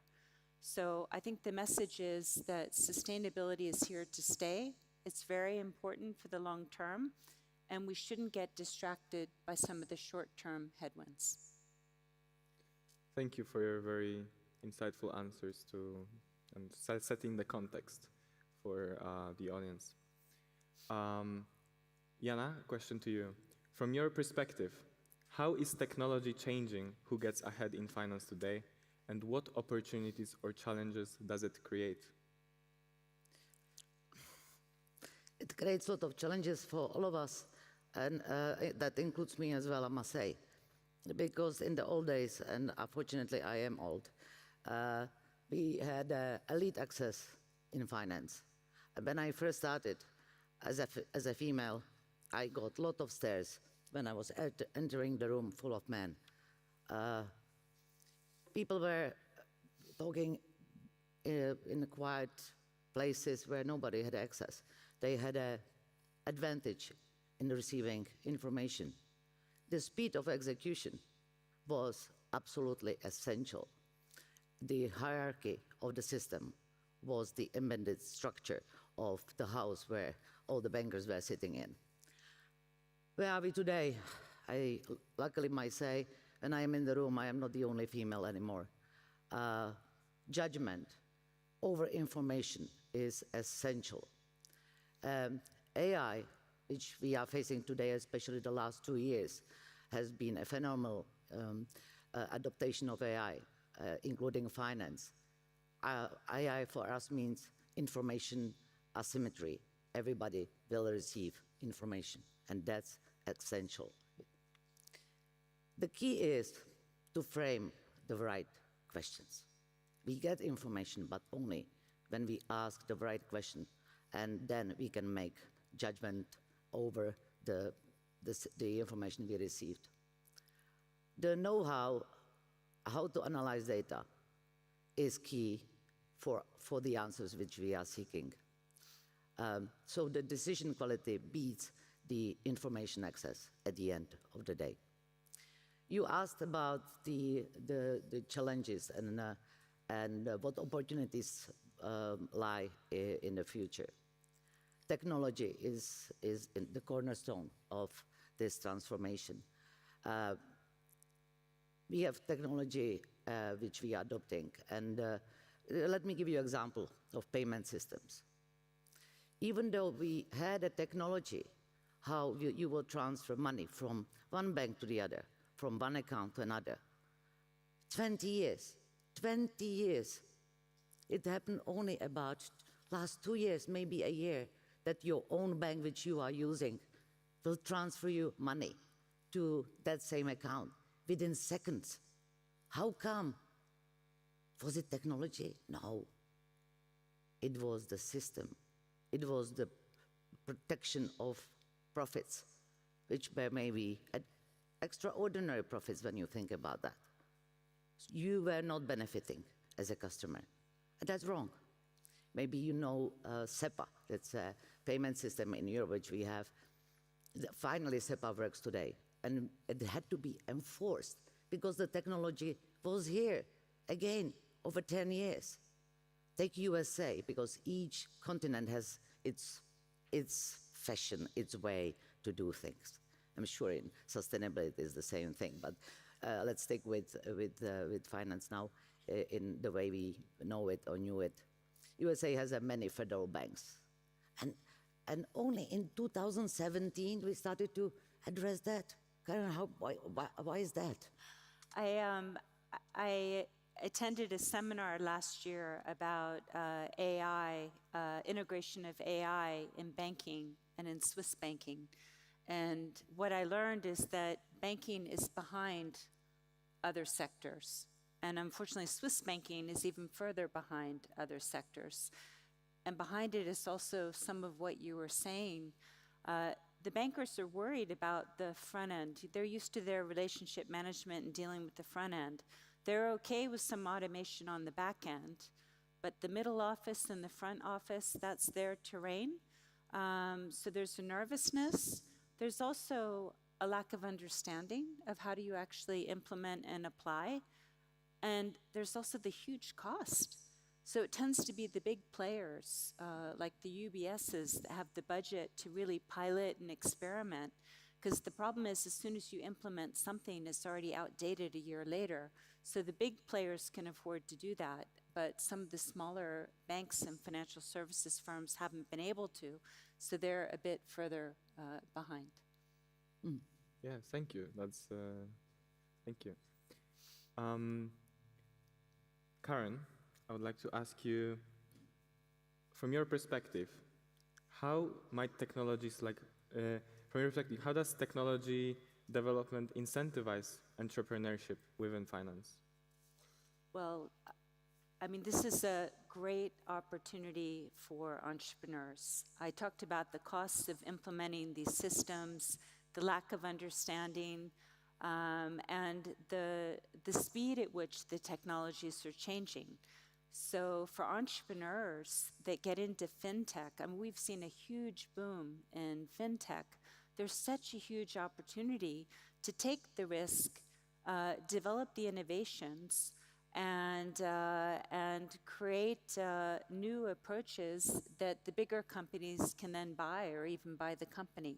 So I think it's a great opportunity for entrepreneurs to innovate and help push industry along. The incumbents have been very, very slow, and the entrepreneurs can really push the envelope. May I? Maybe just put it in a perspective of examples. What was a bank, or what is bank? What is the traditional bank? It's a house, it's a brand with a license, large balance sheet, branch network. Do we want that? I don't care where my branch is. I want a service. I want it fast. I want to have it affordable. And it's not only me. Every person in the world wants that. They want a service which is relevant to them, which is cheap, which has been analyzed, cheap, affordable, which has been analyzed, properly analyzed, and is properly governed. They want to trust what they would purchase as an experience, as a service. So somebody needs to look after how it is designed, right? Because if it looks flashy, but it lasts only 3 days, that's not good, right? So what has happened in the last couple of days? Let's take a Revolut as an example. It's absolutely key example for us to understand and for the audience to understand. Revolut is not bank. It's not a bank. We are not using the central clearing system to send one payment to the other, to sell dollars, buy euros, sell yen, buy dollar. We don't use it for that, or buy a fraction of Apple shares, which you can do today. It's a fraction trading, fraction benefit, not an ownership. You don't own that share. You benefit partially from owning that share. You have an economic share of that benefit. You cannot vote because you don't own one vote. So Revolut is not account to account. It's a client to a client. The ecosystem is within Revolut.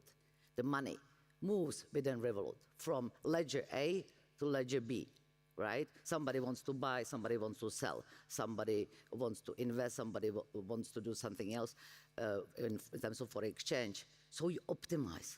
You don't use another middle people, and you don't use the central clearing system. You have your own.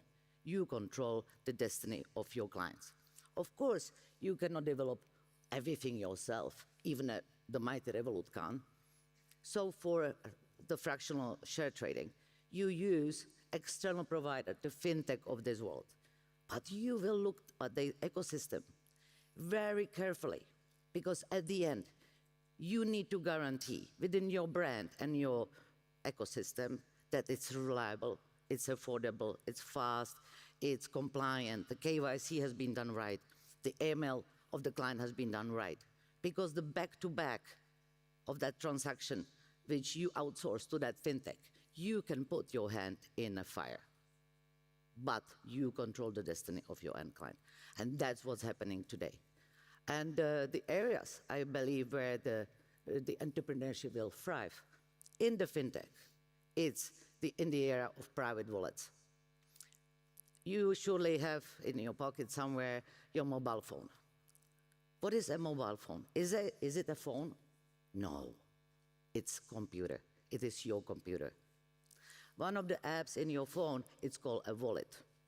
At the moment, in that wallet, you will have stored cards. Not in the future. You will have not cards to your bank account. You will have your apps for services you will be needing, and you will be personalizing your experience. That's what I think. Yeah. Thank you very much for showing us how smaller companies and maybe incumbents think about this transition. Karen, question to you. Over your career, what was the next big thing in finance that didn't live up to the hype? And what was a small or overlooked change that ended up having a huge impact? Well, also having a long career, I've seen many things come and go, starting with my very first job working in capital markets on Wall Street in derivative products. At that time, derivatives were the new big thing. Like in many new markets, a lot of people didn't understand it.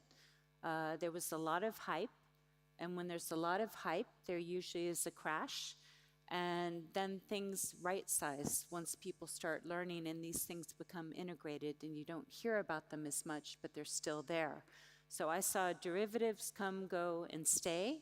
I saw this focus on international markets, which is very cyclical, right? You know, right now we're in a period, unfortunately, of nationalization. But, you know, international markets, investments, of course, the whole dot-com boom and bust. But look, we've had many series of booms and busts. And I just wanted to add to this conversation about entrepreneurship, not all startups are going to make it. but they're going to be innovating and they're going to bring ideas to the table. And even if that company doesn't work, maybe it was too early in the market, maybe the end clients were too conservative and didn't feel that it would be safe enough working with them.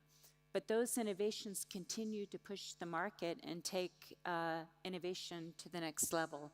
So the next startups behind are going to be successful. But as a former venture capitalist, not every startup is going to succeed, but you're trying to create a portfolio of innovative startups that can create these new technologies for the future.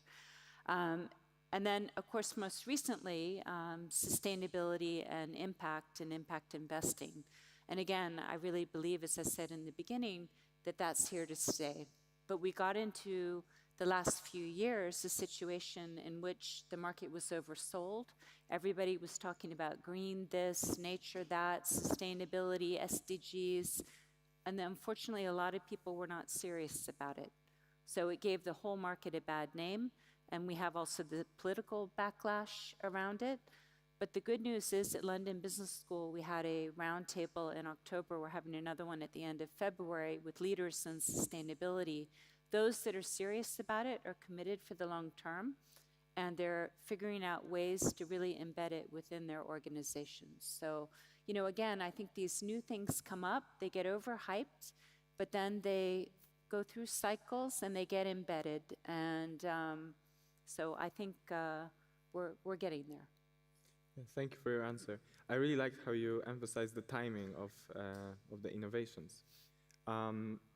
Jana, building upon this answer, looking ahead, how might technologies like blockchain, for example, change the way we use banks or handle money, and who stands to gain the most?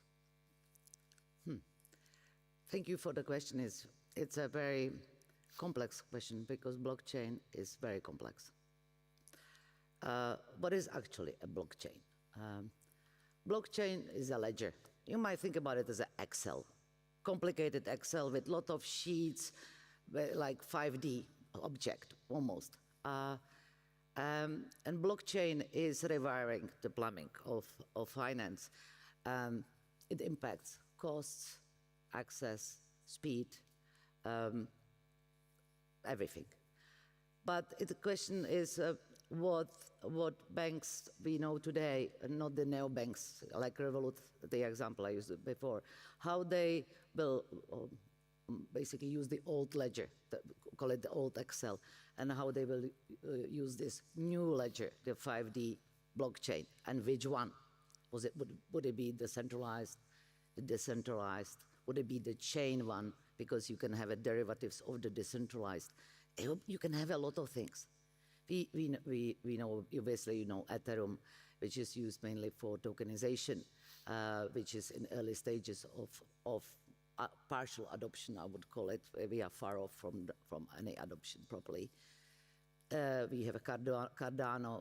We obviously have a blockchain where we started, which is Bitcoin.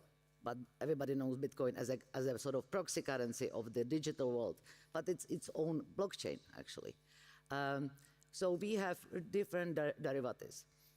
In blockchain, the latest being that the US government basically pushing for stablecoin blockchain, which will basically does to adoption of digital currencies, which will be, in this case, backed by physical treasuries, which are not the treasuries we used to know from 20 years ago, I must say. Not that I'm that happy about that. We will have a digital euro, so call it a stable coin of the Eurozone, which should be adopted in 2029. And there was a paper issued on that, right, Karen? Just a few months back by Ms. Lagarde, basically already giving a contracts to companies to build that, so and the guidance towards that. So there is a lot happening. But blockchain, in a way, will be not replacing the old system. I don't think so. I think that will be addition to the existing system, and the existing system will be challenged by speed, by cost, by efficiency, by governance. Because when you build something new, I always say, when you build something new, you can do it pretty well or pretty fast, and doesn't cost that much when you know what you want and how it should work and what experience comes with it. But imagine like you are a real estate developer and you need to refurbish your old house. You get a migraine, right? So everybody will get migraines. I wanted to come back, if I could, to something that you said earlier. You know, who gets ahead in finance with all these technical changes? And you mentioned the word judgment. And I would just say, you know, I know a lot of you are thinking about that you need to become data scientists or you need to study AI, and the market is changing so much. Yes, you need to get the kind of skills that you need, the core skills, to be able to operate in the markets of the future. But really at the core is judgment. When I went to and later worked at Harvard Business School, they gave us a book called Education for Judgment. And I think that's the most important education you get, not just from schools, but also in life. Because we can have all the data we want, but it's how do you actually sort through all that noise and make decisions based on your own judgments around, you know, what's useful and what's not useful. So I think there are, you know, a lot of opportunities for all of you in this market, but don't lose sight of those, of judgment and also the soft skills. It's not just having all those technical skills, it's also having the softer skills and being very adaptable. I think those are going to be important. But that's absolutely essential. Thank you, Karen. But I guess people also ask the question, like, what would it mean for money, right? When we think about technologies, we think like money becomes a software, right?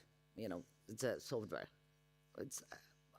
I don't have a good feeling that I would be paying with the software, you know, even, you know, in my age. But it will partially come as a software. But I would say it becomes sort of in a way tool, but the tool which will be smarter tool.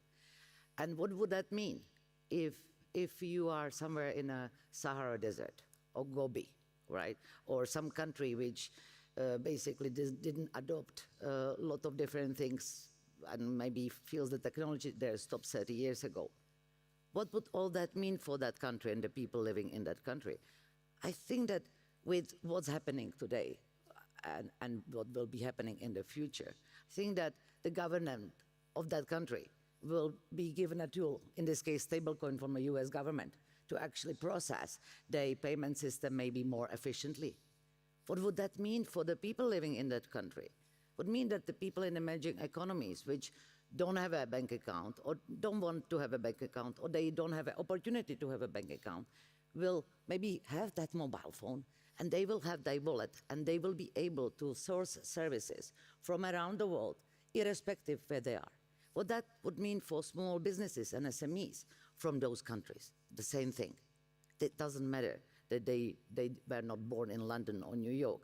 They can still be in Sahara Desert, but they will have the similar opportunities we have here today in this privileged world.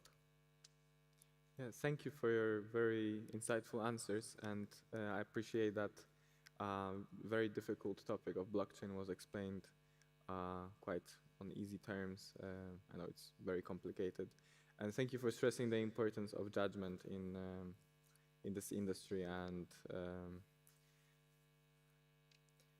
that is all that I have in terms of questions. Thank you to Ms. Wilson and Ms. Benesova-Tumova for their experienced views on how technology is reshaping competition, inclusion, and power within finance. Thank you.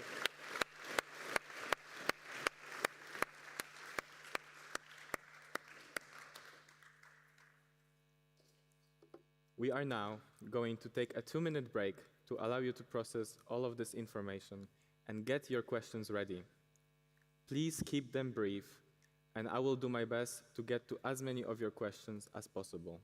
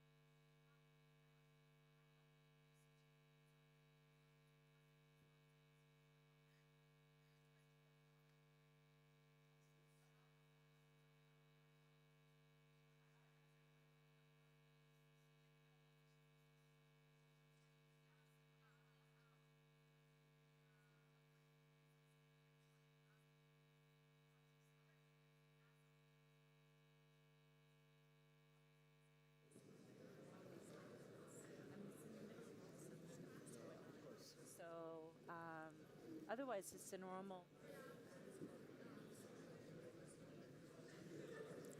We will now begin with questions from the audience. I would ask that you please state your name and school, followed by a brief question.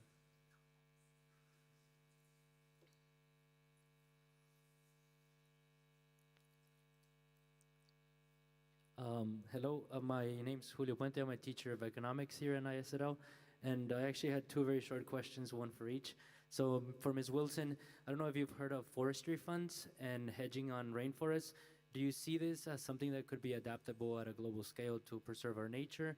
And then for Ms. Benesova, considering the role of asymmetrical information, we have seen a revolution in individual investors and home investors through the apps. Do you think this is something that is positive for the individual, or is just another way for established financial systems to take some of their money? We could start with Karen. Okay. Yes, I think forestry is a huge opportunity. And there are efforts underway to globalize some of the success stories to date. David Brand, someone who has been a leader in Australia with new forests, and he's also been chairing, and I always get the acronym wrong, it's the International Commission for Forestry Investment, something like that. I can't remember the exact acronym, but they're helping to standardize how you can actually measure and therefore value forests and nature. So very important work going on, and I know that it's been showcased in Switzerland a couple of times over the past few months. So watch this space. I'm happy to talk to you offline. Thank you for your question. I don't know if I understand you correctly. If you mean the information like the news in the media. Okay, thank you. Yes, exactly. Like, as we know, there are informations in the back channels that individuals in the established financial system have access to, and by the time it gets to the media, individuals in the households who are operating these apps and are making their investments based on that information. I think that's always been the case. Exactly. I was about to say that's why I went like, you know, if I would be a Rothschild and I had two fastest horses, I always had the best information, right? Or the Rockefellers of this world. These days, the question is what information you actually read, right? Because there's so much disinfo in the social media that actually, if I would dream for one job, if I would be good in writing, I would like to be a journalist, because it will go back to where it should be. Not then twisting of a news, then there is no source. I mean, you teach students here to write source on everything they do. And as yet on social media, they read a lot of things, and there are no sources. And they make opinions about something which might not be true. So it's very important to know what your sources are, where you are sourcing your information, and then how you act on it. So speed in this case is not the decisive factor. Your judgment, it goes back to what Karen said, thank you. Your judgment, where is it from? Is it a reliable source?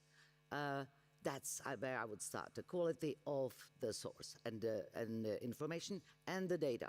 And then you can analyze it. How you analyze it, dice it, slice it.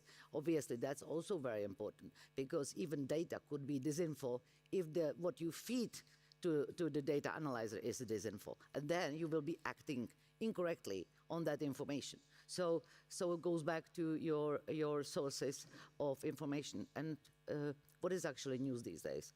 When is it from the right source? One thing is what you read. Is a news from a source? Fine. But there are a lot of other information you need, which is also for me in finance, in trading and news, to make a decisive move, buy, sell, here or there. And that's a question which is about volume, about liquidity. You know, is it the market deep, or is it like a couple of data points which doesn't tell me anything? Behavior finance, so how fast that move happen, based on what? What pattern is it creating?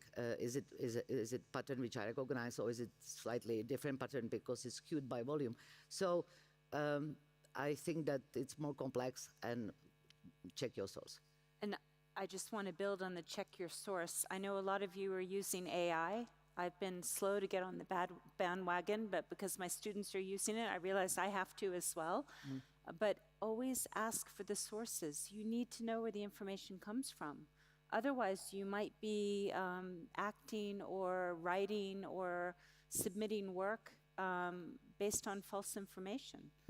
I've seen that. That happened in my class last April. The students all said, it's right because AI told us. And I'm like, well, actually, it's not right. Absolutely.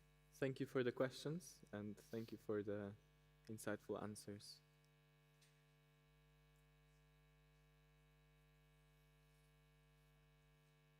Hi, I'm Artemis, a student at IZL, and I was wondering, what advice would you give young people who are looking to go into the financial industry in the future in terms of how they can use technology to their advantage while also looking out for it in some cases? And that goes for any of the two of you that want to answer. Yeah, I think the most important thing is to get a good education in which you're learning analytical skills, problem-solving skills, as Jana mentioned earlier, but also to focus on what you really like. You know, don't try to follow all the latest technology trends just because you think that's what you have to do to get ahead. I mean, in one of the earlier sessions, a few of them, people were talking about your passion. You need to go where your passion is. If you have a passion about finance, the analytical skills, but also the soft skills, and it comes back to the judgment, and of course, learning about technologies and how to use them. But don't become a slave to trying to figure out what the next big thing is going to be. It's going to continue to change. So make sure that you're not putting all your eggs in one basket, and have some diversity in the things that you're doing and learning. Don't just try to be one thing like a data scientist unless you're really passionate about it. Then great, be one. But otherwise, don't try to outsmart the market, because by the time you're out in the market, it will have changed a lot. Yeah. I was once in Japan, well, actually 3 times in Japan. It was the most difficult market to crack, I must admit, in my times. But I learned this magical word, ikigai, the ikigai word. And what does it mean? It's like 4 circles overlapping each other because everything is interconnected. But what does it mean? Number 1 is what you love, your passion, what you are really passionate about. Obviously, when you have something you want to do and you are not sure, try it, of course, because it is okay to fail whilst you try it. But without that, you don't have experience. You need to continue to fail, to try the new thing, to find out what you love. So go for it, number 1. Number 2, when you try that, you created, something called a skill maybe over time, because you realize that by trying the 5th thing, you actually realize that you are very good in, I don't know, playing game or of some sort because you are fast, whatever, or you are very good in creating programs, or you are very good in analyzing things. You don't know, so try it. Find your skill, so your super skill. 3, what the world needs. Obviously, we all need purpose, because we will have a humanoid robots here. It's a question of a few years. We will have different world on Earth, and we need to find out under these conditions what we will all need. And we, as a humans, we will basically be using those robots for what we need, and you need to find yourselves in it. And 4, when you find your job after you learned and finished your academics in university, and you find yourself, then you have to ask in the real world what price you want to be paid for the skills you have. And you should not be afraid to ask it. That's called profession. So go for it. Thank you. That was very inspiring answers. Yeah.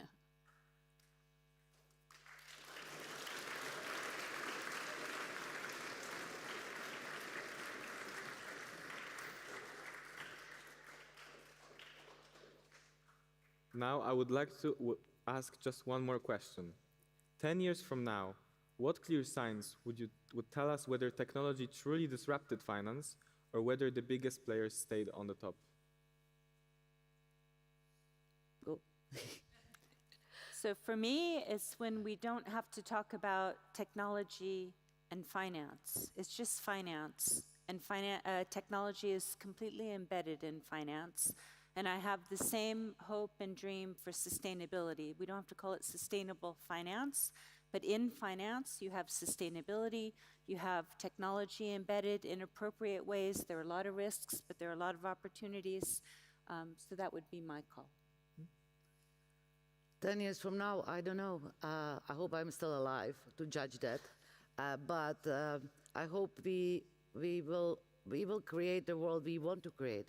It's up to us, and it's up to this generation of leaders today we have in this room to influence that.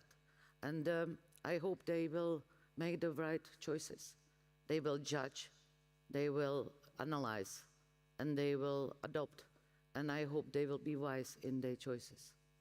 And I wish them well for that. And just to come back to what I said in the beginning, in this big period of change, we are going through a huge systems change. And that is such an opportunity for all of you to help rethink how systems should be working, because they've not been working well. Our generation has not done the best job. So we're really counting on you all, and there's a lot of opportunity, and you're all bright young people with great futures ahead of you. So wishing you all the best. Maybe to add, my son, he is in the school, but not here today. He just got on early decision to New York Stern business. And he asked me, like, Mom, what would be the advice you give me? And I said, and you said it before, I said to him, please, just don't put all eggs in one basket and think twice before you cut. So that was the saying. But also thinking about the skill sets, it doesn't feel like natural what I'm going to say right now, but the way how I see finance and this ecosystem, I think what is important before you decide to drill down into tokenization and AI credit scoring and whatever, building trading models and high frequency trading and so on. I think that there are subjects or skill sets, rather, because it's moving from about to a skill. It's psychology, human psychology, politics, because you want to understand how certain crises happened. What was the pattern I can learn to apply it to the future so I can prevent it or I can do something about it? So this is not the A's. It is the B plan, the C plan, the D plan. You need to be ready. The experience, somebody says, oh, 30 years experience, 40 years experience. No, it is not cumulative experience. You build experience from crisis, from analyzing pattern, what has happened, which you can prevent in the future. You will learn from where others failed, and that's your knowledge. So politics, global politics is very important. You don't understand it, you will not understand certain patterns. In order to disrupt the current ecosystem of finance, you need to understand the ecosystem. So start with that. Thank you for this very strong conclusion. That is all the time we have today, as this session is now coming to an end.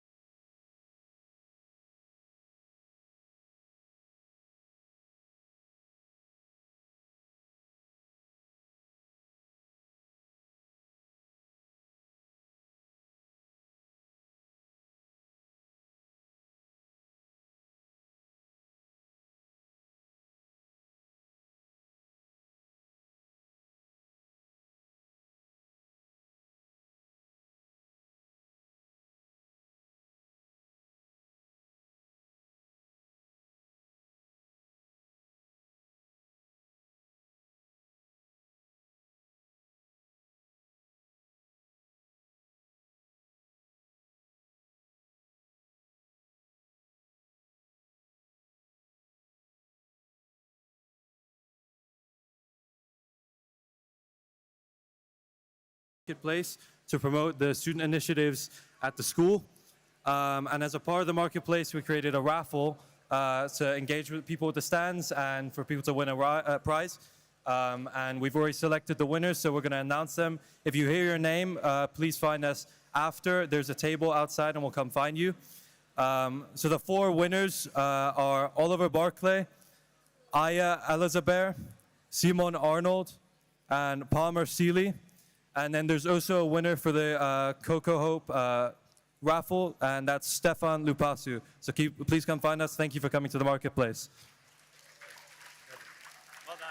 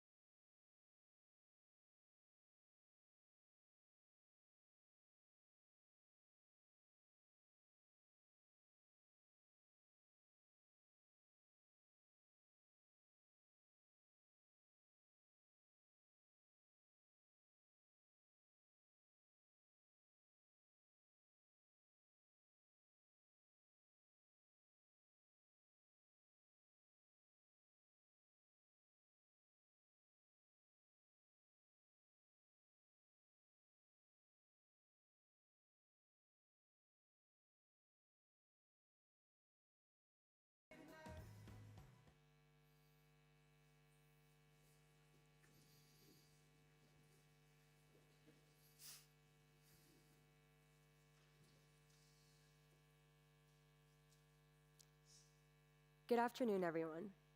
My name is Julieta Stupia, and I'm a grade 11 student here at IZL, as well as a member of the YFS series team. And my name is Misha Bedi. I'm a grade 12 student here at IZL and also a member of the YFS series team. Now, we'll be delivering the thank yous, closing address, and directions to bring to an end this year's Youth Forum Switzerland. We hope you all had an engaging and interesting day, made exciting connections with guests who shifted your thinking, and generated ideas for small changes that you can implement in your respective communities. It is now our pleasure to take a moment to acknowledge many of the people who have made YFS 2026 possible. We'd kindly ask that you hold your applause until the end of the list of groups and individuals. We'd like to thank the ISDL Fund for Excellence, the Riverside Parents Association, and all the school donors for their continued support of this forum. We'd also like to thank the IZL Board, Mr. Barry DeQuan, our school director, and Ms. Lindsay Lawrence, our high school principal. Their continued support for YFS makes the event possible every year. We'd then like to thank Fabio Peron for the founding of YFS 9 years ago, and for growing it into the highly anticipated and impactful event it is today. When Mr. Peron stepped down from YFS last year, we knew that his presence and experience would be missed. But we hope you have seen the impact you had on all of us reflected in today's event. We'd like to thank the entire YFS team, including Ms. Guillet, Ms. Ish, and Ms. Rojas, who put in countless hours to plan and deliver today's forum, as well as all the teachers, support staff, and phenomenal tech team who have offered their time and constant support throughout the entire process. And from all the students on the YFS team, we would like to give a special shout out to the student leaders of YFS 2026, Stella Vavasori and Sibi Duport. Words can't... Until the end, please.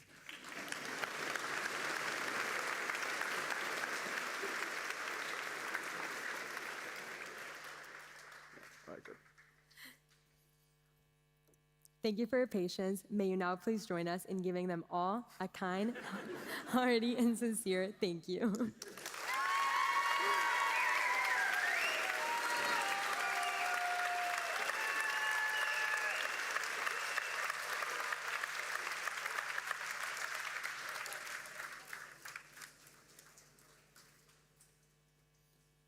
Throughout the day, we experience the many small, yet extremely meaningful moments that make YFS the special event that it is.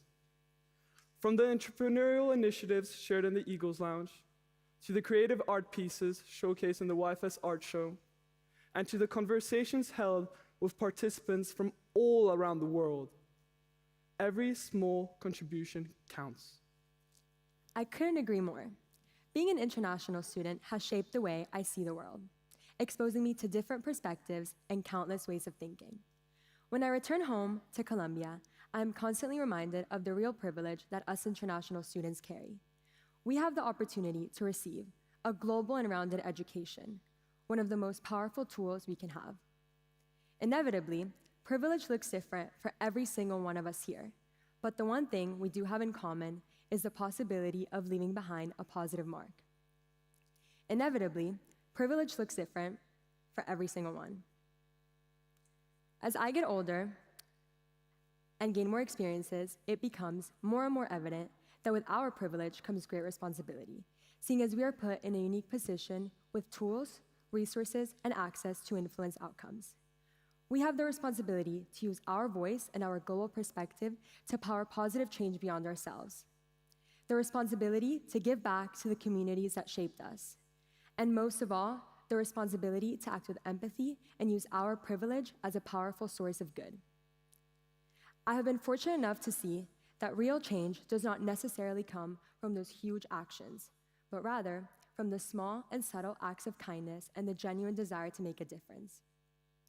This is what I believe to be at the core of everything we have seen at this forum today, reflected in the inspiring panels, impact labs, and meaningful insight. The small moments matter. For the past 3 years, I've been part of the ISADEL Refugee Relief Group, organizing weekly visits to a nearby refugee center in support of Ukrainian children displaced by the war. People often assume that volunteering means doing something huge, but our visits are simple. We bring snacks, such as cookies, candies, and tortilla chips, play games like Utka Utka Goose, which may sound unfamiliar, but is really just Duck Duck Goose, and offer companionship to children who, above all else, just want to be children. We approach each visit with compassion and empathy, and even though language barriers exist between most volunteers and children, a simple nod, a small hand gesture, a shared laugh is often enough for us to understand each other. Over time, I saw how something that felt small for us became something that the children genuinely looked forward to, and that we, as volunteers, looked forward to as much. Similar to Misha, I have also had experiences that shaped how I understand impact, showing how the smallest actions can lead to a big change. When thinking about small actions, there's one particular moment in my life that stands out. A few years ago, when I was still living in Colombia, my mom, my sister, and I would often drive past the same corner on our way back from school. There stood a woman selling candy to passing cars, sometimes alone or sometimes with the help of her 3 kids. Like many people, my mom would often stop and buy some candy from her, which would often lead to a brief conversation. What really stuck with me was what a lovely woman she was, who, despite having to stand under the hot sun for hours on end, never failed to greet us with a smile. Those cars making the individual choice to stop probably didn't think their actions really mattered, but together they helped the family hold hope for a better future. In the same way, those brief yet kind interactions left us holding hope for a better future. However, these small moments don't just create hope. They can bring about collective change. A warm summer afternoon had taken shape during one of our visits, and we went outside to play football. Naturally, as in any match, 2 sides formed, made up of children of different Ukrainian backgrounds. The game began with laughter and energy, but I observed that over time, it became more and more competitive. Tackles got harder, voices louder, and what had started out as something fun began to reveal deeper tensions. So we paused the game, and we talked about what football is really meant to be. Not just about playing together, and not just about winning, but about sharing something in common and enjoying the activity. By choosing connection over competition, the atmosphere shifted. Our game continued, lighter and friendlier, and the afternoon became enjoyable for everyone once again.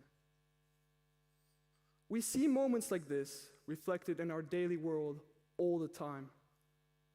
When things become tense, we're often faced with a choice. Do we push further into division or step back into connection? Small moments, a pause, a conversation, a change in tone can shape what comes next. And these choices, repeated again and again, are how change can be brought forward. Misha's story talks about unity, which just so happens to lead me back to my story. It was around the holidays when my older sister was the first to suggest that we spread the holiday cheer to the family we drove past often and spend some time hanging out with the kids, singing Christmas carols, or reading books with them. And so we did just that. On Christmas Eve, we drove to the same corner and saw the same lovely family. Along with the family, we saw something special. Many families from around our neighborhood had gathered here in support of the family. There were a few kids here, all laughing, sharing their toys, reading books, among them, the 3 young kids. It was truly inspiring to see the sense of community in this moment, which clearly meant a lot to not just them, but to all of us there. That action wasn't grand, it had simply begun with noticing, yet it changed the way I see our responsibility in the world. That day didn't just change those kids' Christmas. It opened my eyes to realize that the moments that matter the most in life aren't those big grand gestures, but instead, those moments and actions that are powered by the hope we give each other, the hope that we all have our own version of a small contribution. Julietta's story shows how small acts of kindness bring hope that doesn't just uplift one individual, but entire communities. Similarly, I experienced the power of serving my Ukrainian community at the refugee center, in remembrance of my grandmother's warmth, kindness, and wisdom. During those afternoons, I discovered how resilient these children were for having left their home to restart life in a foreign country with unfamiliar customs and language. And despite these challenges, they remained thoughtful, kind-hearted, and full of life. I found pride in the heritage that bonded us and helped us overcome our differences. And these interactions became the highlight of my week. And so, through that process, I finally understood the essence of volunteering. Showing up regularly, noticing if things run right, and making those small, honest interventions at the right time. I don't know if what I said during that football match changed anything in the long term. Maybe the next day, when I wasn't there, those same divides returned. But for that moment, the children saw each other in the same light, and how cooperation and inclusivity had positive outcomes. Granted, small actions don't change everything, but they can change something. And if all of us here today can find the motivation to work on at least one small something, whether in our school, our communities, or our future careers, I promise you that is how true difference is made. We hope you leave here remembering that impact doesn't always start with something big.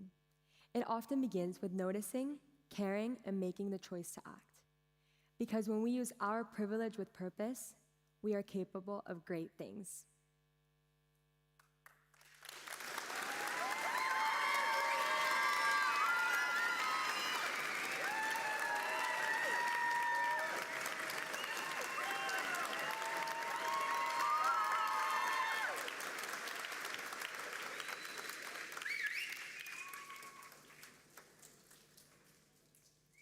Before we go on, we'd like to bring your attention to some housekeeping matters. Firstly, at the end of the closing ceremony, can everyone please assist us with the cleanup of the gym by stacking the chairs in groups of 10 along the back wall over there, where there will be people there to assist you. Once the chairs are away, we'd also appreciate some help with the mats. Additionally, if you'd like to keep your YFS badge, you can do so. But please return your lanyard to the boxes placed by the doors so that we can reuse them next year. Finally, we'd like to invite all of the guest speakers and the YFS team to come to the stage for a group photo once the ceremony has been brought to a close. As the day comes to an end, we would now like to recognize the two most important groups of people without whom YFS would not be possible. To our exceptional array of speakers and panelists, thank you for sharing your time, knowledge, wisdom, and experience with all of us. Your presence and insights have surely planted the seeds for small changes and made this day a fantastic success.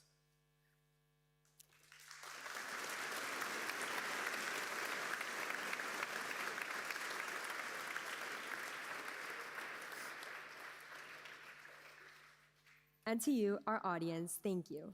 Thank you for your active participation and engagement with the various components of the day. Thank you for taking the time to make meaningful connections with our guests and for your support on our sustainability initiatives, and for all the questions and ideas you have brought up. We'd like